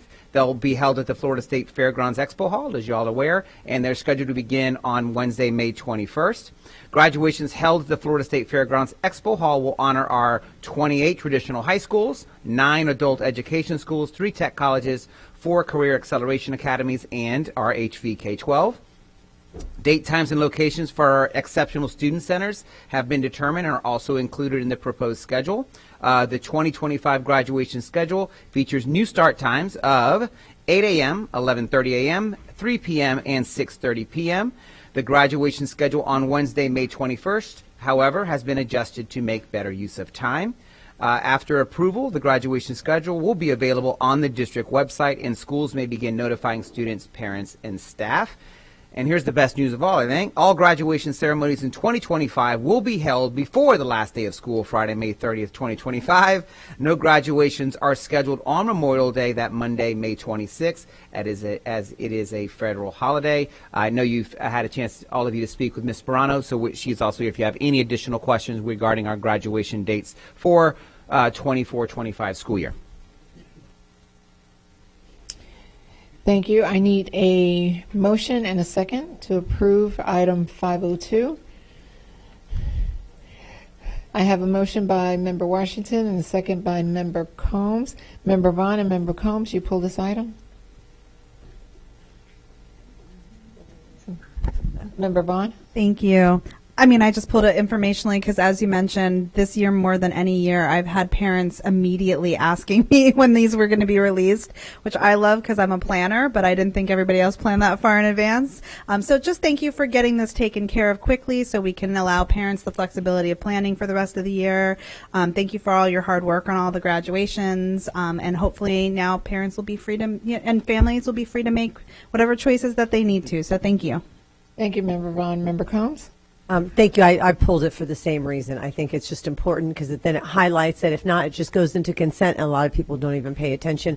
I also wanted to thank you, Ms. Sperano. You do a fantastic job every year at graduation. You work so hard at making sure that every child is celebrated and that it runs so smoothly.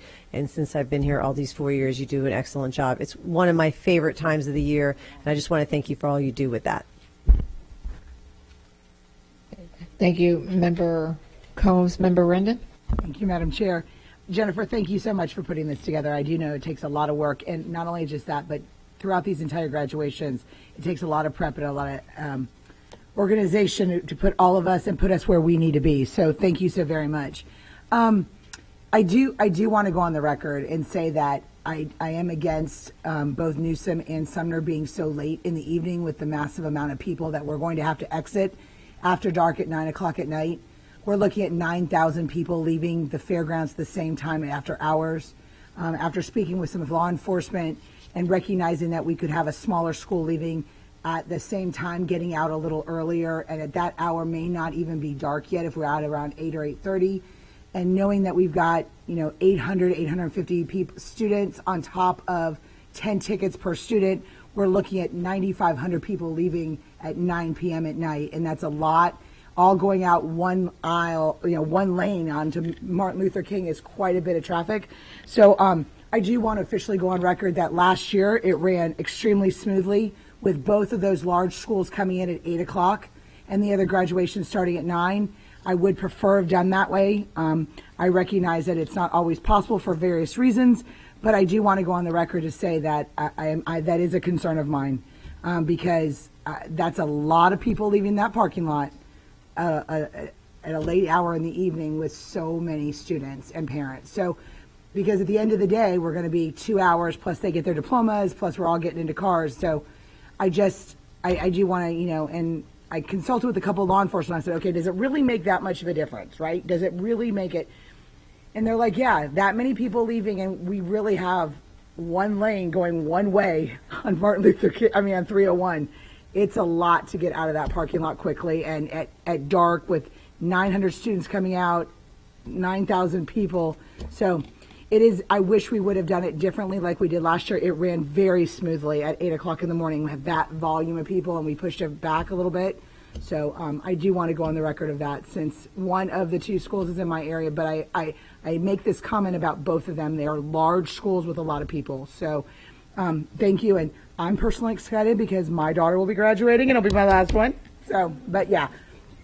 So thank you so much. And Jennifer, we do appreciate everything you do. Thank you, Member Rendon. Member Washington? Thank you. I want to tell you do a great job. You're very organized and you keep me organized. So that's pretty good. But thank you for doing a great job. Thank you, Member Washington. Member Gray? And thank you, Jennifer. You're the mom, and you take good care of us, and you know that, and we appreciate you. I concur with Member Rendon. The 8 o'clock, for many reasons, I think we should take another look at that because not only the population is quite high, but that's a little bit late, 9, 10, so we get out at 10, 10:30.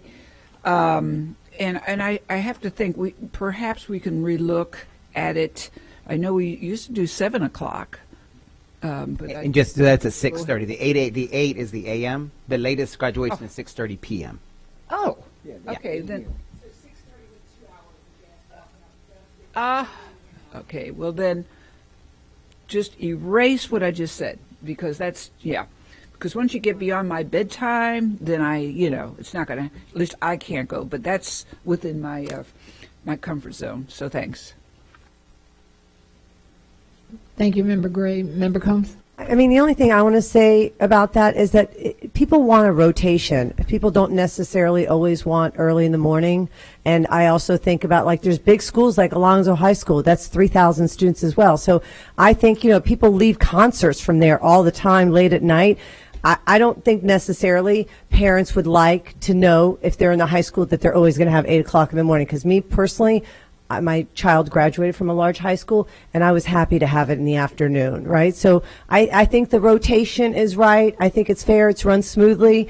I mean, I don't think we can pinpoint like one time in the morning for everyone. That's just my feedback. I think, you have thousands of concerts going out there all the time. People are at the fairgrounds all the time, even larger groups like that. And I think the rotation really does make sense, and I think it's fair. And when I look at what happened the previous years or, in the past, I see a rotation. I think schools want that, and I think parents want that. I think it's important to make it fair and equitable that way, and I think we have a lot of large schools. So I kind of like the change, and I don't think it's too late with daylight savings and everything like that. It's still pretty light out at that time of the year. Thank you. Thank you, Member Combs. Seeing no further questions or comments, please vote when your lights appear.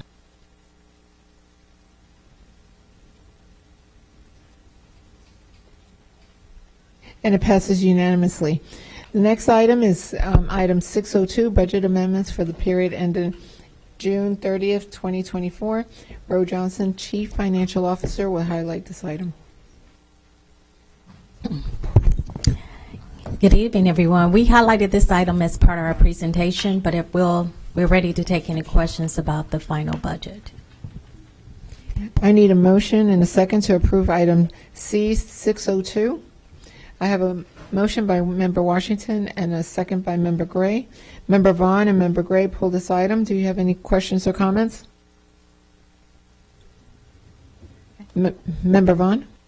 I don't, but I would love to have our monthly meeting about this, because I know we ended up doing the budget we just passed for the year, and that circumvented our meeting for this. But I just want to make sure that I have an opportunity. I appreciate you sending it to me, and I looked over it, but I have an opportunity to really ask questions about the monthly amendments going forward. So if we could make sure, even if it's when we're doing a yearly budget, we build in a meeting to go over this. Anytime we're going to vote on these, I like to be able to ask questions. So if we can schedule that in next time, I'd appreciate it. Thank you.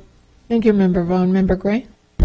Thank you, Madam Chair. And this is it's a very large question, and it encompasses synergy. There are a lot of concerns on various school sites about the FTE process, which is directly related to the weighed and unweighed FTE, which is directly related to funding. So with this, we're getting some type of accuracy maybe on the student count.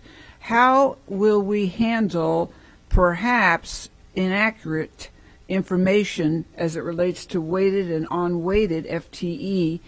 And the funding, and that revolves the fund balance, it involves your monthly updates, amendments.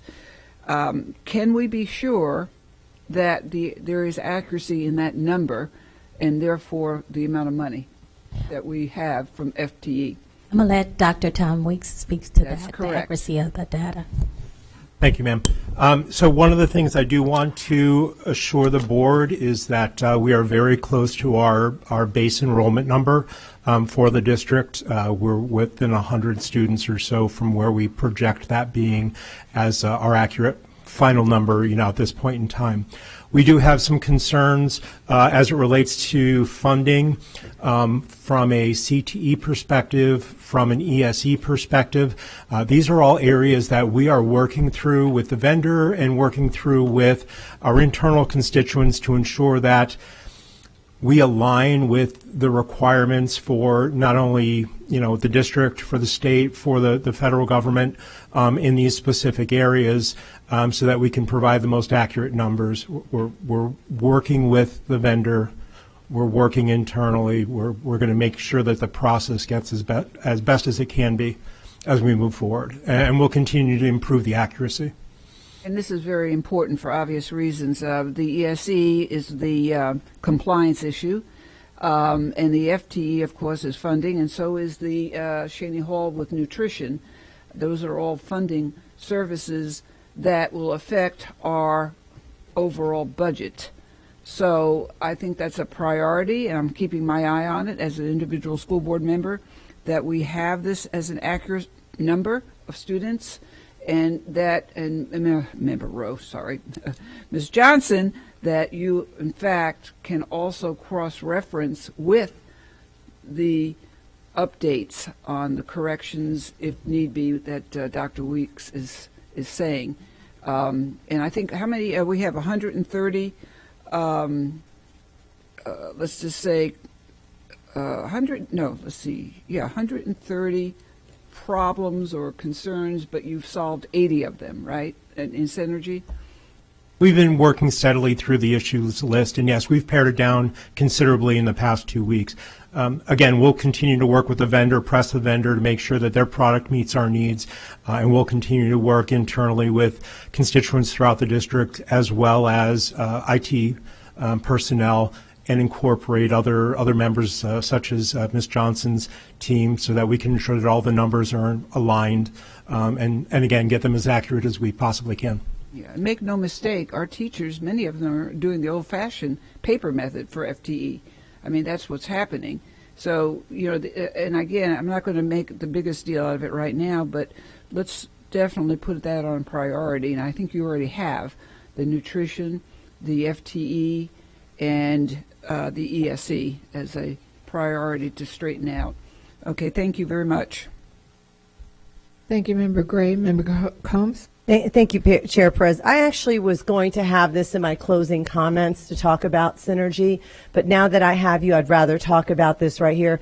You know, this is a huge issue. I mean, it's one of the biggest issues that I've had since I've been here, and our data processors and all our ESC teachers and everyone is very frustrated, and it's very difficult. It's a very difficult time of the year. My frustration is your communication with me.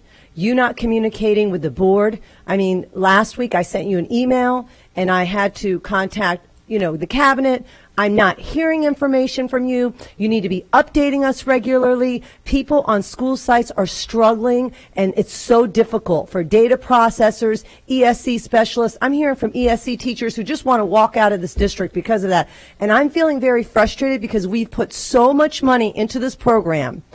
And still, I mean, I'm still not getting a clear answer from you, and I need to get updates regularly. The idea that I have to reach out to you and I don't hear from you, and then I have to come here to talk about it. I mean, I should have received as a board, we should be receiving updates from you really on a daily basis on where we are, what we're doing, what's happening. This is really a big problem. And it's a big problem, and you're leading this problem. So I would like to have regular updates on this, and I should not have to ask for that.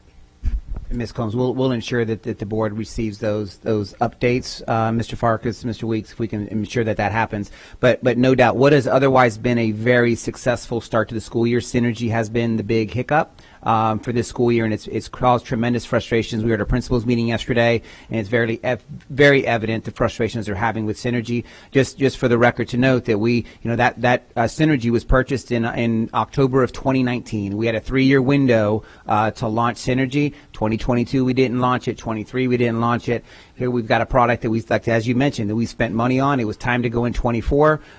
It has caused us issues. It's caused tremendous frustrations. We are working through each of those. But what we can't have is that you're not receiving the communication that you feel as a board that you're not getting in respect to Synergy. So we'll ensure that communication gets to you. But it's been a without Synergy, I mean, we've had a great start to the year. This has been the thing that's caused tremendous frustration, because I mentioned with my team, it's the day-to-day. Synergy is what every employee in this district uses every single day. And when there's frustrations between changing a schedule, I mean, Ms. McCrae and I have talked to several DPs, gone to schools and been through that with them and have them show us what the issues are. So we're working through each of those. But in reference to FTE, know that Synergy has been in the state of Florida, in Palm Beach and in Clay County, so they are familiar with our FTE system and how to operate, but we got to get better. They got to get better. We got to get through where we are right now, because we're into this new system. There are things that Synergy has that's a positive that we haven't had before, which are better. But when it's the day-to-day and when it's slow, and we don't know how to utilize the system as effectively as we can, it creates a tremendous number of issues and frustrations throughout the school district. So it's very frustrating for me as well. Yeah, and I, as I said, I think it's very, for me, I'm frustrated because I have to be at a school site to hear that there's issues. Like, I should be hearing that directly from you, Dr. Weeks. I shouldn't have to go somewhere. And then I also should hear about solutions. Like, I want to hear, if this is not working in a week, what are we going to do? Or in 2 weeks, what does that look like if it continues to be a problem doing IEPs? But when I hear nothing and I reach out and I still hear nothing, that's extremely frustrating. And I think I'm a pretty rational person, but I think with something that I know at every school site, I'm hearing so much frustration. And this is, we have so much to celebrate. Our grades, the salaries, there's so many great things that are going on. But as a board, I need to be informed of that. I don't need to go out and get that information. I'm expecting that information from you on a regular basis from here on out. And Member Combs, I'd just like to say, I apologize. There are information emails that go out fairly regularly.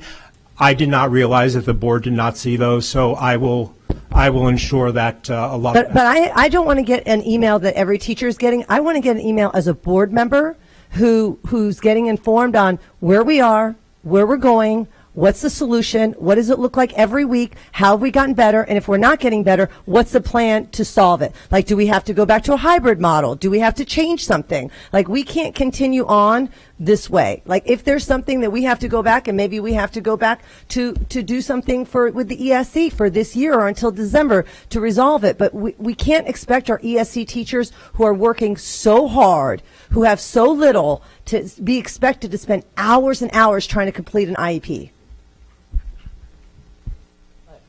I think I've shown my frustration, so I think I'll move on. Thank you, Member Combs. Member Rendon? Thank you, Madam Chair, and thank you, fellow board members. I like Mrs. Combs, was going to wait till my comments to do this, but quite frankly, I'm done. I am absolutely done. We have made it very clear as a board that you have had 4 years to prepare for this system. Explain how we only had 20 train the trainers for 20,000 employees to prepare for this launch. Why on day one could our teachers not access federally required documents? Why did we not test the system all year long? Why did we reduce work groups for 20 different work streams to keep it going? Why are we still today having to do a manual count of classrooms? We've spent millions and millions of dollars. And we may be correcting things now, which, by the way, you're not, and you can't even answer it truthfully on how many things we've corrected because you don't know, because schools out there are coming around with workarounds that they have to come up with themselves because they're working 12, 15, 16 hours, 7 days a week, rewriting schedule after schedule, rewriting, finding, doing what we should have done before. At the end of the day, we have failed our teachers, we have failed our administrators, and we have no one to blame but ourselves. And I find it just apprehensible that you even try to have an excuse. I'm going to request, Superintendent, that this board have a copy of the implementation plan that Ms. Dr. Weeks should have come up with before we ever started this school year. We should have known what he was doing the last 12 months preparing for this launch. There are 2 systems he has launched in the last 12 months. Neither one of them are fully functioning, and our schools and our students are being suffered because of that. And I think it's time that it's over. This is absolutely appalling that today we have to sit here and get a manual count because we have a system that can't track it. And we have absolutely no explanation for what's coming next. So at the end of the day, this board deserves to know what's happening today, how you prepare to launch it, and what's coming next and what's going to be fixed. Because if I hear one more time that we didn't provide you the funding to launch it after you've sat on it for 4 years, is just an excuse. 4 years to launch this. And by the way, the other counties are still having troubles with that system. And knowing that they're having trouble with this system, you should have come to us and told us what was going to happen. But instead, you continue to launch a system that you knew was failing in other districts. There is nothing regarding Synergy that we can speak of well of. Not one thing. And because of that, we deserve better answers. We deserve an update.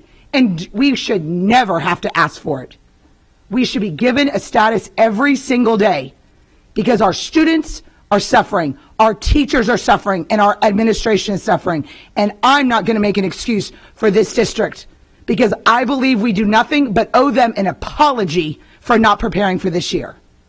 And I'm sorry that it's harsh, but this has been an unexcusable way for our teachers and our administrators to be appreciated for the job that they do day in and day out. We've asked them to work more hours. We've asked them to do work twice, 3 times, 4 times. They have been writing schedules over and over again because the system fails. And I say enough is enough.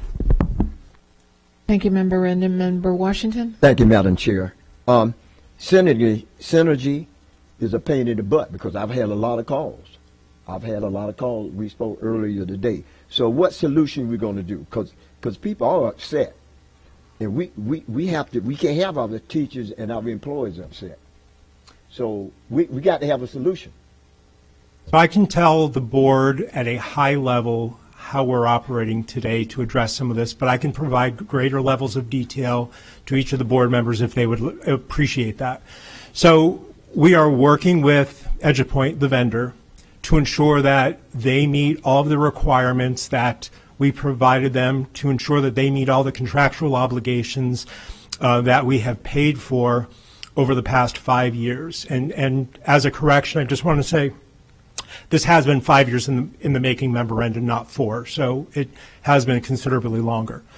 But we work with our internal constituents. This is not an IT-only project. This is not an IT-only process. We have multiple groups throughout the district that need to provide requirements. So, for instance, ESE and MTSS and how we take attendance, all of that is based off the requirements that we were given to provide to EduPoint to allow them to incorporate that into their product. So we continue to work with the vendor, we continue to work with the internal constituents to ensure that we make this product better. That's the only way that we're going to be able to move forward. Yes, there was an implementation plan. Was it complete? Absolutely not. Were we at the point where we were spending dollars and if we had our way, we would have pushed this back another year. However, that would mean that we paid another almost $2 million to the vendor for something that we weren't using yet, and we wouldn't necessarily increase our likelihood of success because we still have some issues with requirements gathering. There are concerns with training. And again, I don't want to make any of this sound like excuses. I can provide greater levels of detail to all the board members. I just want to give an overview of where we are today. So with this overview, do we have enough trainers to train people? So when the project was identified, the way that it was set up was that we were going to pay and propose the train-the-trainer model. It's highly inaccurate. People involved with train-the-trainer. So each functional area has a person that was identified as their trainer, and then they would be the ones who identify the appropriate personnel in those areas. So we perform multimodal training at this point. Synergy has provided a number of trainings for us. They have written training documentation. There are training videos that exist on Canvas. There are instructional FAQs that are out there. We are currently doing drop-in trainings that both Synergy, the EduPoint folks, are conducting, as well as our ESE folks are going to be conducting. These occurred during various times of the day, various days of the week, to ensure that we can hit the maximum number of individuals that we can based off of their school schedules. It's a change. It is a significant change. This is the largest undertaking this district has taken in 33 years. This is not something that was going to go very easily, very calmly, and very quietly. And people on the end, and again, everybody has to embrace this change. This is not something that we can just say, we're flipping a switch, this is how you're doing it, and it's going to be perfect. So we're working with the vendor. We're going to continue to work with the vendor. We're going to continue to gather our requirements and work on identifying and defining our internal processes with our internal constituents, and that's how we're going to make the system better. So that's going to make the system better. Yes, sir. Okay, I keep you at your word now. It's going to make it better. Okay, thank you, Madam Chair. Thank you, Member Washington. So let me get something straight. So you had internal folks that were supposed to provide information. Am I correct? That's correct. And these internal folks were already targeted for this information. Correct. And did they fail in providing the information? It's not black and white. There are levels of failure that occurred. We have not, in some cases, provided consistent requirements or comprehensive requirements to provide the vendor. There are areas where we provided the requirements and the vendor did not meet our requirements, and there are areas where we're still lacking requirements. And it's not necessarily because of one or two individuals, but because of the way that our work processes are spread over multiple portions of the organization, multiple departments. And I'll take attendance as a perfect example. There is no one definitive person that can tell you what attendance means. We have 4 individual groups that define how attendance is taken. And so therefore we have 4 different sets of requirements. In the past, we had a person who oversaw attendance, and we would say that we can define 100% certain this is what attendance means at every level of school. We do not have that within the district, and we haven't had that in years. So in some cases, we are falling short because we can't address our internal processes effectively enough. And again, some of this is on the vendor, some of this is on us.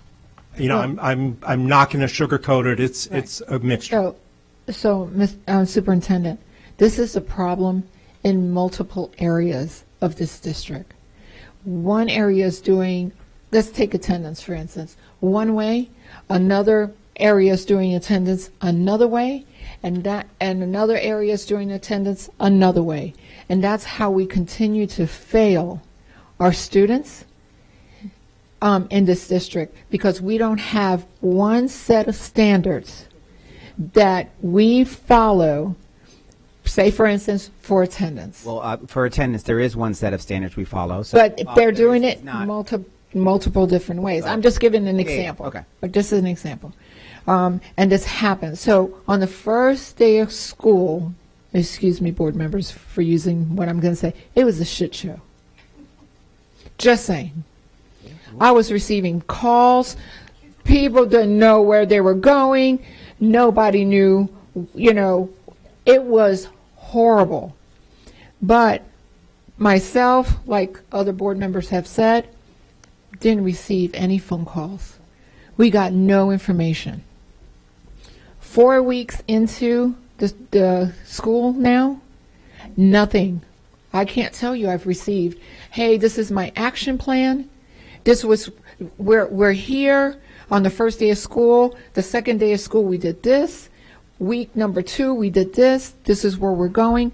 I've received nothing at all. I have no idea where we're going, what the template is to fix this. Parents are calling me. They are highly upset. I'm trying to maneuver and patchwork and trying to talk to them, but I have no idea what's happening with Synergy. I have no idea why the children are not being, you know, the attendance is not coming through. I have no idea why our children are not showing up in their schools that they're supposed to be. It was beyond just attendance, Superintendent Ayers. It was a holy mess. And nobody, at least this board member, called out to reach out to let us know, hey, you know, be prepared because this is what's happening right now. Board Member Gray? I usually don't want to beat a dead horse, but here we are. You're hearing from board members front and center. In my mind, the bigger problem comes also with the lack of interface with the the Chief Financial Officer, because when we're dealing with not only compliance issues, we're dealing with funding. Also, we're asking teachers for extra time. I know you have 10 drop-in training sessions coming up, but are we supporting teachers with a stipend? In other words, they're spending already countless hours teaching.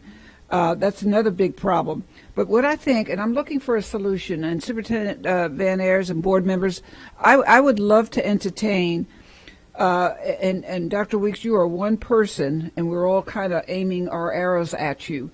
I would like to entertain, I don't have the solution, perhaps board members can help, but I think we need to talk to EduPoint, the parent company of Synergy.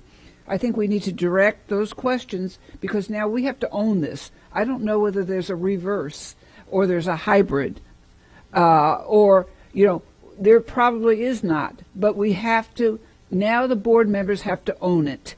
We have to learn about it, as do the staff members that are sitting right before us. Just like artificial intelligence, we're going to have to know and we're going to have to learn this. So board members, I don't know whether you can handle a workshop on this or you want one, but I definitely would myself as an individual board member. I want to know how this system should work. I want to ask those hard questions to EduPoint and Synergy, and I want to get this, I just want to be able to discuss this intelligently with all these upset principals and teachers versus saying, oh, we're going to fix it. Should be 130 problems now, 80 problems. And at that rate, we should go to no problems. So, Superintendent Van Ayers, this is not an absent headache for you and all of us. It's going to continue. And as the year goes on, it's going to get more complicated. And I'm going to suggest board members, for lack of better words, a workshop, some type of method where we can learn and ask the questions not just to Dr. Weeks, but also to the ones that know what's going on. And I'm going to leave it at that. So I will make that recommendation. Superintendent Van Ayers, do you have any thoughts on that, or that's where I'm headed for? I hear you. So I think we'll start with the daily communication to the board. If you want to look at a workshop, that's something I think our the entire board would have to. Majority of the board would have to agree to that, but I know our dates leading up to November are already filled. So, but well, at any rate, then I'll speak for myself. I want to learn more about it, and I'll ask for a meeting with the EduPoint. And I say this before we keep complaining. We need to know exactly the words, the verbiage on our complaints and our concerns. I'm not a tech expert, and I'm never going to pretend to be. But I do want to know how this system works and where we're going in the future and the solutions that can be had. I think that's essential. Otherwise, I definitely think when we go to school sites, we'll be in an atmosphere of frustration and negative culture. And I think that's where this is, in my view, going.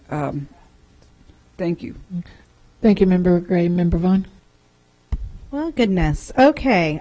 So we started off this agenda item where I was asking for another meeting to be able to go over this. And I have a lot of things on my closing comments where it is where I wish I was getting better and more communication from staff around issues. That I have several messages tonight where people are apologizing, where I asked for a follow-up on something, or I asked for something to be included in a presentation and it wasn't. So I think the frustration for board members is we're kind of held accountable for this. Even though we don't make the decisions, when we go out in the community, people don't understand exactly what we're making decisions on, and we bear a lot of the frustrations when we go into our schools or when we build relationships with people in the schools, and we're the ones who are held accountable.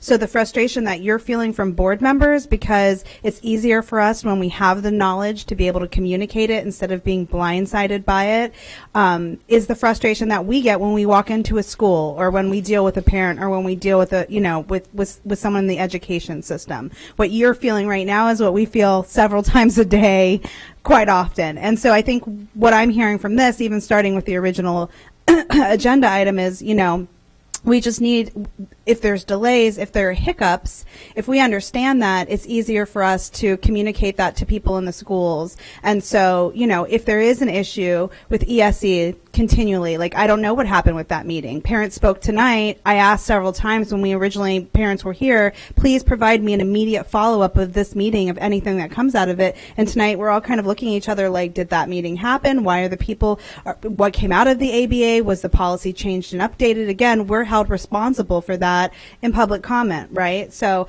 I think just what I'm hearing is, because there is so much going on and so much frustration right now, that the more information that we have, the easier it is for us to kind of manage that. So that's my only thoughts on this agenda item. Thank you, Member Vaughn. Member Combs? I'm just going to say just a couple last things about Synergy. This is, for me, the biggest priority right now as a board member. There is nothing more of a priority for me than this, resolving this. I think probably where your biggest issue was when you had 5 years, people should have been trained all last year. Training should have been going on all the time. The idea that you had 20 people, or you were trying to get the counselors, or you were trying to get someone here or there, that should have been done all along, long ahead of time. Everybody should have been trained. We should have done a soft opening on some schools, gone through, looked at that. The other issue, and as someone who has a business background, what motivates Synergy to do anything now? They've already gotten paid. Like, we should not have paid all that money. We should have held some money back.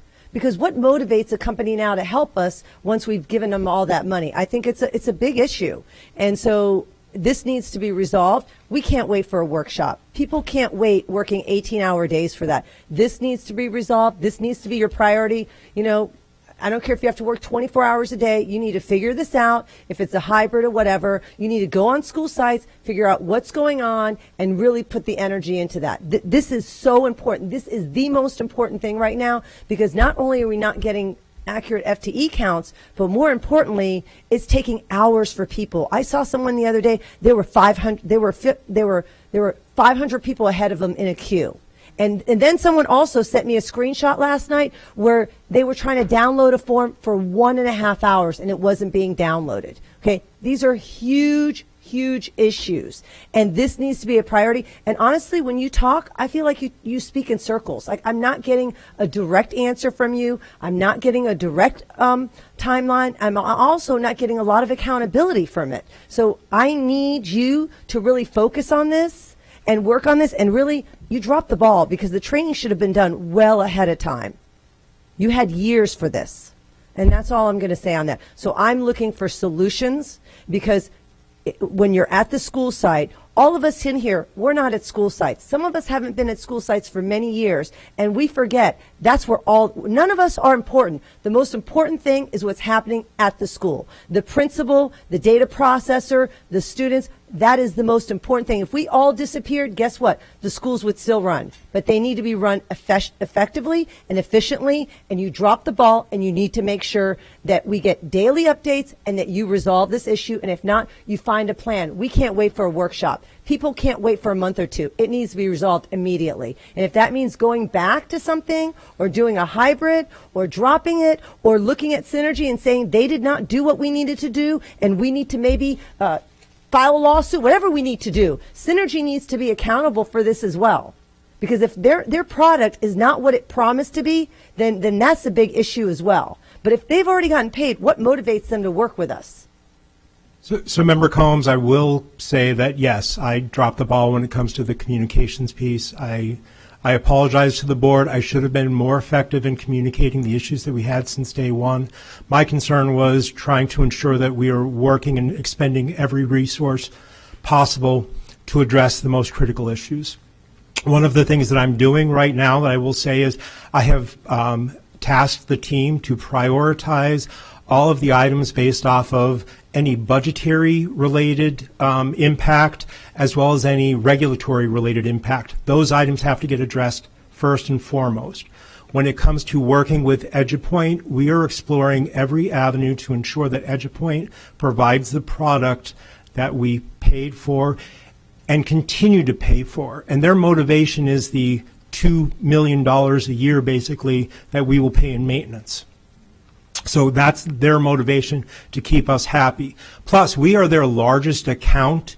They want us to be a referenceable account. And right now, we are not. They understand that, and so they are going to work as best as they can to get us supported. And at the end of the day, you know, we just have to evaluate what their product looks like and whether or not it provides everything that we need as a district. Thank you, Member Combs. Member Rendon? Thank you, Madam Chair. So, Dr. Weeks, would you agree that you're the lead for all of our IT projects relating to all of these systems? I would say yes, but Okay. I would like to mention this is not an IT project. This is a district project. But it's not, aren't you in charge of the systems in which we implement, that we vote on your projects, including N4, Synergy? This is what the board voted on that you brought to the table? We provide the technical resources to ensure that the product runs. We do not provide the processes or procedures that governs how the tasks are run. So your department's not in charge of picking these systems at all? Your department? The system was picked actually through a committee back in 2019. I was not in charge in 2019. I had no process, or I part of the process. But you've had this system now, like you said, 5 years. I corrected me and made sure I knew it wasn't 4, it was 5. I just want to make sure we're talking. Let me make sure. So as you knew in the last 2 years that it wasn't up to par, because you've agreed that we've been working on this and we've been having project meetings. Have you been attending these project meetings? I attend as many project meetings as I can. Yes, there are. So since we know this has failed, how frequently in the last 3 weeks have you attended these project meetings? We have project meetings based on a number of subjects, and I attend as many project meetings as I can. I have attended the executive meetings that we have had with the EduPoint executive members to ensure that they understand that we are not happy with the project, the way it's gone. And we are looking at how we can actually align with them to ensure that we get what we need and what we paid for. We've got about 20 work streams within our district that are all utilizing Synergy. How many of those work streams have you personally worked with or met with to understand the actual difficulty they're currently having, so that when you're meeting with EduPoint, you actually have the facts behind you and know what the system problems are? As the project sponsor, I only look at this at a cursory level. Okay. So at the end of the day, Superintendent Ayers, we definitely have to have some accountability in this system. I think the board, as in its entirety, have made it very clear that we are very frustrated with the fact that we don't have accurate data. As a matter of fact, I asked for behavior data. It took 2 days to get me accurate behavior data that I requested. Nobody outside of a school can pull the data. It took 2 days to get the data. That's critically important. Critically important. We could list multitude of problems that are going on in the system, but at the end of the day, what I hear here today is zero accountability, zero solutions, and yet our district, I'm 100% behind Member Combs with this one, that every single school, every administrator, every teacher, everyone that works there is having to pay the price for our inefficiency in implementing this system. And I don't think a member of this board wants to look at another staff member and apologize because we can't get it right. And 3 weeks is enough time to at least do something, or scrap it and start with what we've got. Because we're not going to allow our teachers, our administrators, and any of our staff to be treated this poorly any longer. And there must be accountability for this happening the way it is. And all I've heard tonight is blaming everybody else and zero accountability. And that is not okay. I'm speaking for myself. I'm not okay with it, because it's our students and people in front of them. We've had people that have actually been enrolled in another school that they were in 3 years ago, and they show up where they're supposed to be, where they're already enrolled, and it messed them all up. It's just, we could go on and on to the dangers we put our students in. We could go on and on. So at the end of the day, Superintendent, we're going to need to have some accountability of what's happening now and what's going to happen in the future. Thank you. Thank you, Member Rendon. Member Washington? Okay, look, we got to fix this, because it's a pain in the ass. Because I'm getting too many people calling. You know, you can't have, look, we're board members. They look up to us. They call us. I mean, I don't know anything about that. Have y'all got any received calls in your office? I receive calls regularly, texts, emails. So how are we correcting the calls you're receiving? Because it look like I'm getting a hell of a lot of calls. I don't know about you guys. So, I mean, how are we correcting when they call? So what happens when they call? Because I need to have an answer.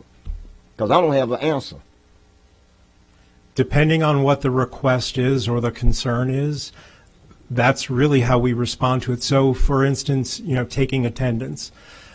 We have, the help desk will support individuals. They can call the IT help desk. We have the data processors and data process support that helps the DPs out at the school sites.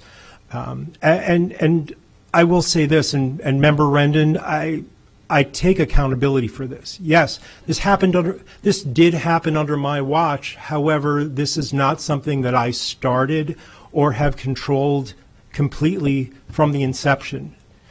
So you've asked me to build an airplane while giving me a subpar frame that somebody else built and then said, make it the Concorde. I appreciate the concerns that everybody is leveraging, and yes, I screwed up on I will say it, I will admit it publicly, I screwed up on the communications piece.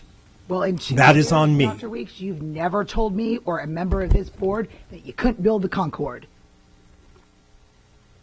So my question, okay, so the company, can they come out to help?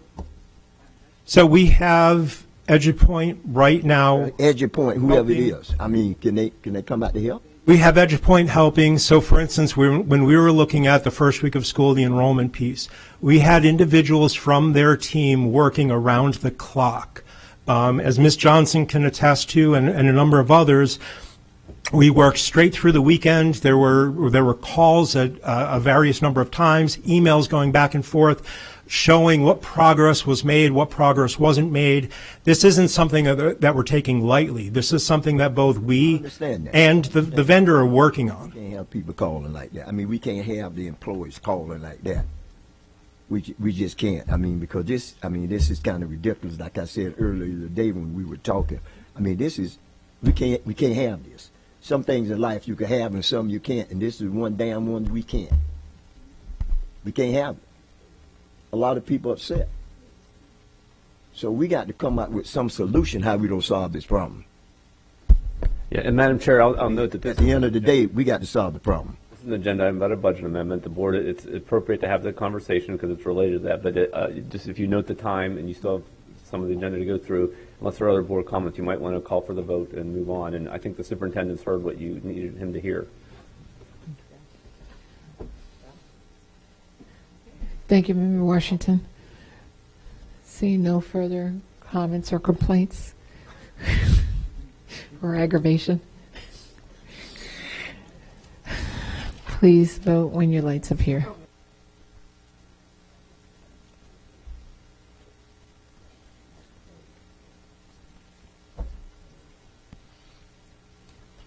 And it passes unanimously. I can't even remember which one we're on anymore. One more to go, 703. Okay. One more. Item 703, piggyback with Ariel Business Group Incorporated. Superintendent, Ayers will highlight this item. Thank you, Madam Chair. So this piggyback contract allows Hillsborough County Public Schools to hire a vendor to provide various services and support to the construction manager on an as-needed basis. This includes job oversight, assistance, and administrative services, which are crucial for effective project management.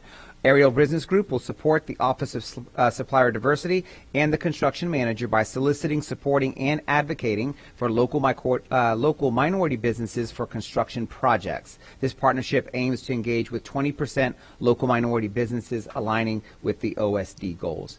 And Madam Chair, that is item 703. Thank you, Superintendent Ayers. I need a motion and a second to approve item C703. I have a motion by Member Gray and a second by Member Combs. Member Vaughn, you pulled this item. Do you have any questions or comments? I'm scared to talk about this agenda item. I don't know where it may lead. No, I mean, I just wanted to, again, from my understanding, this is something that we're piggybacking on, but it's to help identify and make sure that we're offering opportunities to small and diversity-owned businesses when it goes out for RFPs and bidding. So I just wanted to highlight it because I know when I go into the community, there's always questions about, like, what are we doing to make sure that we're participating, in the community and giving everyone access to these. And I know that's how this was explained to me. So very quickly after that last agenda item, can you kind of highlight how this, how we're going to use this and what this looks like? I appreciate the opportunity to highlight this as a positive item. This is one that is a good thing for small, minority, diverse businesses, veteran-owned, women-owned businesses. Ariel Group has had success not just with the county commission, but with the airport, with the port, in making sure we get local participation for our projects. So any way we can get better and more local participation with our tax dollars, that's the focus of this. So they'll focus on a few different projects and proof of concept, make sure they can prove what they did. And if we use them, we'll use them more often. But we're excited about bringing the group on. They've had success in other areas with government work, so we're excited about that. Oh, I've turned it the wrong way at this point. Okay, thank you. Thank you. Seeing no further questions or comments, please vote when your lights appear.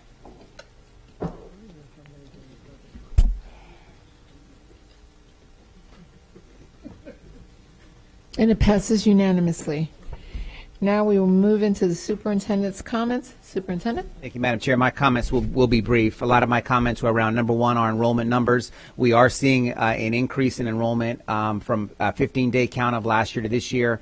Our numbers are up, charter schools are down. So as we look at the product that we produce and families choosing Hillsborough County Public Schools, we're up approximately 1,800 students from last year at this time. Our charter numbers are down 1,600. So, as we look, as we project a budget in the springtime leading to the fall, it's where our numbers are going to land.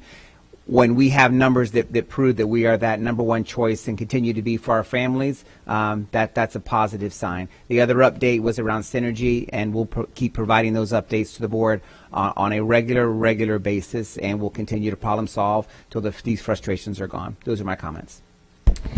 Thank you, Superintendent Ayers. Now we'll move into board comments. Board members, just a reminder, you have 5 minutes each to speak. Only 1 minute. 5. I'm going to cut you off. 30 seconds for final thoughts. Member Gray? Pablo, can you put the slide up? Just one slide. All right, maybe not. Hold on. Yeah. Now, what happened to it? Okay. We have our student online safety forums. As you can see, York Innovation will be the first one, September 26th.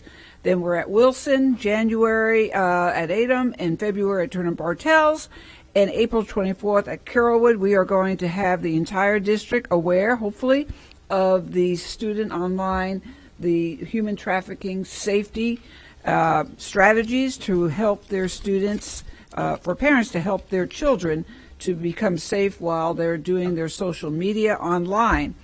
And next, okay, done with slide, our HAPC 9th Annual Black History Brain Bowl, and member Shake Washington is also on this committee. We have our preliminaries at Blake High School on January 28th, 2025. Then Brandon High School, January 29th, 2025. Lato High School, January 30th, 2025, and Middleton, yay, February 22nd, 2025. Last year we had, I think, Shake, we had over 189 schools that are elementary, middle, and high school participate, and 44 third grade martial clubs. And we are working very hard at the within the African American Task Force. Ursula Odom chairs that. She's doing a wonderful job. Dr. Beverly is in charge of the HAPSI 9th Annual Black History, and we just can't thank her enough. Next, a big award has happened for Jessica De La Prida. Hispanic heritage is a very integral part of Florida and the city of Tampa.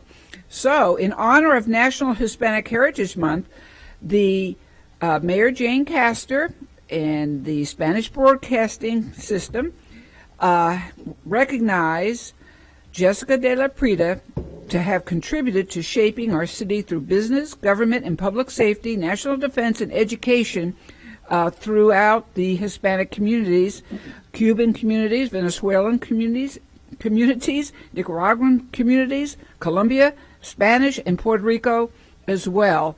And if I didn't say Haitian also as that, but Jessica De La Prida is going to receive the 9th Annual Viva Tampa Bay Hispanic Heritage Award. Very well deserved.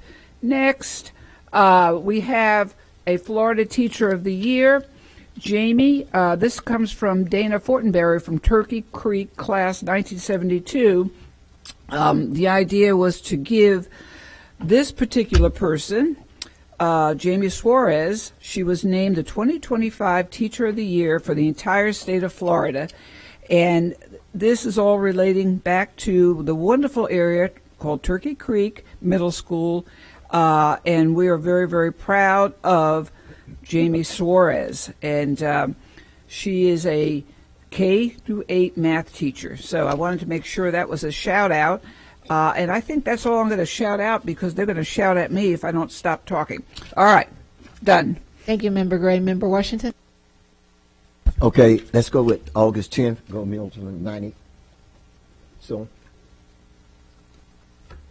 oh yeah, we had a great time on August the 10th. We had Milton High School 90th celebration parade, and also we had the alumni takeover, which was really, really good. And I want to say congratulations to all the wonderful leaders and surrounding community, and thank you, Mr. Member Gray, for coming out. On the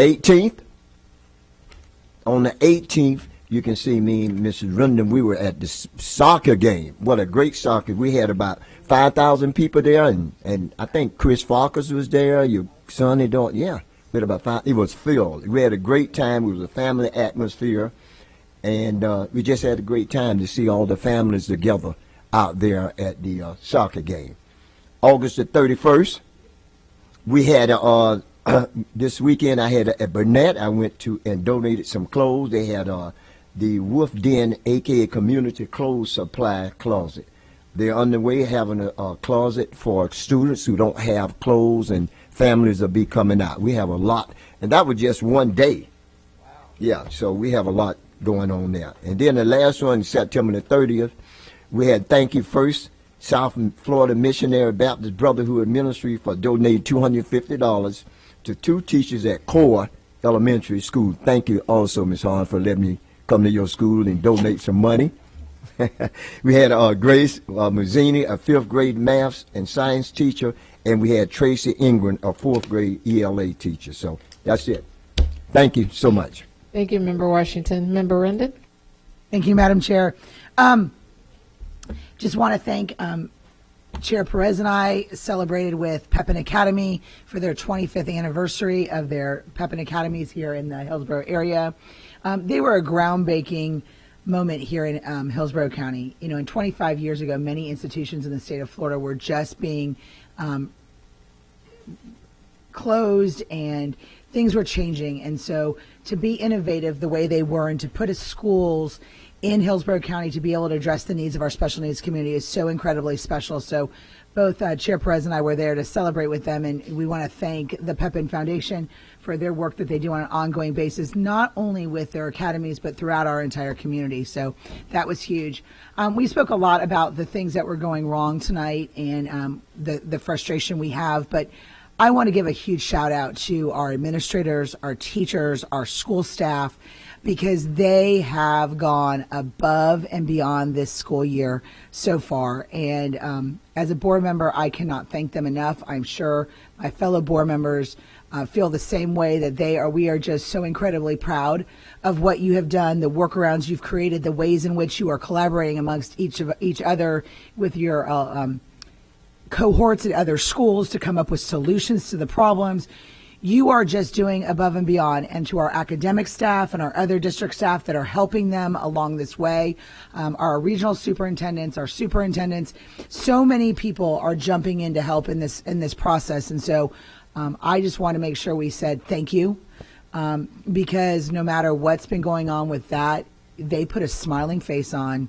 They're putting curriculum in front of students, and they're moving forward, making sure students are getting what they need. And so they deserve 150% of our support, and there are thank yous that we can give them. So I want to just shout out to all of our staff across the district and thank them for everything they did, the Saturdays, the Sundays, the ongoing rewriting and creativeness and things that they're doing. And on top of it, they're there on Fridays. They're there on Saturdays. They're Friday nights at school. They're there for volleyball games and everything going on right now. They're still showing up. So thank you to each and every one of you for this school year and everything you do on a daily basis. Thank you, Member Rendon. Member Vaughn? Thank you, Madam Chair. I have quite a few things I want to cover, so I'm going to try to move quickly. First of all, unfortunately, we lost one of our students on Labor Day at Freedom High School, a senior, and I just want to send my deepest condolences to his family and to the school. I know that it was a hard loss. For someone who sat on the TPO board, Tampa is one of the highest pedestrian fatality rates in the country, and I think it's really important that we continue advocating for safe sidewalks and to make sure that we have transportation, because unfortunately it just doesn't seem like it's safe to send our kids walking to school. But I wanted to take a moment to talk about that and just say our condolences and how sad that is. Next, someone had actually reached out to me about our football games. I guess there's been some disturbances and challenges going on, and I don't want you to answer right now, but I would like some follow-up about what we're doing to ensure safety and to handle that, to manage what's going on there, as well as they had suggested maybe if we move it earlier in the day or our football times change, that might be something that has a positive effect on it. So I just wanted to throw that out there because I've had a lot of people from the community reach out to me with concerns about that. So I said I would pass those on. So if somebody could follow up with me about that.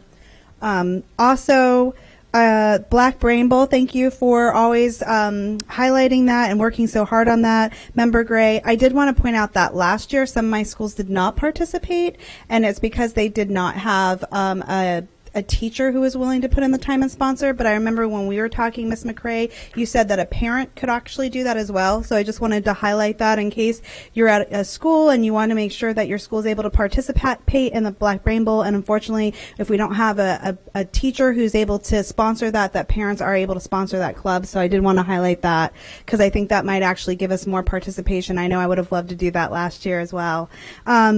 I also wanted to ask you, Dr. Grays, about our senior policy around the last semester. If students have so many excused or unexcused absences, that there's been an issue with them being able to have access to their tests, and I know there's a lot of anxiety around that. So again, not right now, but I want to talk about that policy because I understand unexcused absences, but if there's an excused absences and a student has a long sickness or whatnot, I know there's a lot of concerns about that, so I want to have an opportunity to discuss that with you.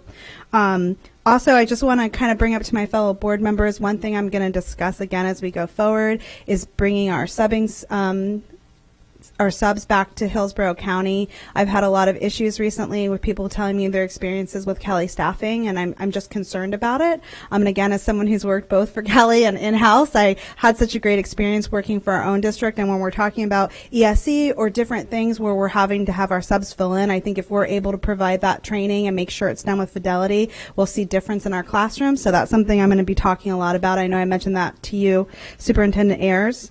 I also want to echo what Member Rendon said. Just thank you so much. I know that we sometimes as board members talk a lot about what we can do better or highlight things, but we're doing great things. I see so many amazing things happening in my schools. I'm talking to parents who are just loving sending their kids to our schools and having great experiences. And I mean, I even think with teachers are, they're burnt out and they're exhausted, but they're also, trying to have a good year and seeing some of the good things that we're putting into play. So I just want to thank everybody for their hard work and just let them know that we appreciate it and that there are great, amazing things happening in our schools.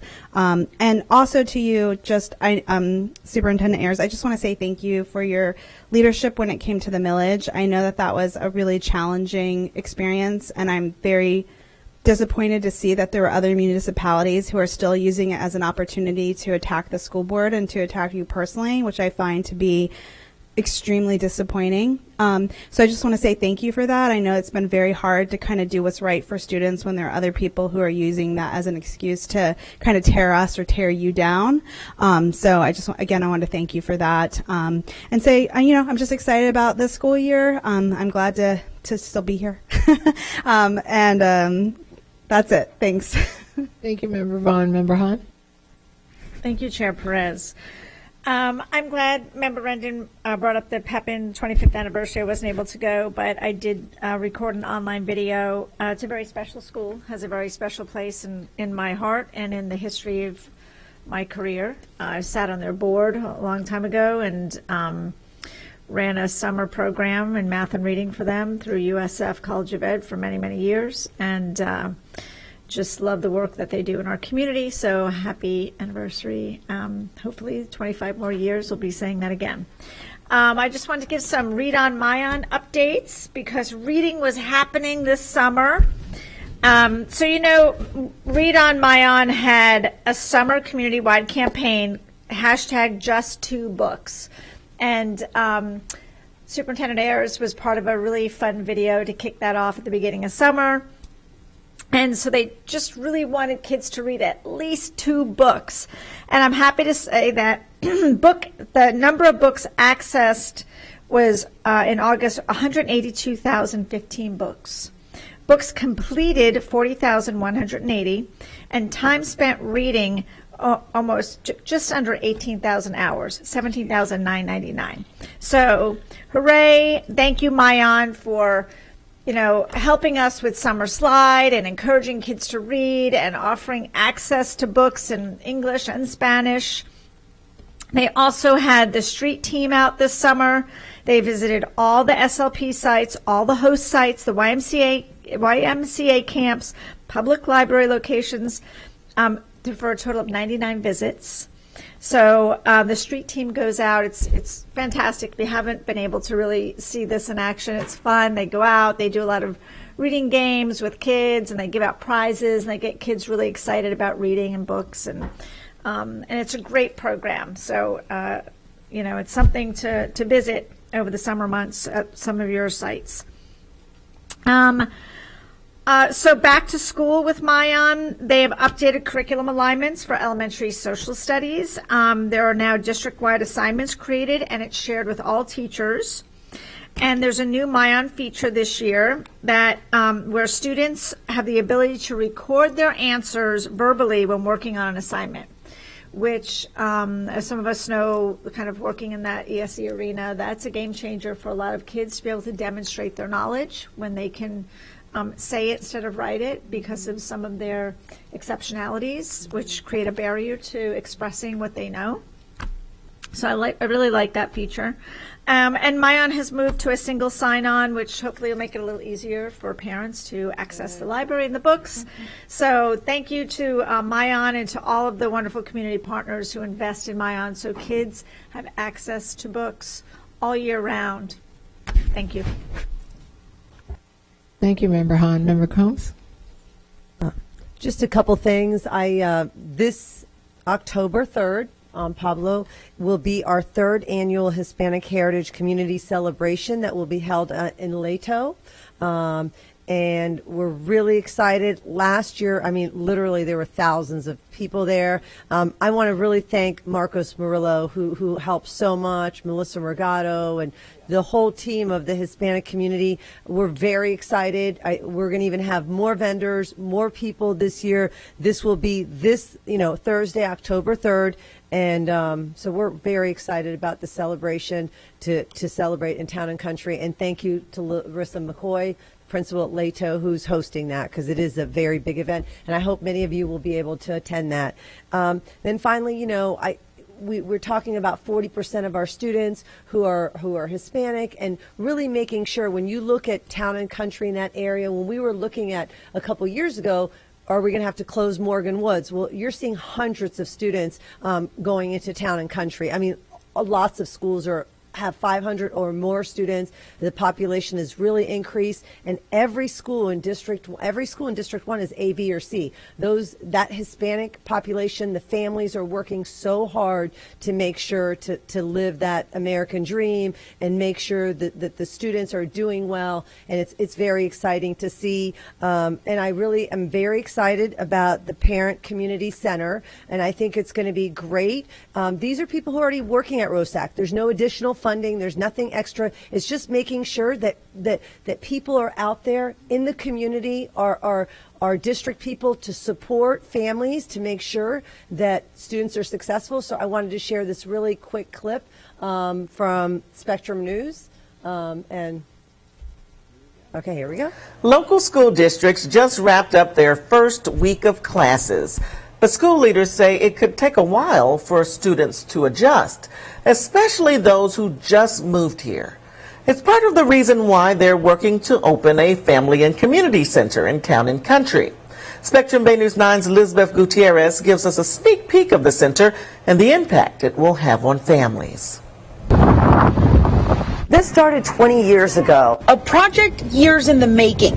Hillsborough County Schools says with more students registering in the district, they wanted to create a place new families can feel connected. No matter where they come from, if they're from out of state or out of the district or out of the country, we want to make sure to give them support, because at the end of the day, it's very important that parents and the district are working closely together. Nadia Combs, a school board member for District 1, says almost half of the students in the district are Hispanic, and the center has been something she's been pushing for. A place that will help serve families who may not speak English, offering English courses and the basics of how to use school apps. Those Hispanic communities are thriving, and we want to make sure that we teach them how to navigate the system. What kind of credits do you need for college? What opportunities there are? Because when we stabilize families, then we stabilize students, and we have a better and stronger community. The center will be a benefit for parents like Lynette Suarez. She moved to Florida a year and a half ago, and there's still a lot she's learning as she gets involved in her children's education. They're going to have the support of someone to help them with their educational career and learn where to apply.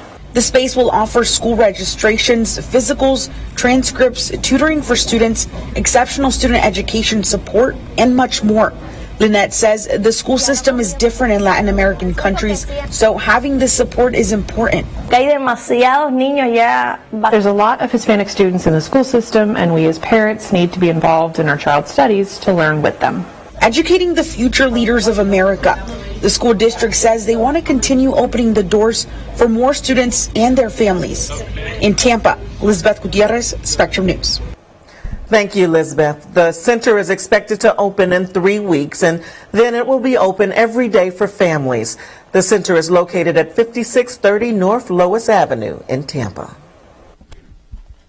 Yeah, and then I also wanted to thank Owen Young and the entire FACE team. You could see so many people at the district were out there, so we're very excited. And then lastly, I wanted to congratulate member Lynn Gray, who's going to serve on the Federal Relations Subcommittee with Hillsborough County Government Relations Director Kristen Davis, along with Chair Dr. William Allen and Vicky Chair Christy Krause. She'll be working on the federal legislation because, you know, we have to keep fighting at the state level, but we also have to continue fighting at the federal level and making sure that education is a priority. We're 50th in the nation on funding here in Florida, and we need to keep pushing. Thank you. Thank you, Member Combs. So I'm going to kind of piggyback on what Member Vaughn said regarding the fights at the school. We've had already 2 games, and that where fights broke out. At Tampa Bay Tech, somebody shot off some fireworks. Correct. That was week. I think that was week 0. It was preseason, and then last week. Last week, I don't think there was. Dr. Grace, in your update that we had none. Correct. Last week. No. Last Friday night or. Mr. Farkas, I know you were.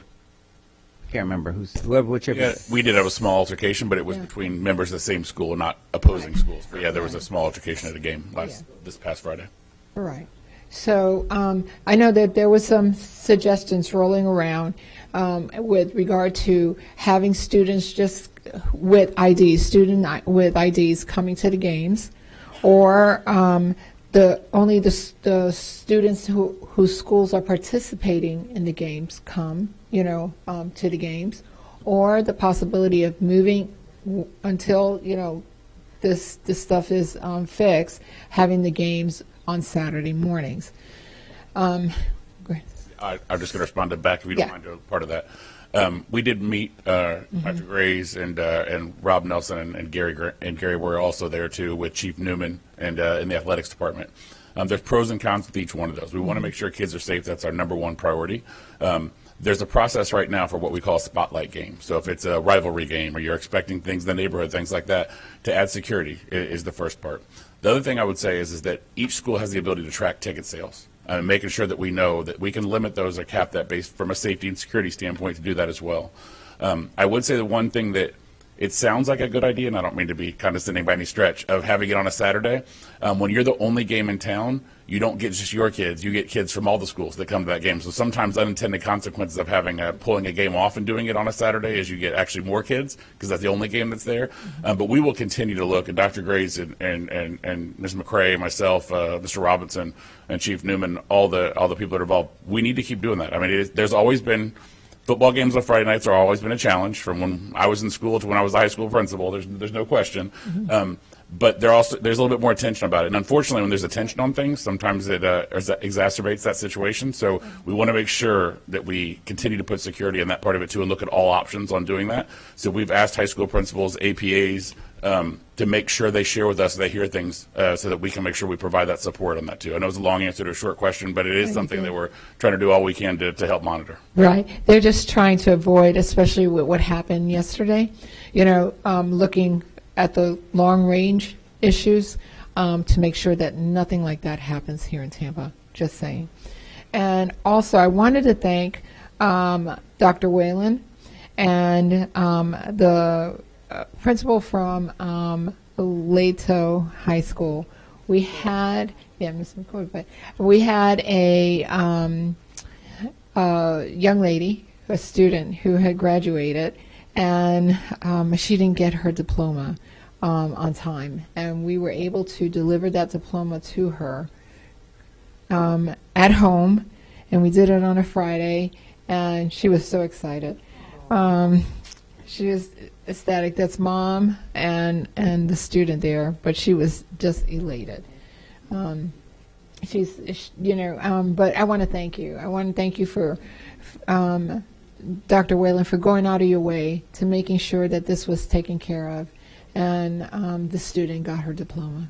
So thank you, and thank you, Superintendent Ayers, for making sure that this happened.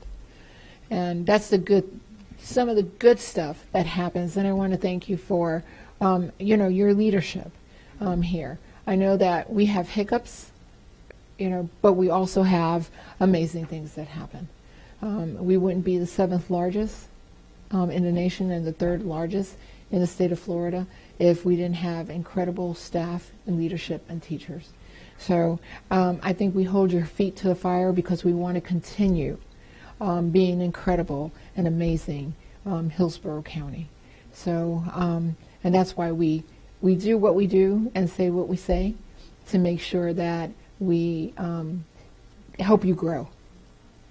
So, and with that said, this meeting is now adjourned.